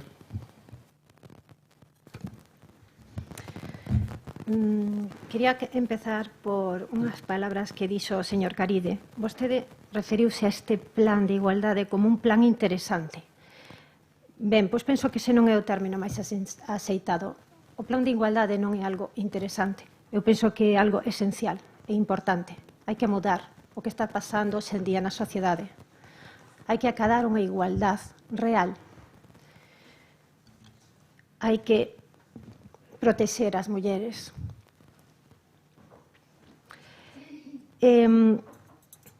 Señora Lama, penso que non me entendeu. Bueno, nos non comuniquei o noso voto. O noso voto vai ser unha abstención. Nunca vamos a votar en contra dun plan de igualdade. E vai ser abstención porque pensamos, como volvo a reiterar, que un plan que, bueno, vostede ben dice que non se poden obrigar os traballadores e traballadoras desta institución a contestar. Pero, bueno, podese buscar outras formas de indagar que sucede, que dificultades hai, vale? Centralo máis na realidade, en marcarse obxectivos máis realistas para que o plan teña viabilidade e que o plan sea eficaz e que cumpla o seu obxectivo. Coméntansenos que xa están o 73% das actuacións feitas. Vale, que vamos a facer o plan? Que vai a facer este plan hasta o ano 2021? Porque un plan entendo que sí, claro que ten que ir modificándose, pois, e facéndose evaluacións, e sabendo o que se organiza, se está ben feito, se temos que mudalo, se temos que dirixirnos hacia outro lado para, como digo, alcanzar a igualdade real, non? Entonces, a miña pregunta é eso, que se vai a facer? E se xa se sabía que esa empresa tiña remate de contrato, por que non se agilizou e xa se buscou outra nova empresa de forma rápida para continuar cas actividades formativas ou, bueno, todas as actividades que se tiñan previsto? Non falo, señora Lama, de papel mollado, simplemente me refería a eso, vale? Que un plan non sirve, por moito que queiramos ter boas intencións, que quede en uns folios, en unha web. Ten que ser real, vale? E que sirva, e evalualo continuamente, e preguntar e indagar. Estámoslo conseguindo? Non. Vale, pois temos que mudar as nosas accións, non? E repito, o noso voto vai ser abstención, pero por esa razón. Nos apoiaremos, dende o Grupo Socialista, e o Grupo Socialista sempre apoiou todo tipo de medidas de conciliación, de apoio ás mulleres, e non vai ser menos nesta ocasión. Gracias. Grupo Popular. Vamos a ver, voulle facer dúas apreciacións. Unha, eu tampouco me fun de vacacións en agosto, porque por propia responsabilidade das competencias que me tocou e nas que se confiou en min para asumir nesta diputación, fíxome falta o mes de agosto para me poñer ao día de todo o que na nosa área e da forma que se traballa dentro desta casa. Co cual, bueno, xa lle digo que ao mellor non son moi rápida nin tan lista como vostede e entón as cousas me levan un tempo. É o que ten ser humilde e intentar facer as cousas ben e con responsabilidade. Despois, non vamos a entrar en máis debate. Me facía a portavoz do Grupo Socialista, creo que nos facía unhas vacacións que se vai a facer hasta 2021. Dixo ao empezar a anterior intervención, os plans son flexibles. Evidentemente, cando se fai un primeiro plan, en todas partes, normalmente non suelen ser tan longos en espacio de tempo, seguramente vostedes o sepan, pero, bueno, seguramente se fixo era o primeiro e con un espacio e marxe de tempo suficiente, por eso lle decimos a señora Lama que non hai nada parado. Non hai nada que non estuvese na calendarización de 2019 sin facer, porque 2019 todavía non terminou. É dicir, non hai nada do que se... Por eso non se apoia a moción, señora Lama, que non lle dé a pena e non se sinta tan apoiada por eso, é porque as cousas apóianse por rigurosidade. Entón, o que imos a facer no momento que este cumprido todo, no momento que se cumpra todo, pois será ir facendo modificacións e introducións das cousas que se foron vendo durante estes 2 anos anteriores e este que está, e eu só podo falar do que puden ir vendo nestes últimos meses, nestes últimos 4 meses, dende que estamos aquí. Señora Lama, eu non vou polos pasillos desta casa nunca falando da maneira que vostede aquí o deixou a entender. Porque esta diputada en eso non a vai a vostede a meter en nin enfangar de ningún tipo. Eu non vou nin que pasou, nin non sei que, non. Eu vou, pido documentación. A documentación que a mí se me poden dar son as actas desas comisións. Que é o lóxico. A documentación rigurosa que haxa é a que se me pode aportar. Cando leo o pión e me poño a facer eu a calendarización por responsabilidade, intentando axilizar o traballo mentras non tiñamos asesoramento técnico externo, porque non temos personal técnico na Diputación, como sabe, específico na materia de igualdade, cando me poño a facer a calendarización e revisar as actas, pois vexo que se fala dun informe que é certo que o pedín, pero o pedín donde o teño que pedir, Non anduven pola casa aí polos pasillos preguntando por un informe a non se sabe quen. E falei coas persoas que vostede mencionou antes que formaban parte desa comisión, con algunhas delas como eran de parte delas. Vale? Para que lle quede claro. Para que lle quede claro. Nunca nadie lle vota a usted nin lle dice de que pasou. A documentación está, as actas están, que é o que ten que estar. E o resto, se vostede tiña outras cousas, pois non sei, os ordenadores se borrarían, eu non sei. O seu ordenador, no momento que vostede se foi, non pode decir, busquen no ordenador de Monselama. Eu, cando cheguei ao meu despacho, tiña un ordenador preparado para traballar. Eu non dispoñía dos seus archivos, nin das súas claves, nin das súas cousas, nin de todas. Entonces, francamente, o sea... a moción é o que dice nomear unha nova presidenta. O decreto está en marcha e se está para firmar. Convocar a Comisión de Igualdade para que se asilice no menor tempo posible aqueles compromisos que están sin se cumplir. Convocar a Comisión de Igualdade, sí, se vai a convocar nos próximos días, porque se lle dixeron tantas cousas, tamén lle dirían que estuvo a punto de convocarse para a primeira semana de outubro, verdad que yo dixeron? Me alegro moito, porque así todos sabemos de quen falamos e como, porque eu só falei con 2 persoas. Co cual, vostede non pode terxiversar a información, porque é a que conozco, da que eu podo defender e na que eu este, nada máis.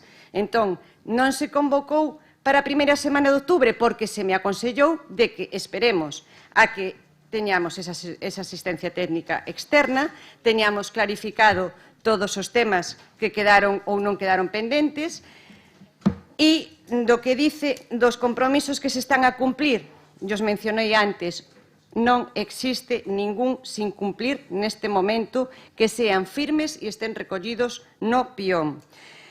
Proba de elo é de que, yo dixen antes, a conciliación seguiu incrementándose paulatinamente, é dicir, se vai interiorizando o plan nos traballadores e traballadoras da Diputación de Ourense.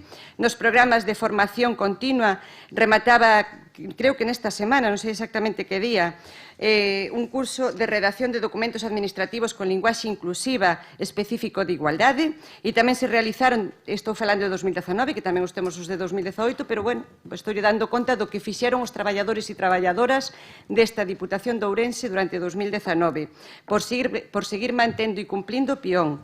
Tamén se realizaron con módulos de igualdade un curso de prevención de riscos laborais nos servizos de xestión de residuos sólidos urbanos e puntos limpos, un curso de operador de maquinaria de obra pública e servizos en traballos de roza, un curso de funcionalidade e operatividade con vehículos de vialidade invernal, un curso sobre circuitos e sistemas hidráulicos e neumáticos de camións e maquinaria de obras públicas.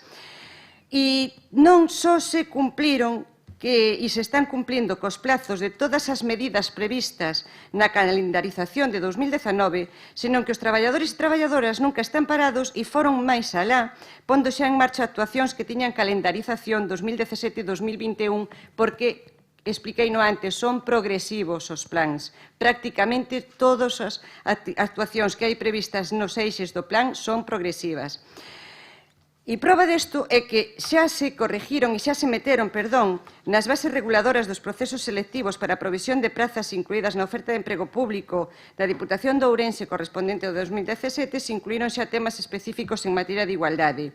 E o mesmo para os que son de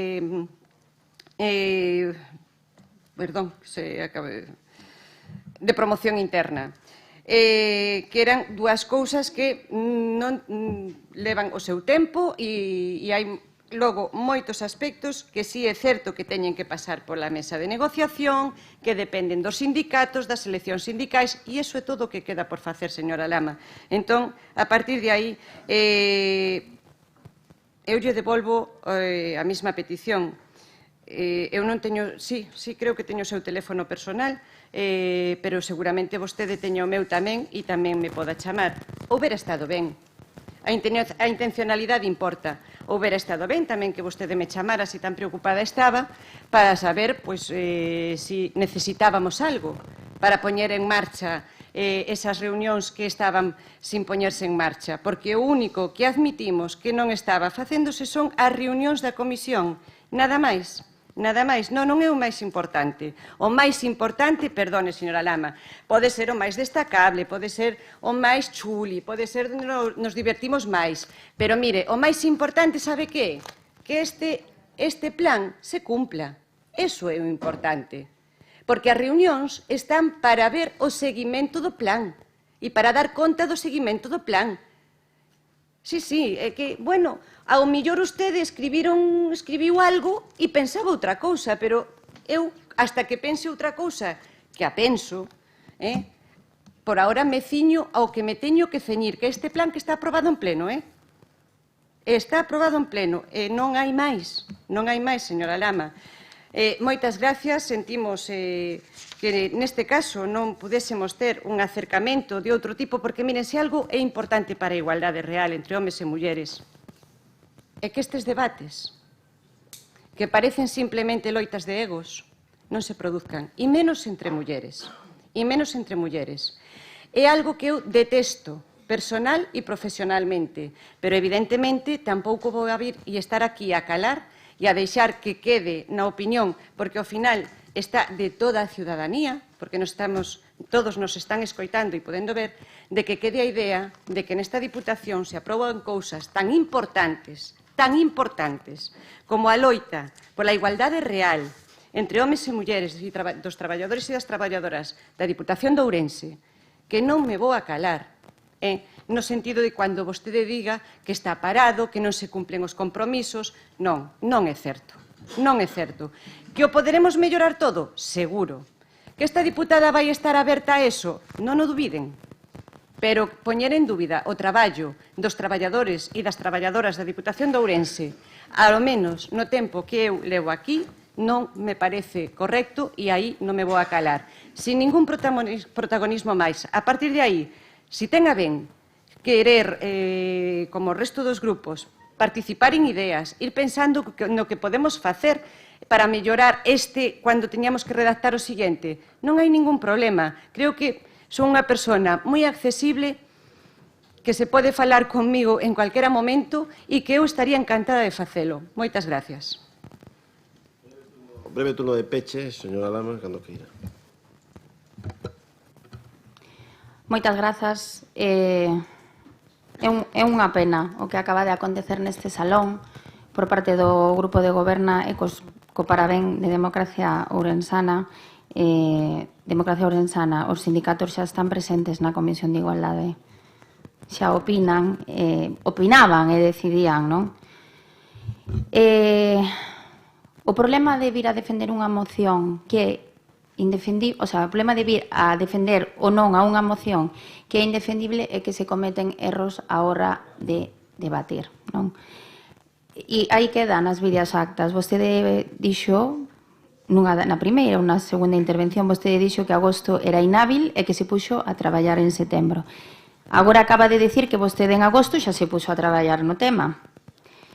E a verdade é que utilizar palabras como superlista, tan lista, chuli, a mí me parece dun nivel barrio bajero que non me esperaba do grupo de goberno. Volvo a repetir. Simplemente era recoñecer un pequeniño erro que vostedes habían cometido. E non se tome isto como algo personal seu, porque vostede chegou o 28 de xuño. A responsabilidade vende antes e vostede non estaba aquí. Quizáis non era vostede a persona que tiña que defender esta moción, porque do 28 de xuño ata o 28 de xaneiro hubo uns acontecementos que vostede non viviu e que vostede non estaba aquí, e, polo tanto, o mellor quen tiña que defender a moción é alguén que sí, que estaba aquí e coñecía a realidade. E o dirán os membros da comisión o día que os reúna, a semana que ven ou a seguinte, entón dirá, Monse, tiña razón. E oxalá o pode decir públicamente, equivocámonos e tiñamos que votarlle a favor a moción de Ciudadanos. Vostede primeiro di, están as videoactas, as videoactas son la leche. Vostede di, a comisión non está parada. Despois dice, tras a miña marcha, a marcha de Monselama, parálise da comisión. A ver, está parada, non está parada, parálise, non parálise. Vostede di que non vai enfangar nada da miña persoa. Non hai nada que enfangar, se yo digo. Son unha persona moi honesta e moi currante, igual que vostede, E sei que o vai facer estupendamente como presidenta da comisión. E así yo deseo. E deseo todo o mellor por o ben da igualdade de oportunidades entre homes e mulleres. Eu non vou utilizar términos que vostede utilizou porque creo que quedou bastante retratada. Vostede dixo na comisión informativa, e tamén está a videoacta, e ora aquí dice que non, vostede dixo na comisión informativa que non existía a documentación, que a documentación non estaba na casa, na institución. Iso é mentira. A vostede, despois desa comisión, despois de que eu me cabreara, lógicamente, a vostede lle informaron que había cometido un erro e ora ven a decir que sí, que a documentación estaba, pero é que nun ordenador, me dá igual, onde estuvera, había unha persoa e técnicos desta Diputación que quedaron encargados desa documentación.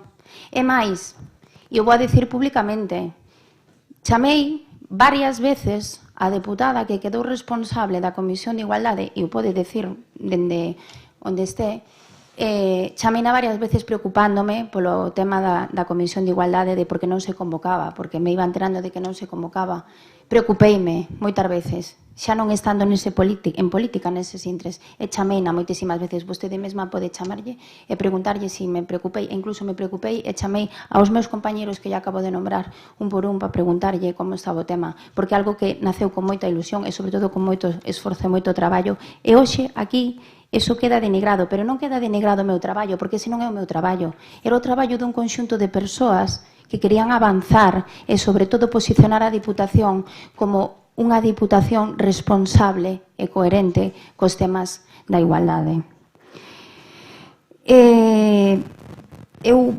Vostede di que se eu falei con dúas persoas, non, vostede dixo en comisión informativa, outro día, eso aí, non sei se estaban os meus compañeros, dixo en comisión informativa que se había convocado a semana pasada, pero que se tuvo que desconvocar, non sei, porque temas de que iban a sacar a contratación de que é moi necesaria, a contratación de poder estar asesorados ben neses temas, non? O tema da escola infantil sí que é verdade, e iso recollo nas actas, que había membros da comisión que non estaban de acordo, pero tamén lle vou dicir unha cousa, a maioría dos membros do seu grupo de goberno si estaban a favor. Por eso recalco este tema, porque é un tema que falei cos membros do grupo de goberno da legislatura pasada, estaban todos a favor de facer esta iniciativa dentro da institución. Eu que eu non me invento nada, eu sempre veño con verdades, lle guste ou non o PP, ou lle guste non o Partido Socialista, ou lle guste non o BNG. Me dá igual, eu voto a favor, en contra ou abstención, independentemente de cal sea a cor política. Independentemente. Porque creo que hai que ser constructivos. E as reunións da comisións sí que son importantes, Luz. porque escoitar é importante. Escoitar os sindicatos, os funcionarios, o personal laboral, a políticos de outras cores, eu creo que é importante. E se dende o 28 de xaneiro non se volveu a convocar ningunha comisión, non se pode vir a xustificar con nada do que vostede aquí xustificou, e menos vir a atacarme a min, que non ten que vir a atacarme a min. Eu non vin a atacar a vostede nin ao grupo de goberno. Vin a traerlle unha moción con toda a miña humildade para que sigamos avanzando, porque entendo a vostede como muller, eu como muller, que creo que temos que avanzar nestes niveis. A verdade é que hoxe me vou apenada deste plenario de non contar cos votos suficientes para poder aprobar a moción, pero sí o que lle desexo a nova presidencia da Comisión e a todos aqueles membros que vayan a formar parte dela, estou segura de que van a facer un traballo brillante, estou segura de que contarán con todo o apoio dos grupos da oposición e con todas as medidas que lles brindaremos para poder, entre todos xuntos, avanzar neste tema. Moitas gracias e nada máis. Ben, pois rematado o debate, sométese a votación esta moción. Votos a favor da mesma, votos en contra, abstencións, queda rexeitada. Pasamos ao punto 11, que é a moción conxunta de Democracia Ourensana do Grupo Popular relativa á concesión da medalla de ouro ao lexicógrafo ourensán Isaac Alonso Estraviz. Hai unha emenda de engádega, tamén formulada polos grupos Democracia Ourensana e Grupo Popular, e ten a palabra para expoñer a iniciativa o Grupo Democracia Ourensana. Hola, bons días. Vamos a falar nesta moción dun ourensán, dun galego, pero dun ourensán, non? Dun ourensán cuxa figura e cuyas aportacións á lingua galega estimamos moi importante, pois, nos seguintes minutos, pois, exporei os motivos, non? Téñenas xa na moción, a moción empeza falando da súa trayectoria biográfica, fala de moitos artigos escritos, de moitos libros, de diversas asociacións relacionadas coa lingua, ás que pertenece Isaac Alonso Estraviz, que ese é o nome da persona para a cual propoñemos hoxe desde o Grupo de Goberno de Democracia Ourensana e de Partido Popular a medalla de ouro da provincia, otorgada por esta institución. Moitos estudos, tamén se fala na moción do seu compromiso persoal co galego, demostrado pois pola súa defensa desta lingua, da nosa lingua, en momentos difíciles nos que estaba pois mesmo prohibida nos ámbitos religiosos, como di a moción, que chegou a ser pecado, íbase ao inferno por falar galego.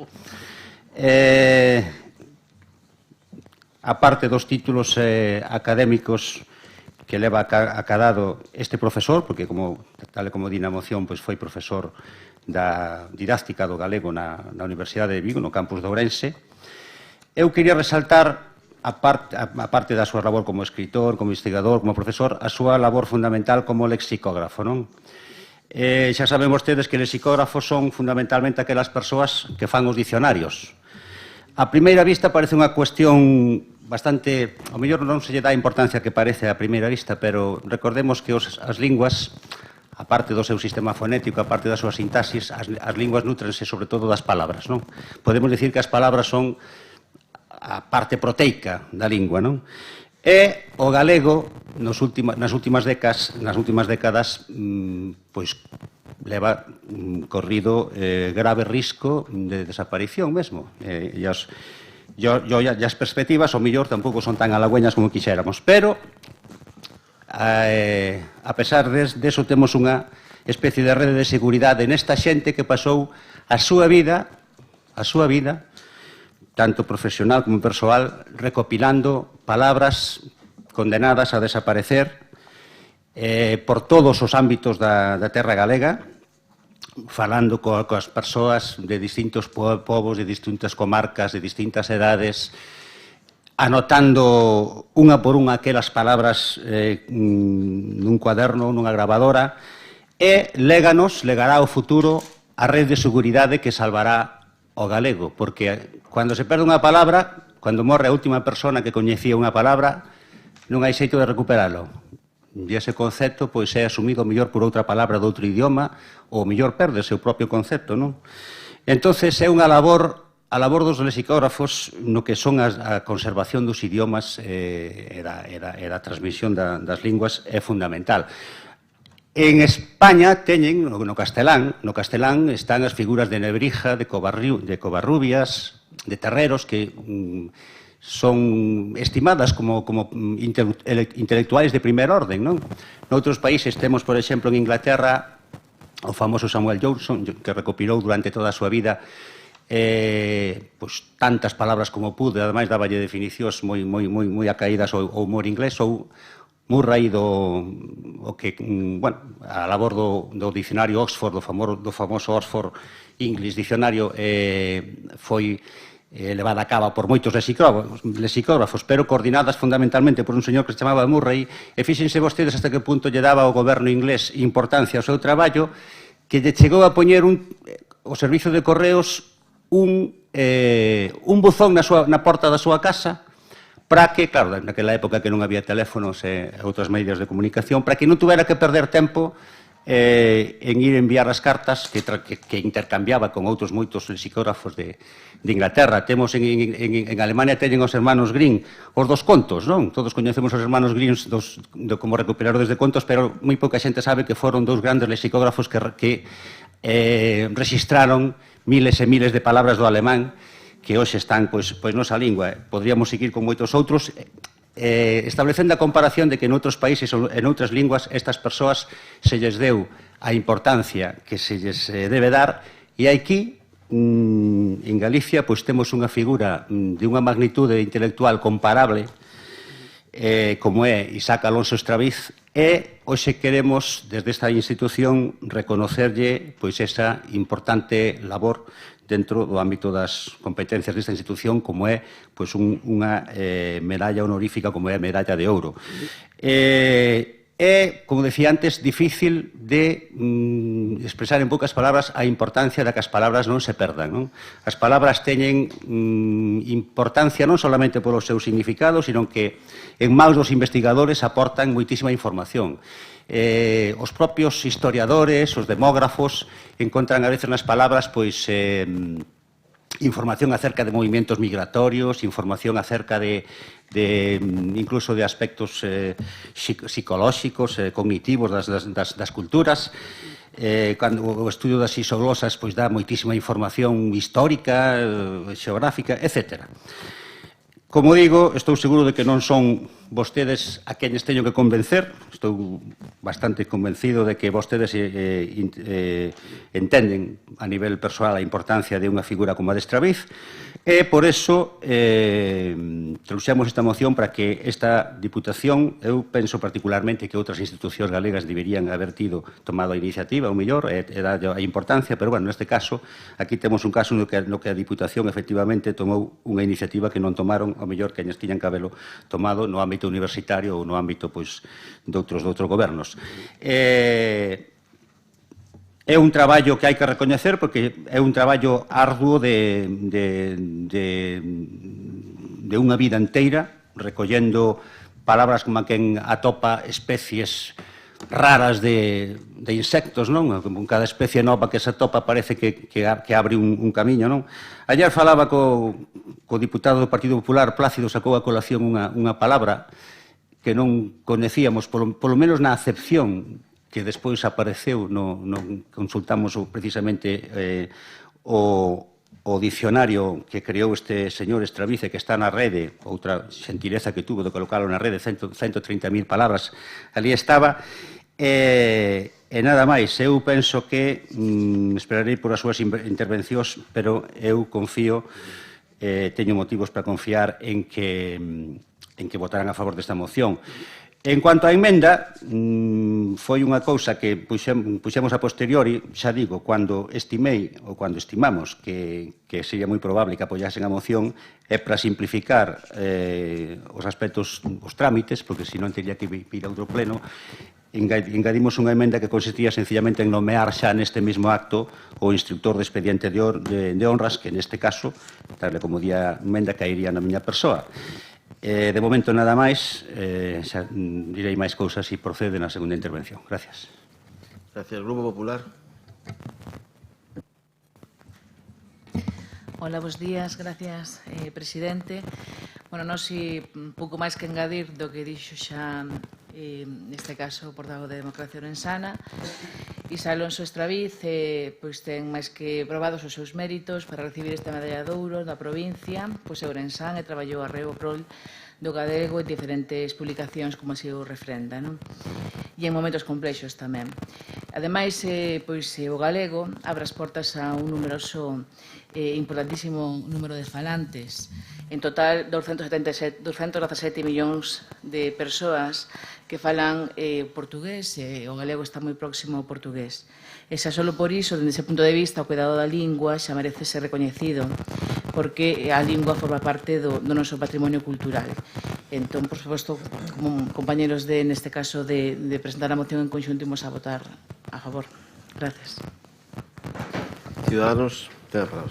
Moitas grazas. Tiña aquí unha pequena discusión con o meu compañero Bernardo, que ele dicía que é veciño de Allarillo, eu dicía que é veciño máis de Xinzo, por ser de Trasmiras, pero, bueno, en todo caso, dicirlle a Democracia Ourensana que nunca se perde a esperanza, sempre se poden conseguir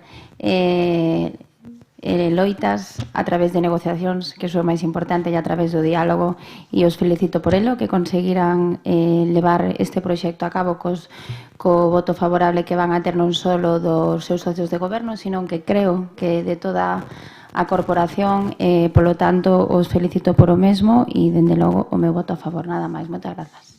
Gracias, Benega. Isaac Alonso Estraviz ten os seus 70 e pico anos, toda a enerxía e a rebeldía que o levaron a afirmar o importante non é ser escravo dunha norma, senón amar a lingua. É ben hora de que o seu traballo realizado e o que sen dúbida lle queda por diante sexa celebrado, e logo de ter sido recoñecido pola Academia das Ciencias de Lisboa no 2016 como académico correspondente da Galiza, ademais da Baiano Maior ou co premio Vais Pinto, hai que dicilo tamén, e logo do rechazo do Partido Popular no ano 2018, opte agora a esta honra. E sexan así recoñecidos os méritos do autor do primeiro dicionario galego-galego.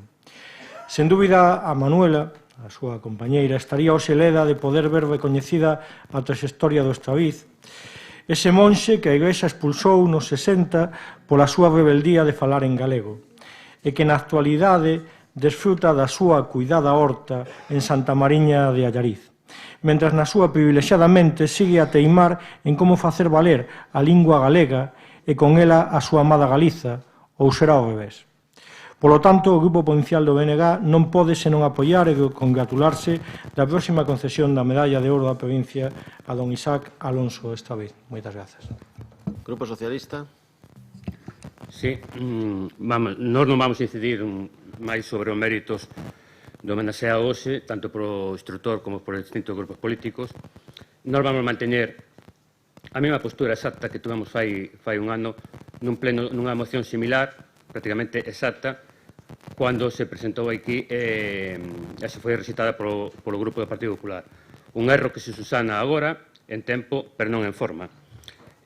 Consideramos, a través disto, tamén consideramos, e queremos facer do noso grupo, é abrir un debate tamén sobre a maneira de promover e decidir este tipo de otorgamentos que rematan, como neste caso se sería desexable, na máis alta distinción de honras da nosa provincia. Coidamos que é hora de cuestionar que sexa só mediante a incoación dun expediente con un instructor, normalmente o encargado é o diputado encargado de Cultura, e o secretario do mesmo, normalmente o asesor de Política Cultural, conforme ao disposto no capítulo 3 do Regulamento de Honras e Distincións desta Diputación. Creemos firmemente que é conveniente que este tipo de concesións se fagan máis participativas, de forma que garantan o prestixio e o respaldo do homenaxeado, se conforme un xurado similar composto por representantes de todos os grupos políticos desta corporación, e así se garanta o pluralismo nas propostas e tamén no apoio unánime de toma de decisións. E dicimos que en primeira instancia que se valore porque o señor instructor dicía que meter a emenda de engádega, é un erro de forma porque senón teríamos instructor e non se podría, digamos, levar a cabo isto e, como ben dice, faría falta outro tipo de pleno. Por lo tanto, o noso voto, por suposto, é a favor, como podría ser de outra forma, e simplemente recordamos as verbas do portavoz naquele momento de Democracia Ourensana, o instructor, o señor Ojea, ao respecto da posición do PP naquele momento. Dame a impresión que lles fastidia non teren sido vostedes aos que lles ocorrera isto. Entón, deixarano pasar un tempo e logo o proporano vostedes, como idea súa. De todas formas, nos congratulamos que o pacto Partido Popular, Democracia Insana, empece a dar o seu fruto, sirva para algo, aínda que sexa esta unha cuestión menor, e, bueno, mudar unha pequena coma, digamos, no devenir desta Diputación. E tamén quixéramos recordar a todo o plenario que nesta institución que tamén hai mulleres nesta provincia merecedoras dun reconhecemento. Esa vai sendo honra de que estas deixen de ser patrimonio exclusivo dos homes nestes reconhecementos. Nada máis. Abrimos unha segunda quenda, Democracia Orensana.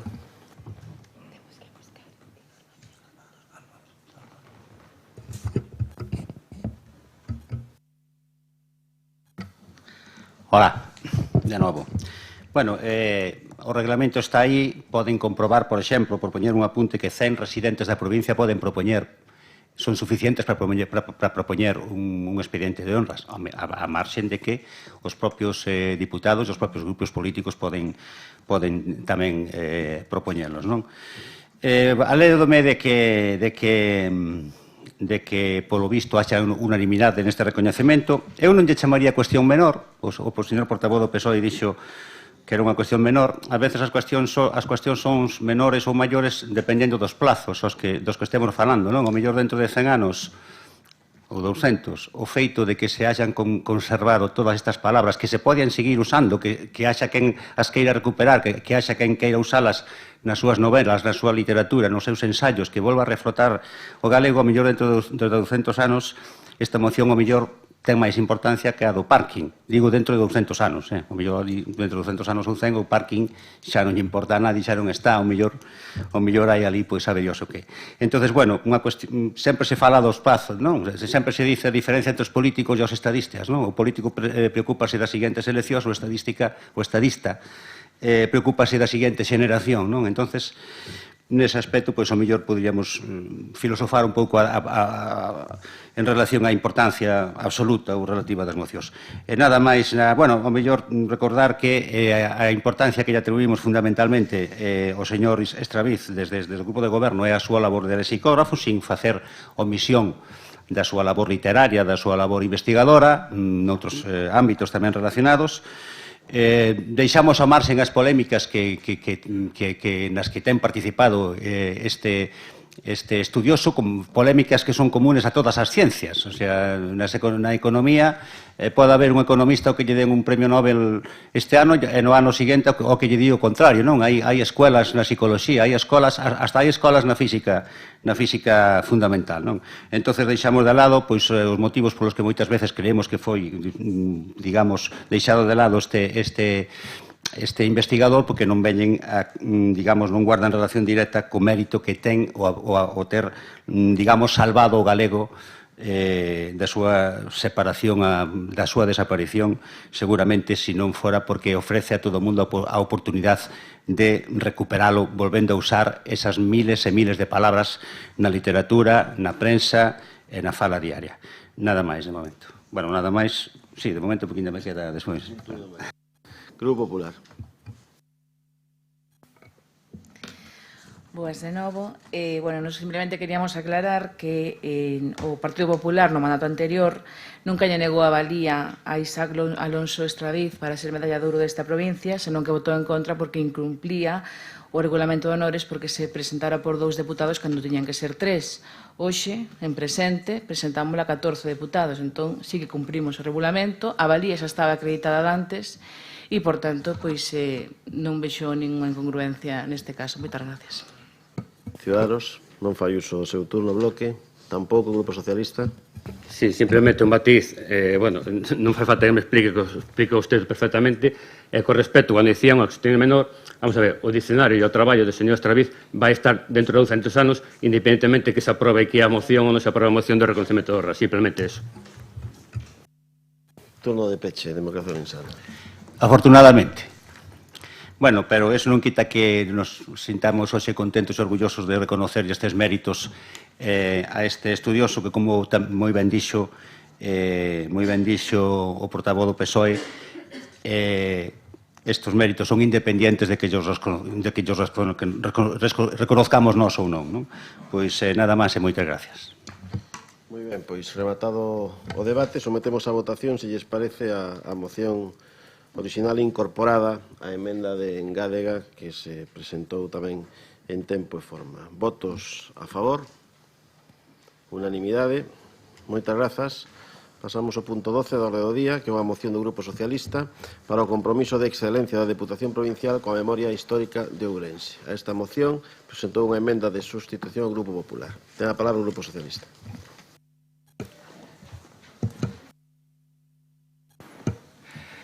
Sí, hola, moi bo día a todos e a todas.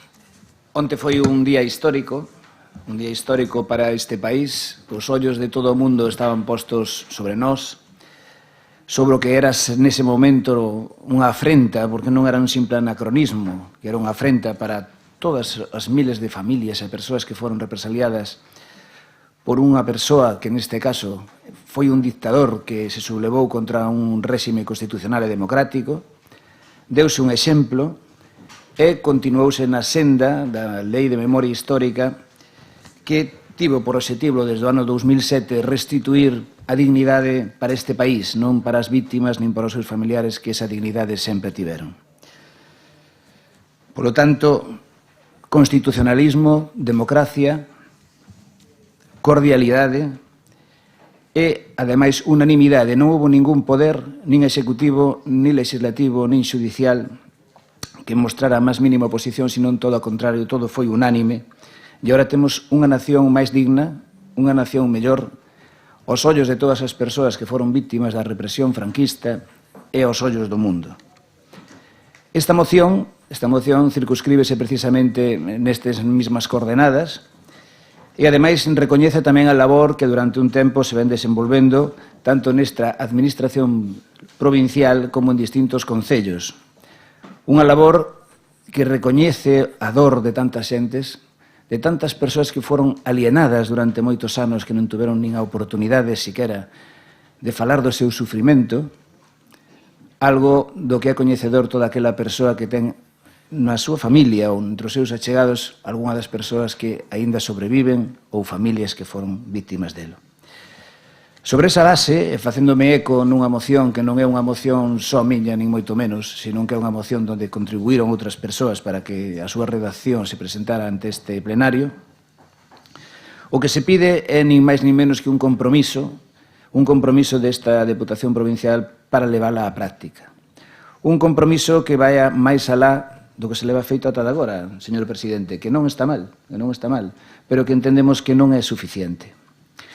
Non é suficiente porque hai que facer unha cousa moi importante, que é dotar de recursos as iniciativas e, ademais, entendemos que tamén é importante, moi relevante, abrir á sociedade a posibilidade de participar. Nós estamos convencidos de que todo iso é posible e de que non vai haber ningún tipo de obstáculo por ningún dos grupos políticos para que se leve á práctica. Eu, nese sentido, sí teño que decir que a Engádega, que sustitución, mellor dito, que se presenta neste caso, pois non satisface os requisitos que se formulan. En primeiro lugar, porque no seu primeiro acordo, que é un acordo que, é un acordo de, eu entendo que de autopublicidade da institución, non? Seguir liderando, pero non con decir que se sigue liderando, que sexa máis ou menos certo, que non digo que non exista labor desta Deputación. Non o digo porque é certo que hai unha base de datos, é certo, unha base de datos que permite buscar tantos represaliados dos que falamos nesta provincia, ainda que está desactualizada, e que ademais se fala, por exemplo, da institucionalización do Día de Galicia Mártir, porque estamos plenamente de acordo e queremos lembrarlle tamén a esta institución que esa mesma proposta foi traída a este mesmo salón e foi aprobada por unanimidade no ano 2002, cando estaba don Gonzalo Iglesias Sueiro como deputado provincial. E eu entendo que deberíamos, polo menos, ter en conta a súa aportación e citalo, e non deixar un primeiro punto, como se trae aquí, como, un brinde ao sol, por non utilizar outra expresión. En canto ao segundo apartado que desta, digamos, emenda de sustitución, é un corta e pega sen máis do primeiro punto que se presenta na moción, pero con unha curiosa, digamos, neste caso, eliminación dunha palabra, non? É dicir, fala no último párrafo e deixar testemunho da súa defensa e loita pola liberdade durante a Segunda República de España.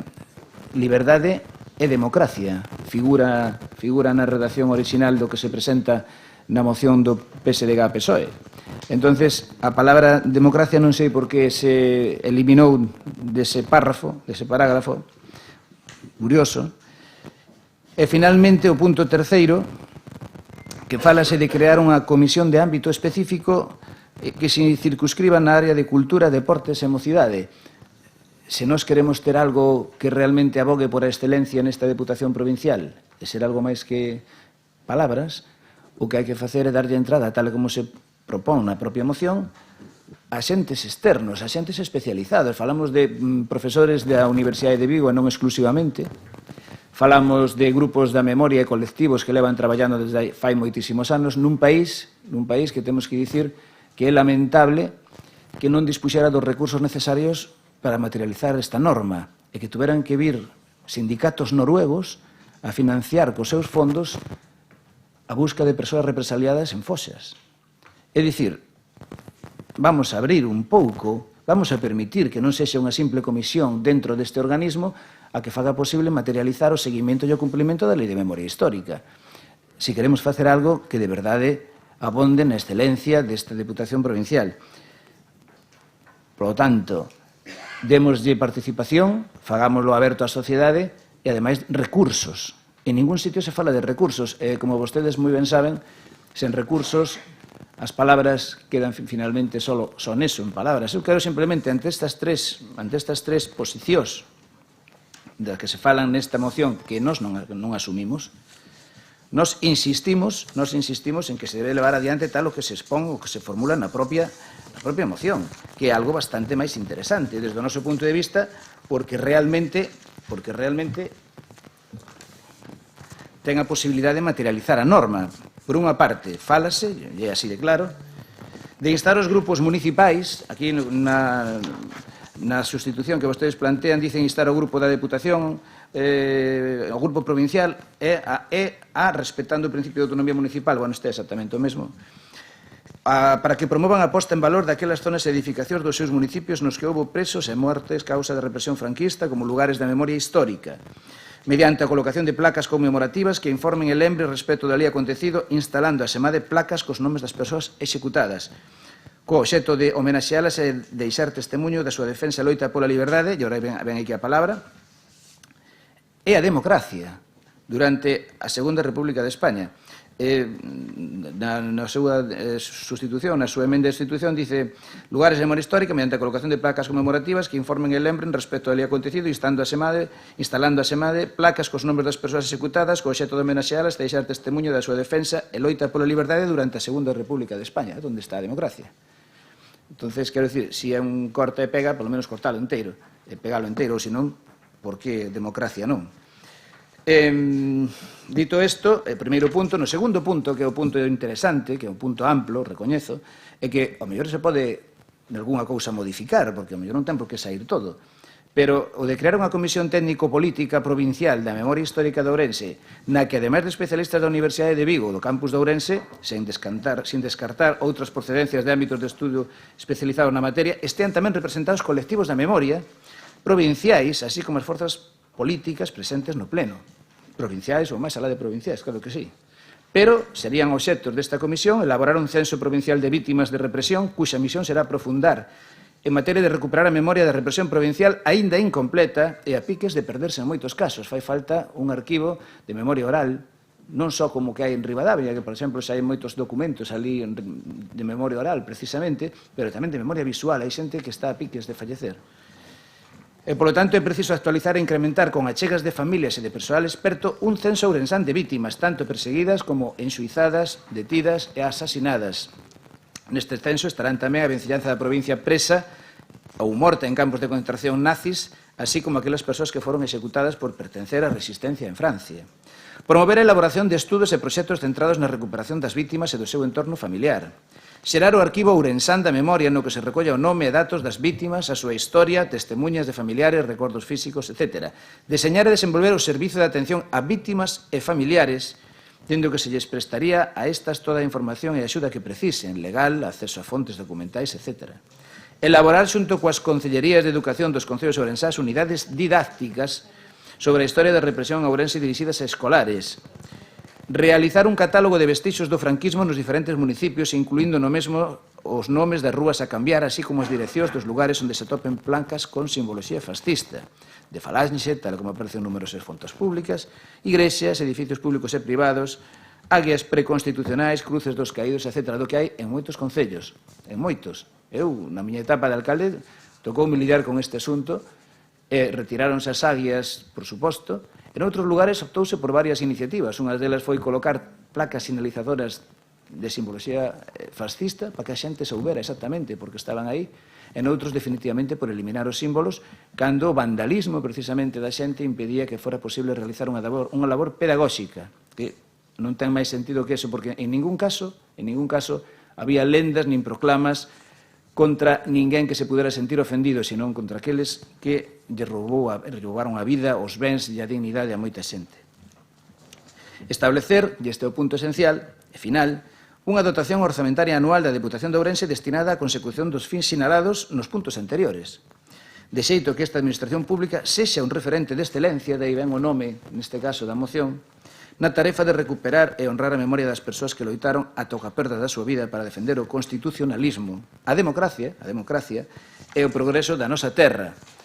Como moi ben di, así remata a moción, di finalmente que o fin último desta iniciativa de excelencia é dignificar a memoria esquecida e vituperada das vítimas, contribuindo a xerar concordia e prevenir a reaparición de autoritarismos que destrúan a democracia e a convivencia de persoas con lexítima diversidade de xeitos de pensar, frase que vostedes transmiten literalmente e incorporan a outra das súas emendas. Entonces, eu penso que é mellor o original que a copia. Penso, ademais, que este original é suficientemente aberto como poder modificalo, pero para non talalo.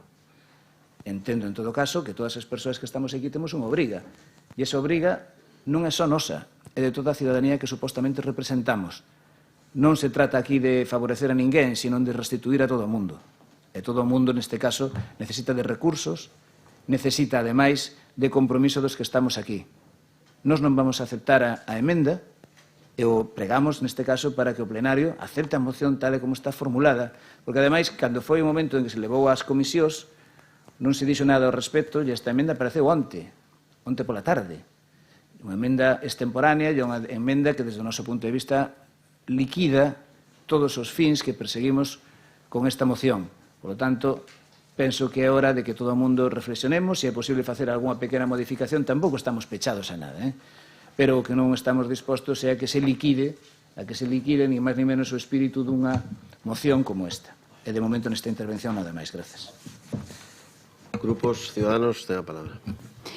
Moitas grazas. Eu creo que hoxe é un día importante porque o PSOE está recoñecendo a enorme labor que o Partido Popular leva feito nesta institución con tema tan importante que é a memoria histórica. Por lo tanto, eu entendo que hoxe estánse apartando a un lado as cores políticas porque nos interesan realmente a todos os políticos que estamos aquí sentados chegar a un consenso común con este tema.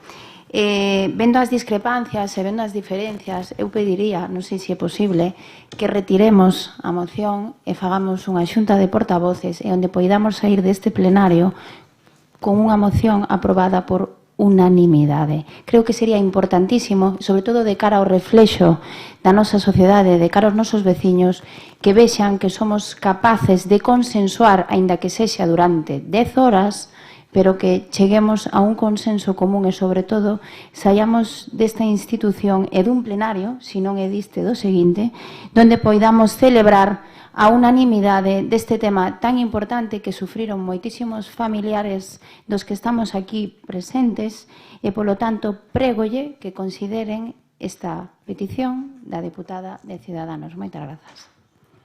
PNG, ten a palabra. Por moito que algúns teimen en negalo, as demandas das vítimas, as exigencias democráticas e ética relacionadas cos crimes e cos abusos do franquismo son cuestións vivas do presente e do futuro que están sen resolver.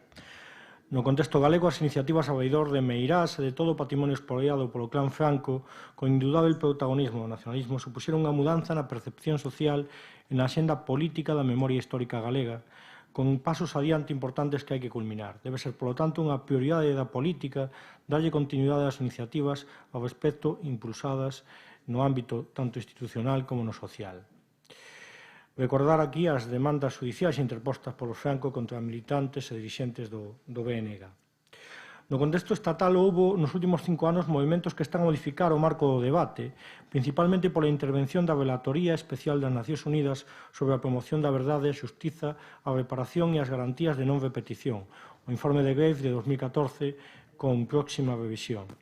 Intervención baseada no que é o documento fundamental para analizar a cuestión das graves violacións dos dereitos humanos e os dereitos das vítimas, os principios e directrices das Nacións Unidas sobre os dereitos das vítimas de violacións manifestas das normas internacionais de dereitos humanos e de violacións graves de dereito internacional humanitario e poñer recursos e obter reparacións, doutrina que consagra o dereito á xustiza e a obriga dos Estados a xulgar e extraditar as persoas responsáveis de crimes contra a humanidade. Esta é a vía aberta pola querela argentina, iniciativa de ámbito estatal na que están presentes tamén entidades e persoas galegas, que denuncia as anomalías e carencias do réximen xurdido do Pacto da Transición, especialmente a chamada Lei da Amnistía. Solicitaríamos, pois, se así o considerara o Partido Socialista, a inclusión dos seguintes puntos. Apoio á campaña de denuncia contra a Lei da Amnistía, contraria ao dereito internacional e tratados sobre dereitos humanos ratificados polo Estado español, apoio á querela argentina, e instar a elaboración dunha legislación propia de Galiza de aprobación dun novo marco legal estatal que resolva as seguintes cuestións: anulación de xuizos, sentenzas e resolucións dictadas por tribunais franquistas por razóns ideolóxicas de crenzas ou adopción sexual, investigación dos crimes e fin da impunidade, derogación da Lei da Amnistía, exhumación, identificación e enterramento digno das vítimas, exercicio do dereito a coñecer a verdade, acceso aos arquivos, reparacións das vítimas da ditadura. Non valen os lavados de cara e simples papeles. Pedimos dende o BNG medidas legais que, por exemplo, declaren a nulidade de sentencias como a que condena a Alexandre Bóveda, figura que esta institución vende homenaxear no Día da Galiza Mártir, e cuyo xuicio o máximo que recoñece a Lei da Memoria Histórica é que foi injusto, pero non chega a anulalo, e creemos que así debería de ser. Nada máis e moitas grazas. Democracia Orensana. Sí, gracias, señor presidente. Antes de entrar no tema da moción, nunha cuestión de orden, debo unha disculpa ao señor Ignacio Gómez e pregaría que o señor secretario eliminase da acta dos expresións desafortunadas pola miña parte neste pleno. Evidentemente, o de Ignacio Gómez está fora de lugar, igual que está fora de lugar o da chapa. E digo por dos motivos. Un, porque efectivamente rebaixa o nivel que debe ter o debate, e segundo, porque con independencia das diferencias que teñamos de criterios, de opinións, en fin, a mí gustaríame seguirlle chamando Nacho. E entre outras cousas, a culpa é que un é de sangre quente e vostede ten unha non só un lenguaxe verbal, sino tamén un lenguaxe corporal que pa un de sangre quente quenta. Dito eso, entro na cuestión da memoria histórica. Fai uns días, o meu compañero de partido Armando Gea e Maseu coincidimos co voceiro do PSDG, o señor Rodríguez Villarino, na presentación no Ateneo do derradeiro libro de José Cabañas, Diario del soldado republicano Jaume Cusidó Llobet, por certo prologado por Sir Paul Preston, que además ven de facer unha recente publicación. Supoño que como tanto o meu compañero Armando como o señor Villarino xa entramos na lectura deste durísimo relato, como durísimo é tamén entrar a coñecer o pensamento, por exemplo, fascista de xente como Ramiro Ledesma. Todo isto é memoria histórica, coñecer o que pasou neste país no século XX. E este acervo non o podemos esquecer non só polas vítimas, pola reconciliación, sino tamén para construir unha sociedade pacífica a que tales relatos e tales pensamientos finalmente lles repugne. Concordo que a exposición de motivos basicamente da moción, por non dicir que en todos, agrádame ver e incluso descubrir a través da moción como se glosan algunhas actuacións e iniciativas que no seu día foron levadas a cabo, que se levan en relación ca memoria histórica dende este ente provincial, como, por exemplo, pareceme moi notorio o traballo de recollida das identidades dos casi 700 fusilados polo franquismo, dos 3.600 apresados, 2.400 xulgados entre 1936 e 1940, así como a difusión cultural, a exposición da Biblioteca do Exilio, sin esquecernos tamén que penso que non se cita na moción, pero, bueno, do Día da Galicia Mártir. Sen profundizar en máis consideracións, debo reconocer, señor Villarino, e o partido do PSDG, o valor da moción. Unha parte, en un momento, posiblemente importante, pero que tamén debo dicir que da lectura desta moción vexo que é certamente extensa a parte dispositiva, en canto que se pide, podríase ir valorando cun debate máis pausado algúns dos puntos que aquí se plantexan, pero quizás despois da lectura da emenda que a min tamén me chegou onte, simplemente como un punto de vista. Como un punto de vista, entendo que o mellor, dende unha perspectiva máis práctica, igual é máis doado poñer en marcha unha serie de iniciativas a través do que se solicita nesta moción de sustitución, porque quizáis, punto de partida que a través desa Comisión Cultural podese conseguir, dentro do propio funcionamento da Comisión Cultural da Diputación, algúns dos obxectivos que se plantexan na moción principal presentada por vostedes. Sí, podemos discutir, ou mellor, en certa maneira, que según os puntos de vista podría haber algún tipo de distorsión entre a moción e a emenda, pero sinceramente, sin querer entrar nese debate e non querer estragar un tono que debe ser importante nunha materia como esta, na que temos que estar todos unidos, non? Posiblemente eu entendo, igual, volvo a dicir o que dixen antes, igual, a risco de equivocarme, que igual é moito máis doado, moito máis fácil continuar adiante, levar adiante o que vostedes piden dende a perspectiva que está solicitando na emenda, a través desa Comisión de Cultura que se pode conformar ou se poden ampliar e que pode tamén ampliar o seu ámbito de actuación. Tamén é certo que a emenda ven a defender ou ben a valorar o principio de autonomía municipal, non? Entón, unha cousa é que a recomendación aos concellos é unha cousa e instar é outra. Penso que isto é un tema onde, a parte de accións políticas e compromiso político, tamén hai unha certa carga ética ou ideolóxica que temos que defender, evidentemente, todos, que vaya nun só carreiro, pero en calqueira caso a autonomía municipal é unha realidade que nós temos que tratar de respetar. Por eso, insisto, é un risco de equivocarme, vexo máis viable a efectividade práctica do que aquí se propón a través das propostas que presenta a emenda de sustitución que na moción principal. Nada máis. Grupo Popular.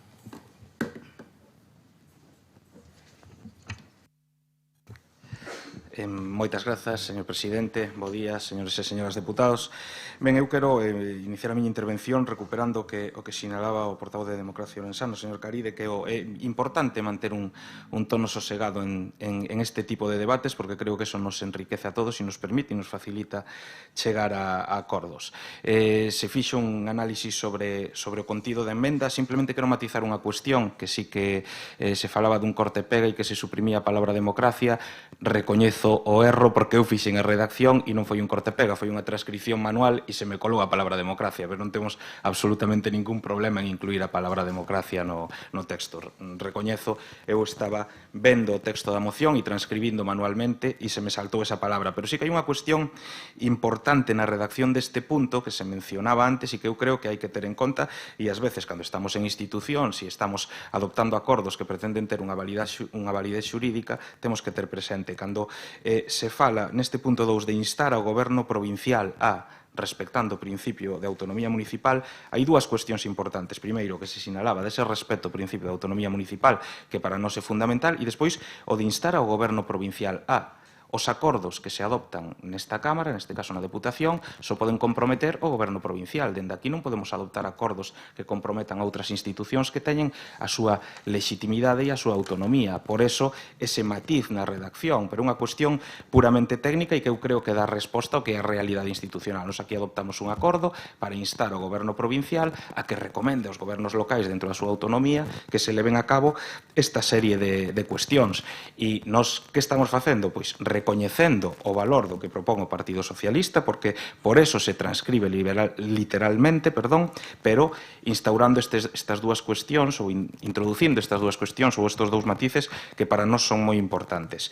Despois, no primeiro punto da emenda, falamos, eu creo que non é, vostede calificaba o de brindis ao sol, pois non, eu creo que é importante tamén, se estamos nesta institución, na Deputación Provincial, e vostedes fano na exposición de motivos da súa moción, é vos recoñecer e valorar o traballo que se ten feito desta institución para o recoñecemento, para a concordia, para o restablecemento e a reparación do dano causado ás víctimas e do esforzo en recuperar a memoria colectiva de todos os represaliados e, en definitiva, coincido co seu argumento, a memoria colectiva do país. Non é nin de represaliados nin de non represaliados, sino que isto é unha cuestión de país. Eso témolo todos perfectamente claro. E esta institución ten feito moitas cousas e ten dado moitos pasos e a nos parecenos importante recordar neste punto primeiro que, ademais, a Diputación Provincial de Ourense está liderando no ámbito institucional en Galicia o compromiso coa defensa da memoria histórica. Vemos, por exemplo, nas actuacións que se teñen levado a cabo como ese buscador de represaliados é unha ferramenta que foi pioneira no seu día e que, ademais, coas melloras que se lle foron implementando ao longo do tempo, pois foi incorporando unha serie de elementos de valoración que non contemplan outras ferramentas deste tipo, como, por exemplo, no ano 2017, a posibilidade de introducir unha nova visión do concepto de represaliado para incluir a todas aquelas persoas que recibían non só un castigo, unha represalia física ou de pérdida de liberdade e demais, sino incluso económica, porque a presión e as represalias teñen moitas vertentes e moitas formas de expresarse. A económica, por exemplo, a propia institucional de personas, de concelleiros, alcaldes que exercían unha labor democrática nas súas corporacións. Todo iso está recollido nestas achegas que se fixeron no ano 2017 e no ano 2018 se está aínda e no 2019 se implementan novos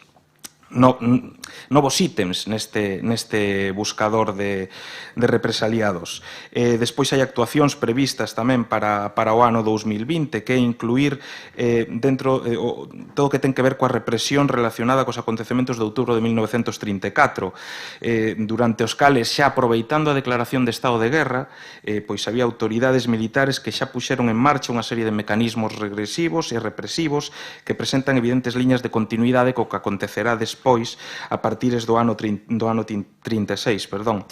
Neste caso, a provincia de Ourense e a Deputación Provincial de Ourense volverá a ser a primeira das galegas en contar cunha investigación destas características.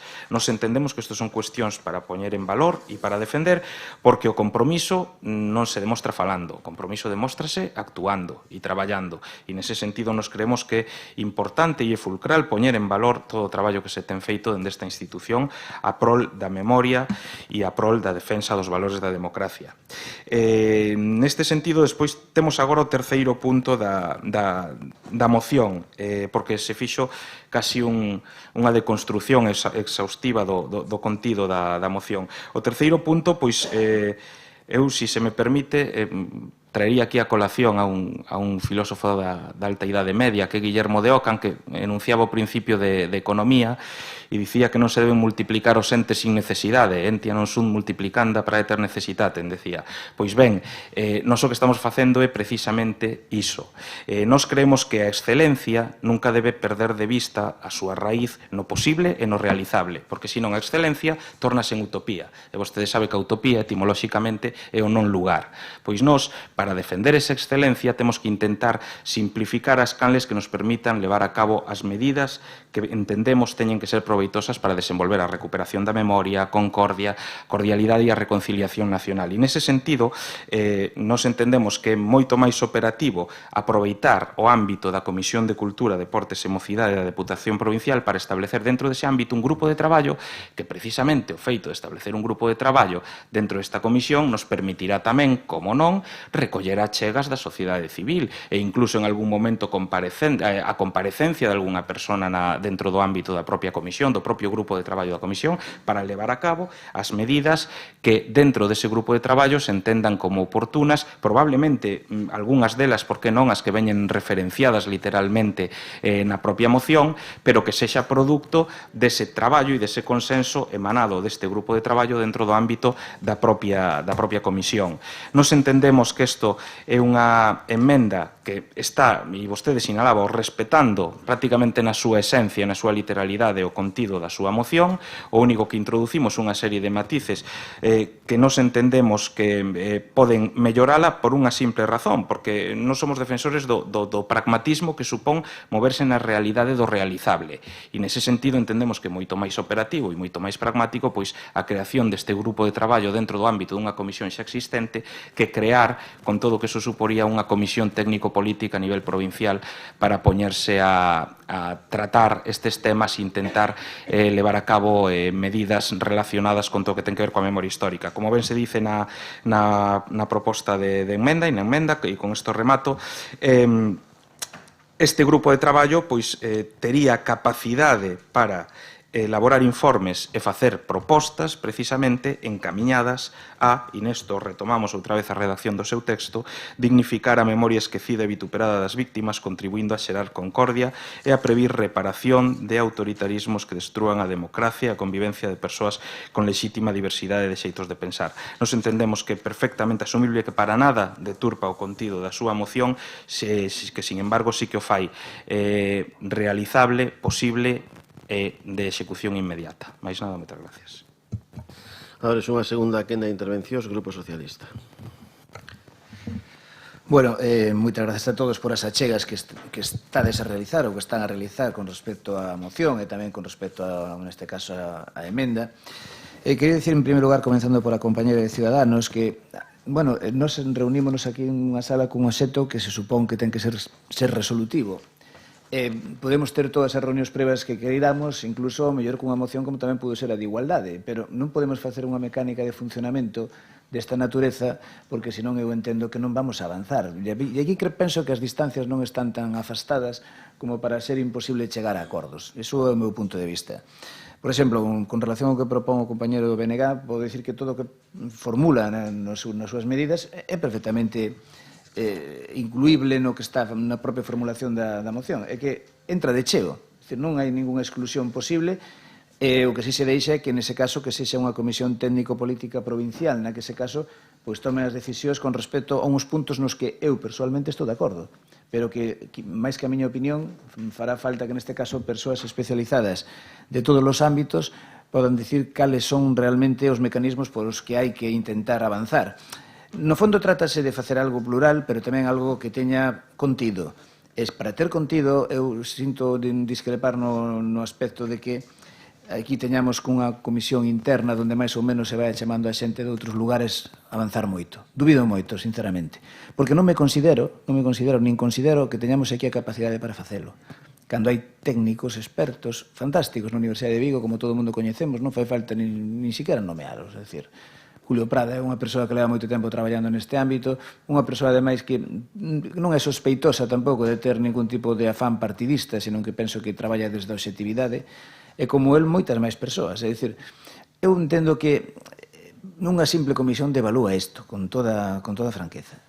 Isto non penso que nos dé ningún tipo de solución. En canto á redacción esa de, bueno, instar concellos, non instar concellos, o que é a competencia deste plenario, o que é a competencia de outros lugares, vamos a ver. Os concellos hai que facer algo máis que recomendarlle. Os concellos teñen que cumprir a lei. E hai concellos que non están cumprindo. Non están cumprindo. Entonces, se hai un rueiro que non pode manter unha serie de nomes, Si hai unha simboloxía que non debe estar en tantísimos sitios, que isto é común, por exemplo, no tema da simboloxía, eu penso que é universal, e non só desta provincia, non? É dicir, hai unha deixadez que alguén terá que instar para que iso acabe. Instar para que acabe. Recomendar, claro que hai autonomía municipal, pero a autonomía municipal non está por enriba das leis, non, en ningún caso. Nin a municipal, nin a provincial, como moi ben sabe neste caso o representante de Democracia Ourensana.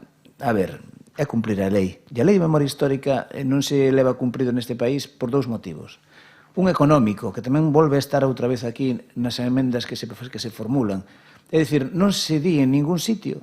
Vamos a ver, non creo que teña ningún problema. Eu, sinceramente, en eliminar os puntos, no segundo punto, en eliminar dende A hasta D, se temos unha comisión político-técnica, se engadimos o último punto con unha dotación orzamentaria, vamos a falar de materializar as cousas de verdade. Por suposto que Ocan, cando falaba do principio de parsimonia, que está moi ben e que se aplica a todas as ciencias, non? É dicir, avanzamos moito máis na medida en que sexa máis sinxela a formulación dos nosos postulados. Pois mire, máis sinxelo que isto imposible. Punto 1, punto 2 é presuposto. Máis sencillo, máis sinxelo que eso non hai. É bastante máis operativo, penso eu, co que se formula aquí, sin intentar despreciar a ninguén. Entonces, demos un paso, propoñamos unha cantidad económica, falemos dun compromiso dunha dotación económica, que neste país, ese é outro apartado, se non saiu a Lei de Memoria Histórica para adiante, foi porque non houve orzamentos. Por iso digo que é vergoñento que teña que vir un sindicato da metalurxia noruega vir aquí a facer cousas que teremos que estar facendo neste país. Personalmente, no Concello no que estuve rexendo, nos con fondos propios, non fondos da Diputación, nin do Estado, nin propios, intentamos atopar, sin sorte, os restos do alcalde que foi asesinado e do seu compañeiro en Beade. E non foi posible atopalos. E non foi posible atopalos porque a testemunha oral, que foi a que nos guiou hasta o lugar onde parecía que iban a estar, pois flaqueou cos anos. E despois deso, pois, non se poden, nin hai recursos para continuar ca busca. Sen recursos non salen. Sen recursos non sale. Sen vontade menos. Nosa vontade nosa, e iso lle traslado neste caso a todos os membros neste caso desta sesión plenaria, nos eliminaríamos do punto 2 sen ningún problema, dendo A hasta F, Comisión Científico-Técnica, deixámoslo aí, deixamos a última parte, dotación orzamentaria, e o punto primeiro no que coincidimos ao 100%, é dicir, porque é o noso, e non teríamos ningún problema en aprobar isto. E non necesitamos, de verdade, non necesitamos reunións de 10 horas, nin maratóns de discusións para algo que é ben sinxelo de arranxar. É que nesta Deputación non é allea a elo. Hai concellos tamén, que teño que dicir nomes de concellos como o do Barco, concellos como o de Berín, concellos como o do mesmo Moiro, onde estiven, moi implicados con isto onde fai moito tempo. Pero non chega.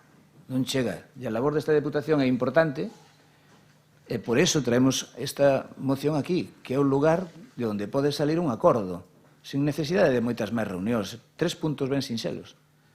Non pedimos máis. Ciudadanos, ten a palabra. Moitas grazas. O primeiro que vou a decir é que o tema de que eu pedise a todos os grupos retirar a moción do orde do día e debatila máis profundamente e pormenorizadamente, xa que tivemos onte acceso a esta emenda de sustitución, e pola importancia en sí da moción. Dende logo non se pode crear un precedente, non, para facer isto, pero vendo a situación, vostede agora propón públicamente un acordo co Grupo de Goberno de Democracia Ourensana, que entendo que primeiro terían que falar entre eles para porse de acordo, e non o portavoz neste caso, César, que tome unha decisión de 13 persoas que entendo que non lle corresponde a él solo. Por lo tanto, por eso quería explicar por que eu pedía a todos os grupos a retirada da moción da orde do día e o vindeiro pleno a traemos por unanimidade. E xa lle vou dicir ao Partido Socialista que eu vou a respetar completamente a decisión que tome o seu grupo con respecto a este tema, porque me parece que esta moción non está fora de lugar para nada, non? Sí me parece que aportaría moitísimos coñecementos a inclusión de persoas especialistas na materia, non? Vostedes inclínanse máis por un grupo de traballo pechado da propia Comisión de Cultura, aínda que non está reflexado na exposición de motivos ou nos acordos, perdón, sí que é verdade que o voceiro do Grupo Popular se dixo que se invitarían a estudosos ou persoas expertas na materia especializadas para que aportasen, non, o seu graniño de area, pero eu entendo que esa comisión debería crearse, unha comisión especializada. Os políticos é o de menos, tamén o digo. Creo que somos importantes, pero máis importantes todavía son aquelas persoas que coñecen en profundidade a materia falando de temas tan serios e podendo recuperar os corpos dos nosos bisavós ou avós que non sabemos onde están. Entón, polo tanto, sí, tamén recoñezo que me parece importantísimo a dotación orzamentaria. Sin diñeiro non vamos a ningures. Polo tanto, eu quedo a expensas do que decida o grupo propoñente da moción. Nada máis e moitas grazas. Bloque Nacionalista Galego. Neste caso, pois, agradecer que se tomen en conta as consideracións que se facía desde o grupo BNG e, polo demais, pois, tamén entendo que cando se presenta unha emenda de sustitución, nos, de feito, no Concello non temos esa posibilidade. Presentanse emendas para engadir, para modificar, pero cando presentas unha emenda de sustitución dá a sensación de que lle enmendas totalmente a plana ao grupo propoñente e acaba por desvirtuarse o asunto de fondo, non? Por lo tanto, tamén respetamos a decisión que tome respecto o Partido Socialista como propoñente neste caso. Democracia Orensana. Sí, gracias. Sí, evidentemente o voceiro do Partido Socialista plantexa ahora neste acto unha serie de cuestións que poden supoñer unha modificación. Evidentemente estas cuestións entendo que témolas que falar. É importante que temos como este se consensúen. En calqueira caso, isto o mellor implicaría, non sei se dende un punto de vista reglamentario, a necesidade da retirada da moción, o que levaría implícita a retirada da emenda, ou deixar sobre a mesa o asunto para resolver e buscar un punto de encontro común. En calqueira caso, eu tamén, como non pode ser de outra maneira, temos que respetar o que faga o propoñente, que é o seu dereito de manter a moción ou retirala, non? De mantela, pois eu xa na miña primeira intervención entendín, e se volvo a insistir, ainda a riesgo de poder trabucarme, entendín que o vehículo práctico para levar a cabo estas propostas é o que se contén na emenda. En calqueira caso, non me desagradaría para nada que se pudese retirar a moción para replantexar o tema a través dun consenso entre todos os grupos, algo absolutamente desexable en casi todo, pero especialmente en este tipo de materias tan sensibles para a nosa comunidade e para a nosa sociedade. Grupo Popular. Ben, moitas grazas, señor presidente. Bueno, eu creo que as posicións están claras. En primeiro lugar, sinalar que cando se opta polo o vehículo dunha emenda de sustitución é un vehículo reglamentario e non significa unha emenda a totalidade ou unha retirada de cal era a proposición inicial, porque no propio debate se falou de que hai transcripción literal de fragmentos da parte dispositiva da moción presentada polo Grupo Socialista. Se realmente se quixera facer unha retirada e sustitución desta iniciativa por outra, pois non se farían esas transcripcións literais. Por que? Porque entendemos que coincidimos en moitas cuestións, pero tampouco vamos a estar aquí debatindo eternamente sobre o punto de vista de cada un de como materializar este acordo. Estamos de acordo na esencia.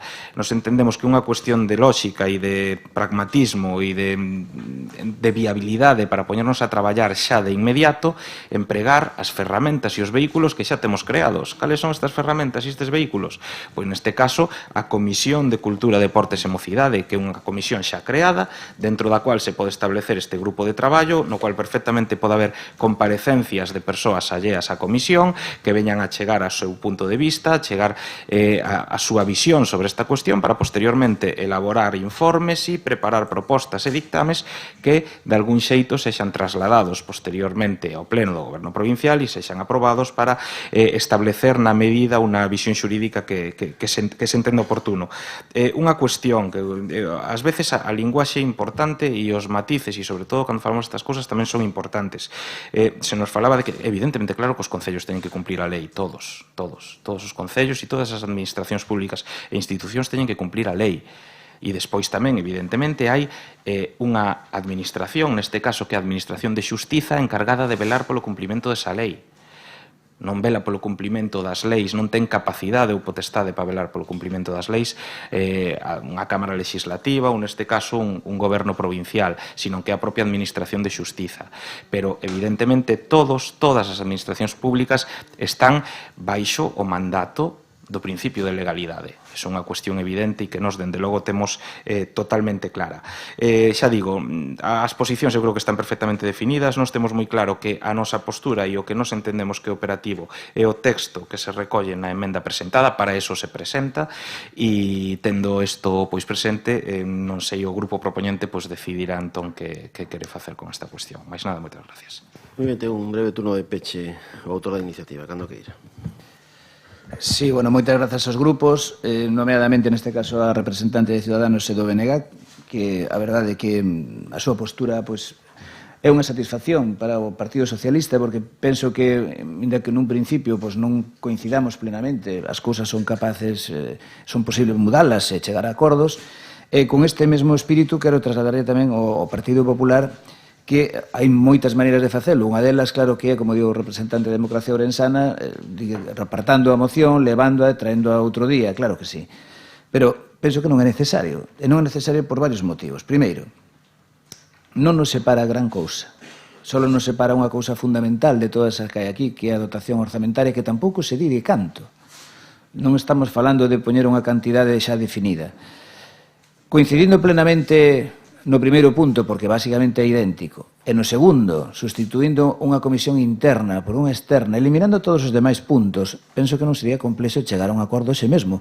E non sei se existe como mecanismo nesta Deputación Provincial facer un receso, porque tampouco é tan complexo para que falen entre sí os representantes do Goberno, neste caso a Democracia Ourensana e do Partido Popular, que se poñen de acordo entre eles, e retomámoslo nun momento, porque a decisión non é moito máis aló deso.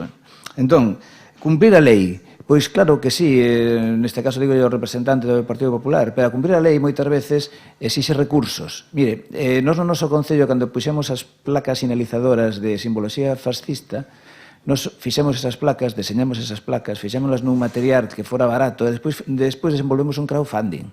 E sacámoslo por as redes sociais, e cubrimos eso a custe cero, pero eso dá para unha vez, pero non dá para moito máis. E cando houve que sufragar os gastos para intentar localizar a persoas vítimas da represión que foron soterradas, ni máis ni menos, de modo alleo ás familias, e só por unha cousa, porque estorbaban a un réxime que quería acabar, ni máis ni menos que a Segunda República, porque nin siquiera eran cuestións, en outros casos foron delitos de odio, que houve de todo. Pero houve outros que por a posición institucional que ocupaban eran inmediatamente vítimas. Nesas dúas persoas, o alcalde e un dos seus mellores amigos, un dos seus mellores amigos, cando se dirixiron a él, dixeron que fora a visitar unha casa de triste lembranza nese concello, e dixo, bueno, pois vou alá, e dixeron, non vayas, pero xa non fixen nada, pero que era igual, daba igual que non fixera nada. O que importaba era a posición que ocupaba. Como era a posición que ocupaba o alcalde e moitas outras persoas que por a posición simple, a posición que ocupaban, eran foco dunha liña de xenocidio perfectamente pensada cun único obxectivo. É dicir, cambiar a estrutura de poder para acabar, nese caso, cunha república, cun réxime que non era o que estaba de acordo con ese réxime dictatorial que se imporía durante 40 anos neste país.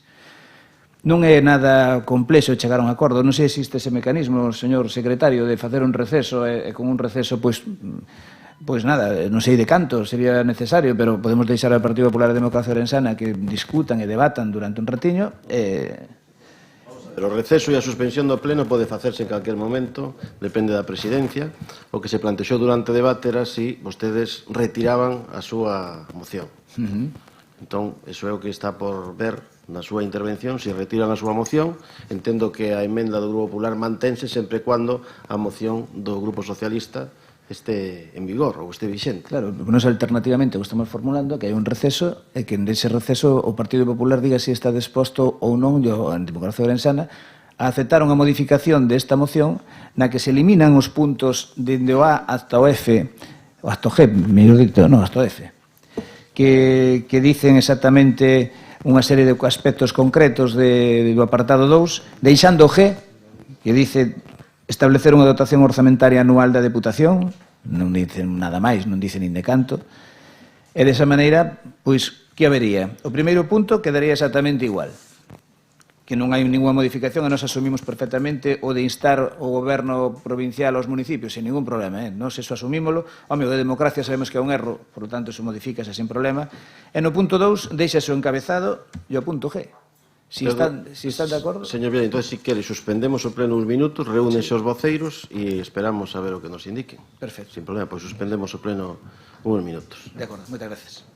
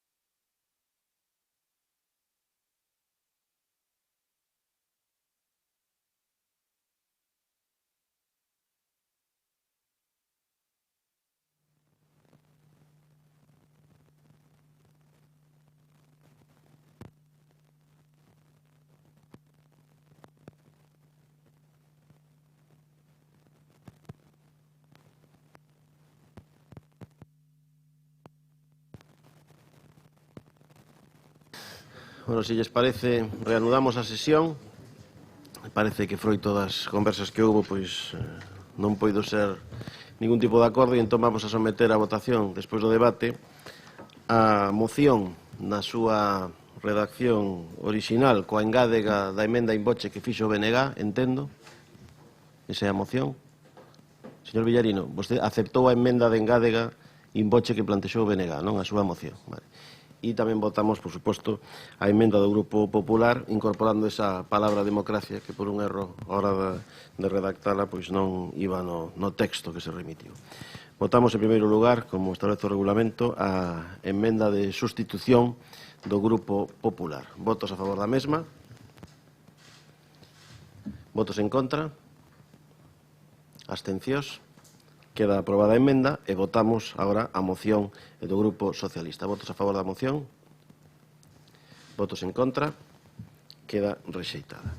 Moitas grazas. Pasamos ao punto 13, que di asuntos de urxencia, que non constan. Punto 14, comunicacións da Presidencia, que consiste na dación de conta das relacións de decretos do mes de setembro de 2019 e dos seguintes adicionais. Primeiro adicional de xullo e primeiro adicional de agosto de 2019. Grazas. Punto 15, rogos e preguntas. Bueno, pois, se non hai rogos. Rogos e preguntas. Estou... Sí. Sí. Bos días a todos e a todas. Vou repetir unha pregunta que xa se fixo con anterioridade o 22 de xullo e o 19 de setembro, pero ainda non obtivemos resposta. En calidade de que asiste a reunións institucionais do Concello de Ourense en Madrid, a Zaida María Alejos Garrido, sendo nese momento asesora de proxectos estratégicos. E canto ascende o coste de dito viaxe e por que foi sufragado dito coste? É unha pregunta que xa se respostou por escrito en 2 ou 3 ocasións. Pero na contestación non di nada. Bueno, a contestación ao mellor non satisface os seus plantexamentos, pero está respostada en 2 ocasións.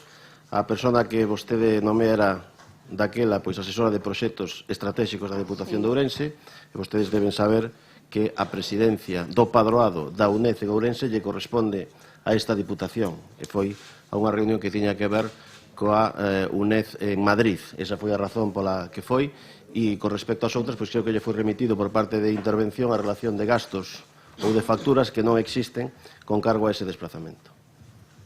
Sí que sin estar contestada, a verdad. Bueno, dígame vostede que quere que lle conteste. En calidade de que asiste a esas reunións institucionais do Concello de Ourense e cal foi o coste? Volvolle a repetir. Era asesora da Deputación de Ourense, era unha reunión en Madrid da UNED, a presidencia do padroado da UNED e do presidente da Deputación de Ourense, e o personal eventual está para asistir a aquelas reunións que lle señala, neste caso, a autoridade que nomeou, que é a presidencia desta Diputación. Sí, outra pregunta, rogo.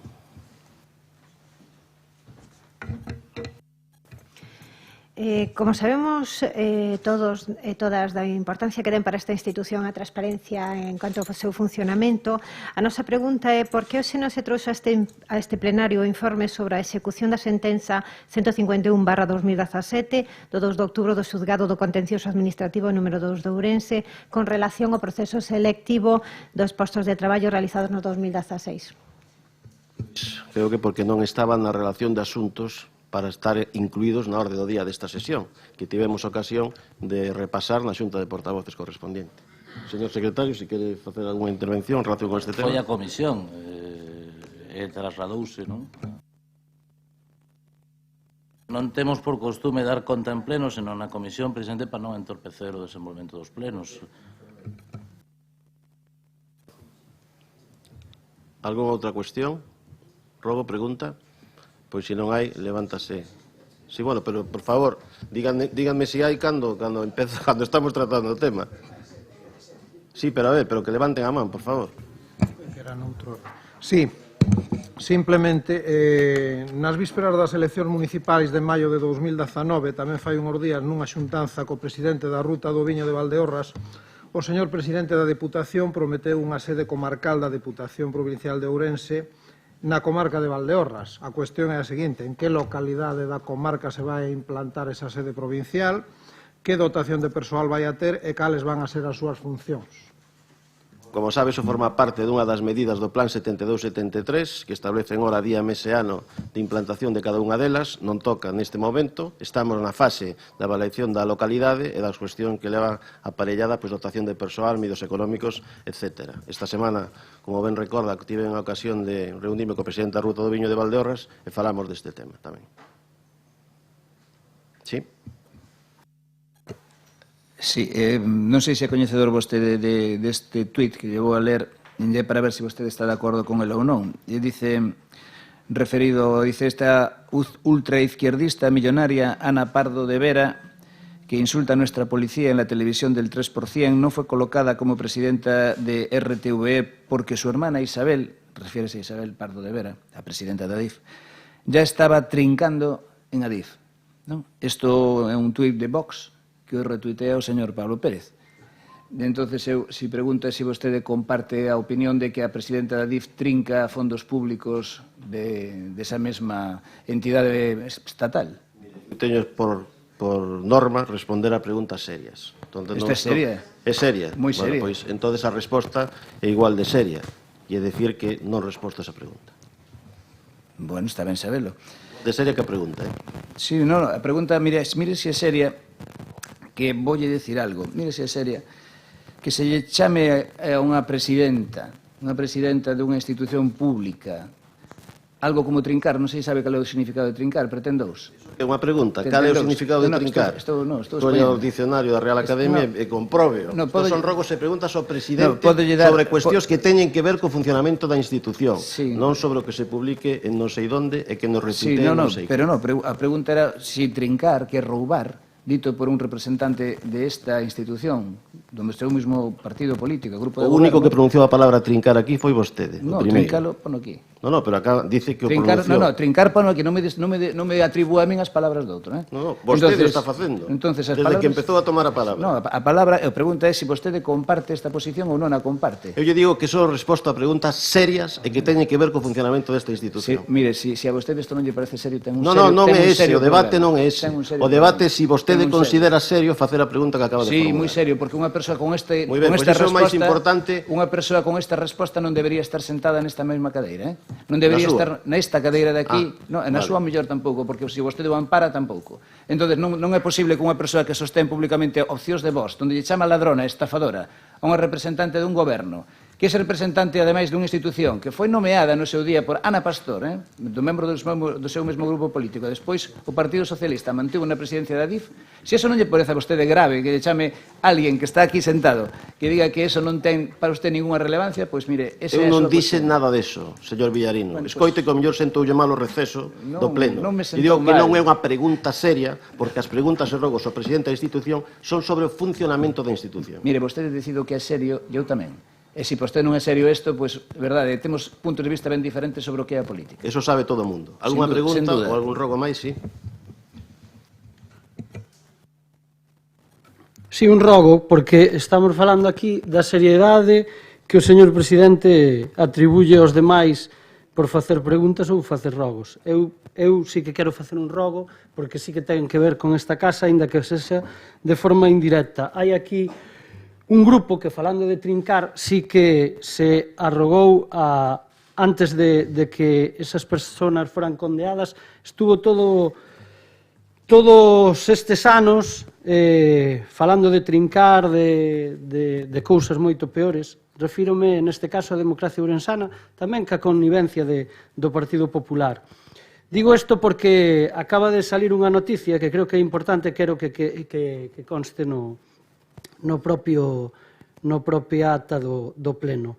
Asueltos el exalcalde Rodríguez e 3 exediles de Ourense por las asistencias técnicas, donde se culpaba sistemáticamente. Solo leo unha última parte para que tamén conste en acta. Es otra causa más contra los políticos del gobierno progresista de la ciudad que termina en a solución ao archivo. Isto digo para que conste en acta en favor dos meus compañeiros e dos compañeiros do BNG que foron ampliamente denostados por algún grupo que está aquí sentado. Moitas gracias. Algúnha outra pregunta? Algún outro rogo? Non hai? Pois moitas gracias e bons días.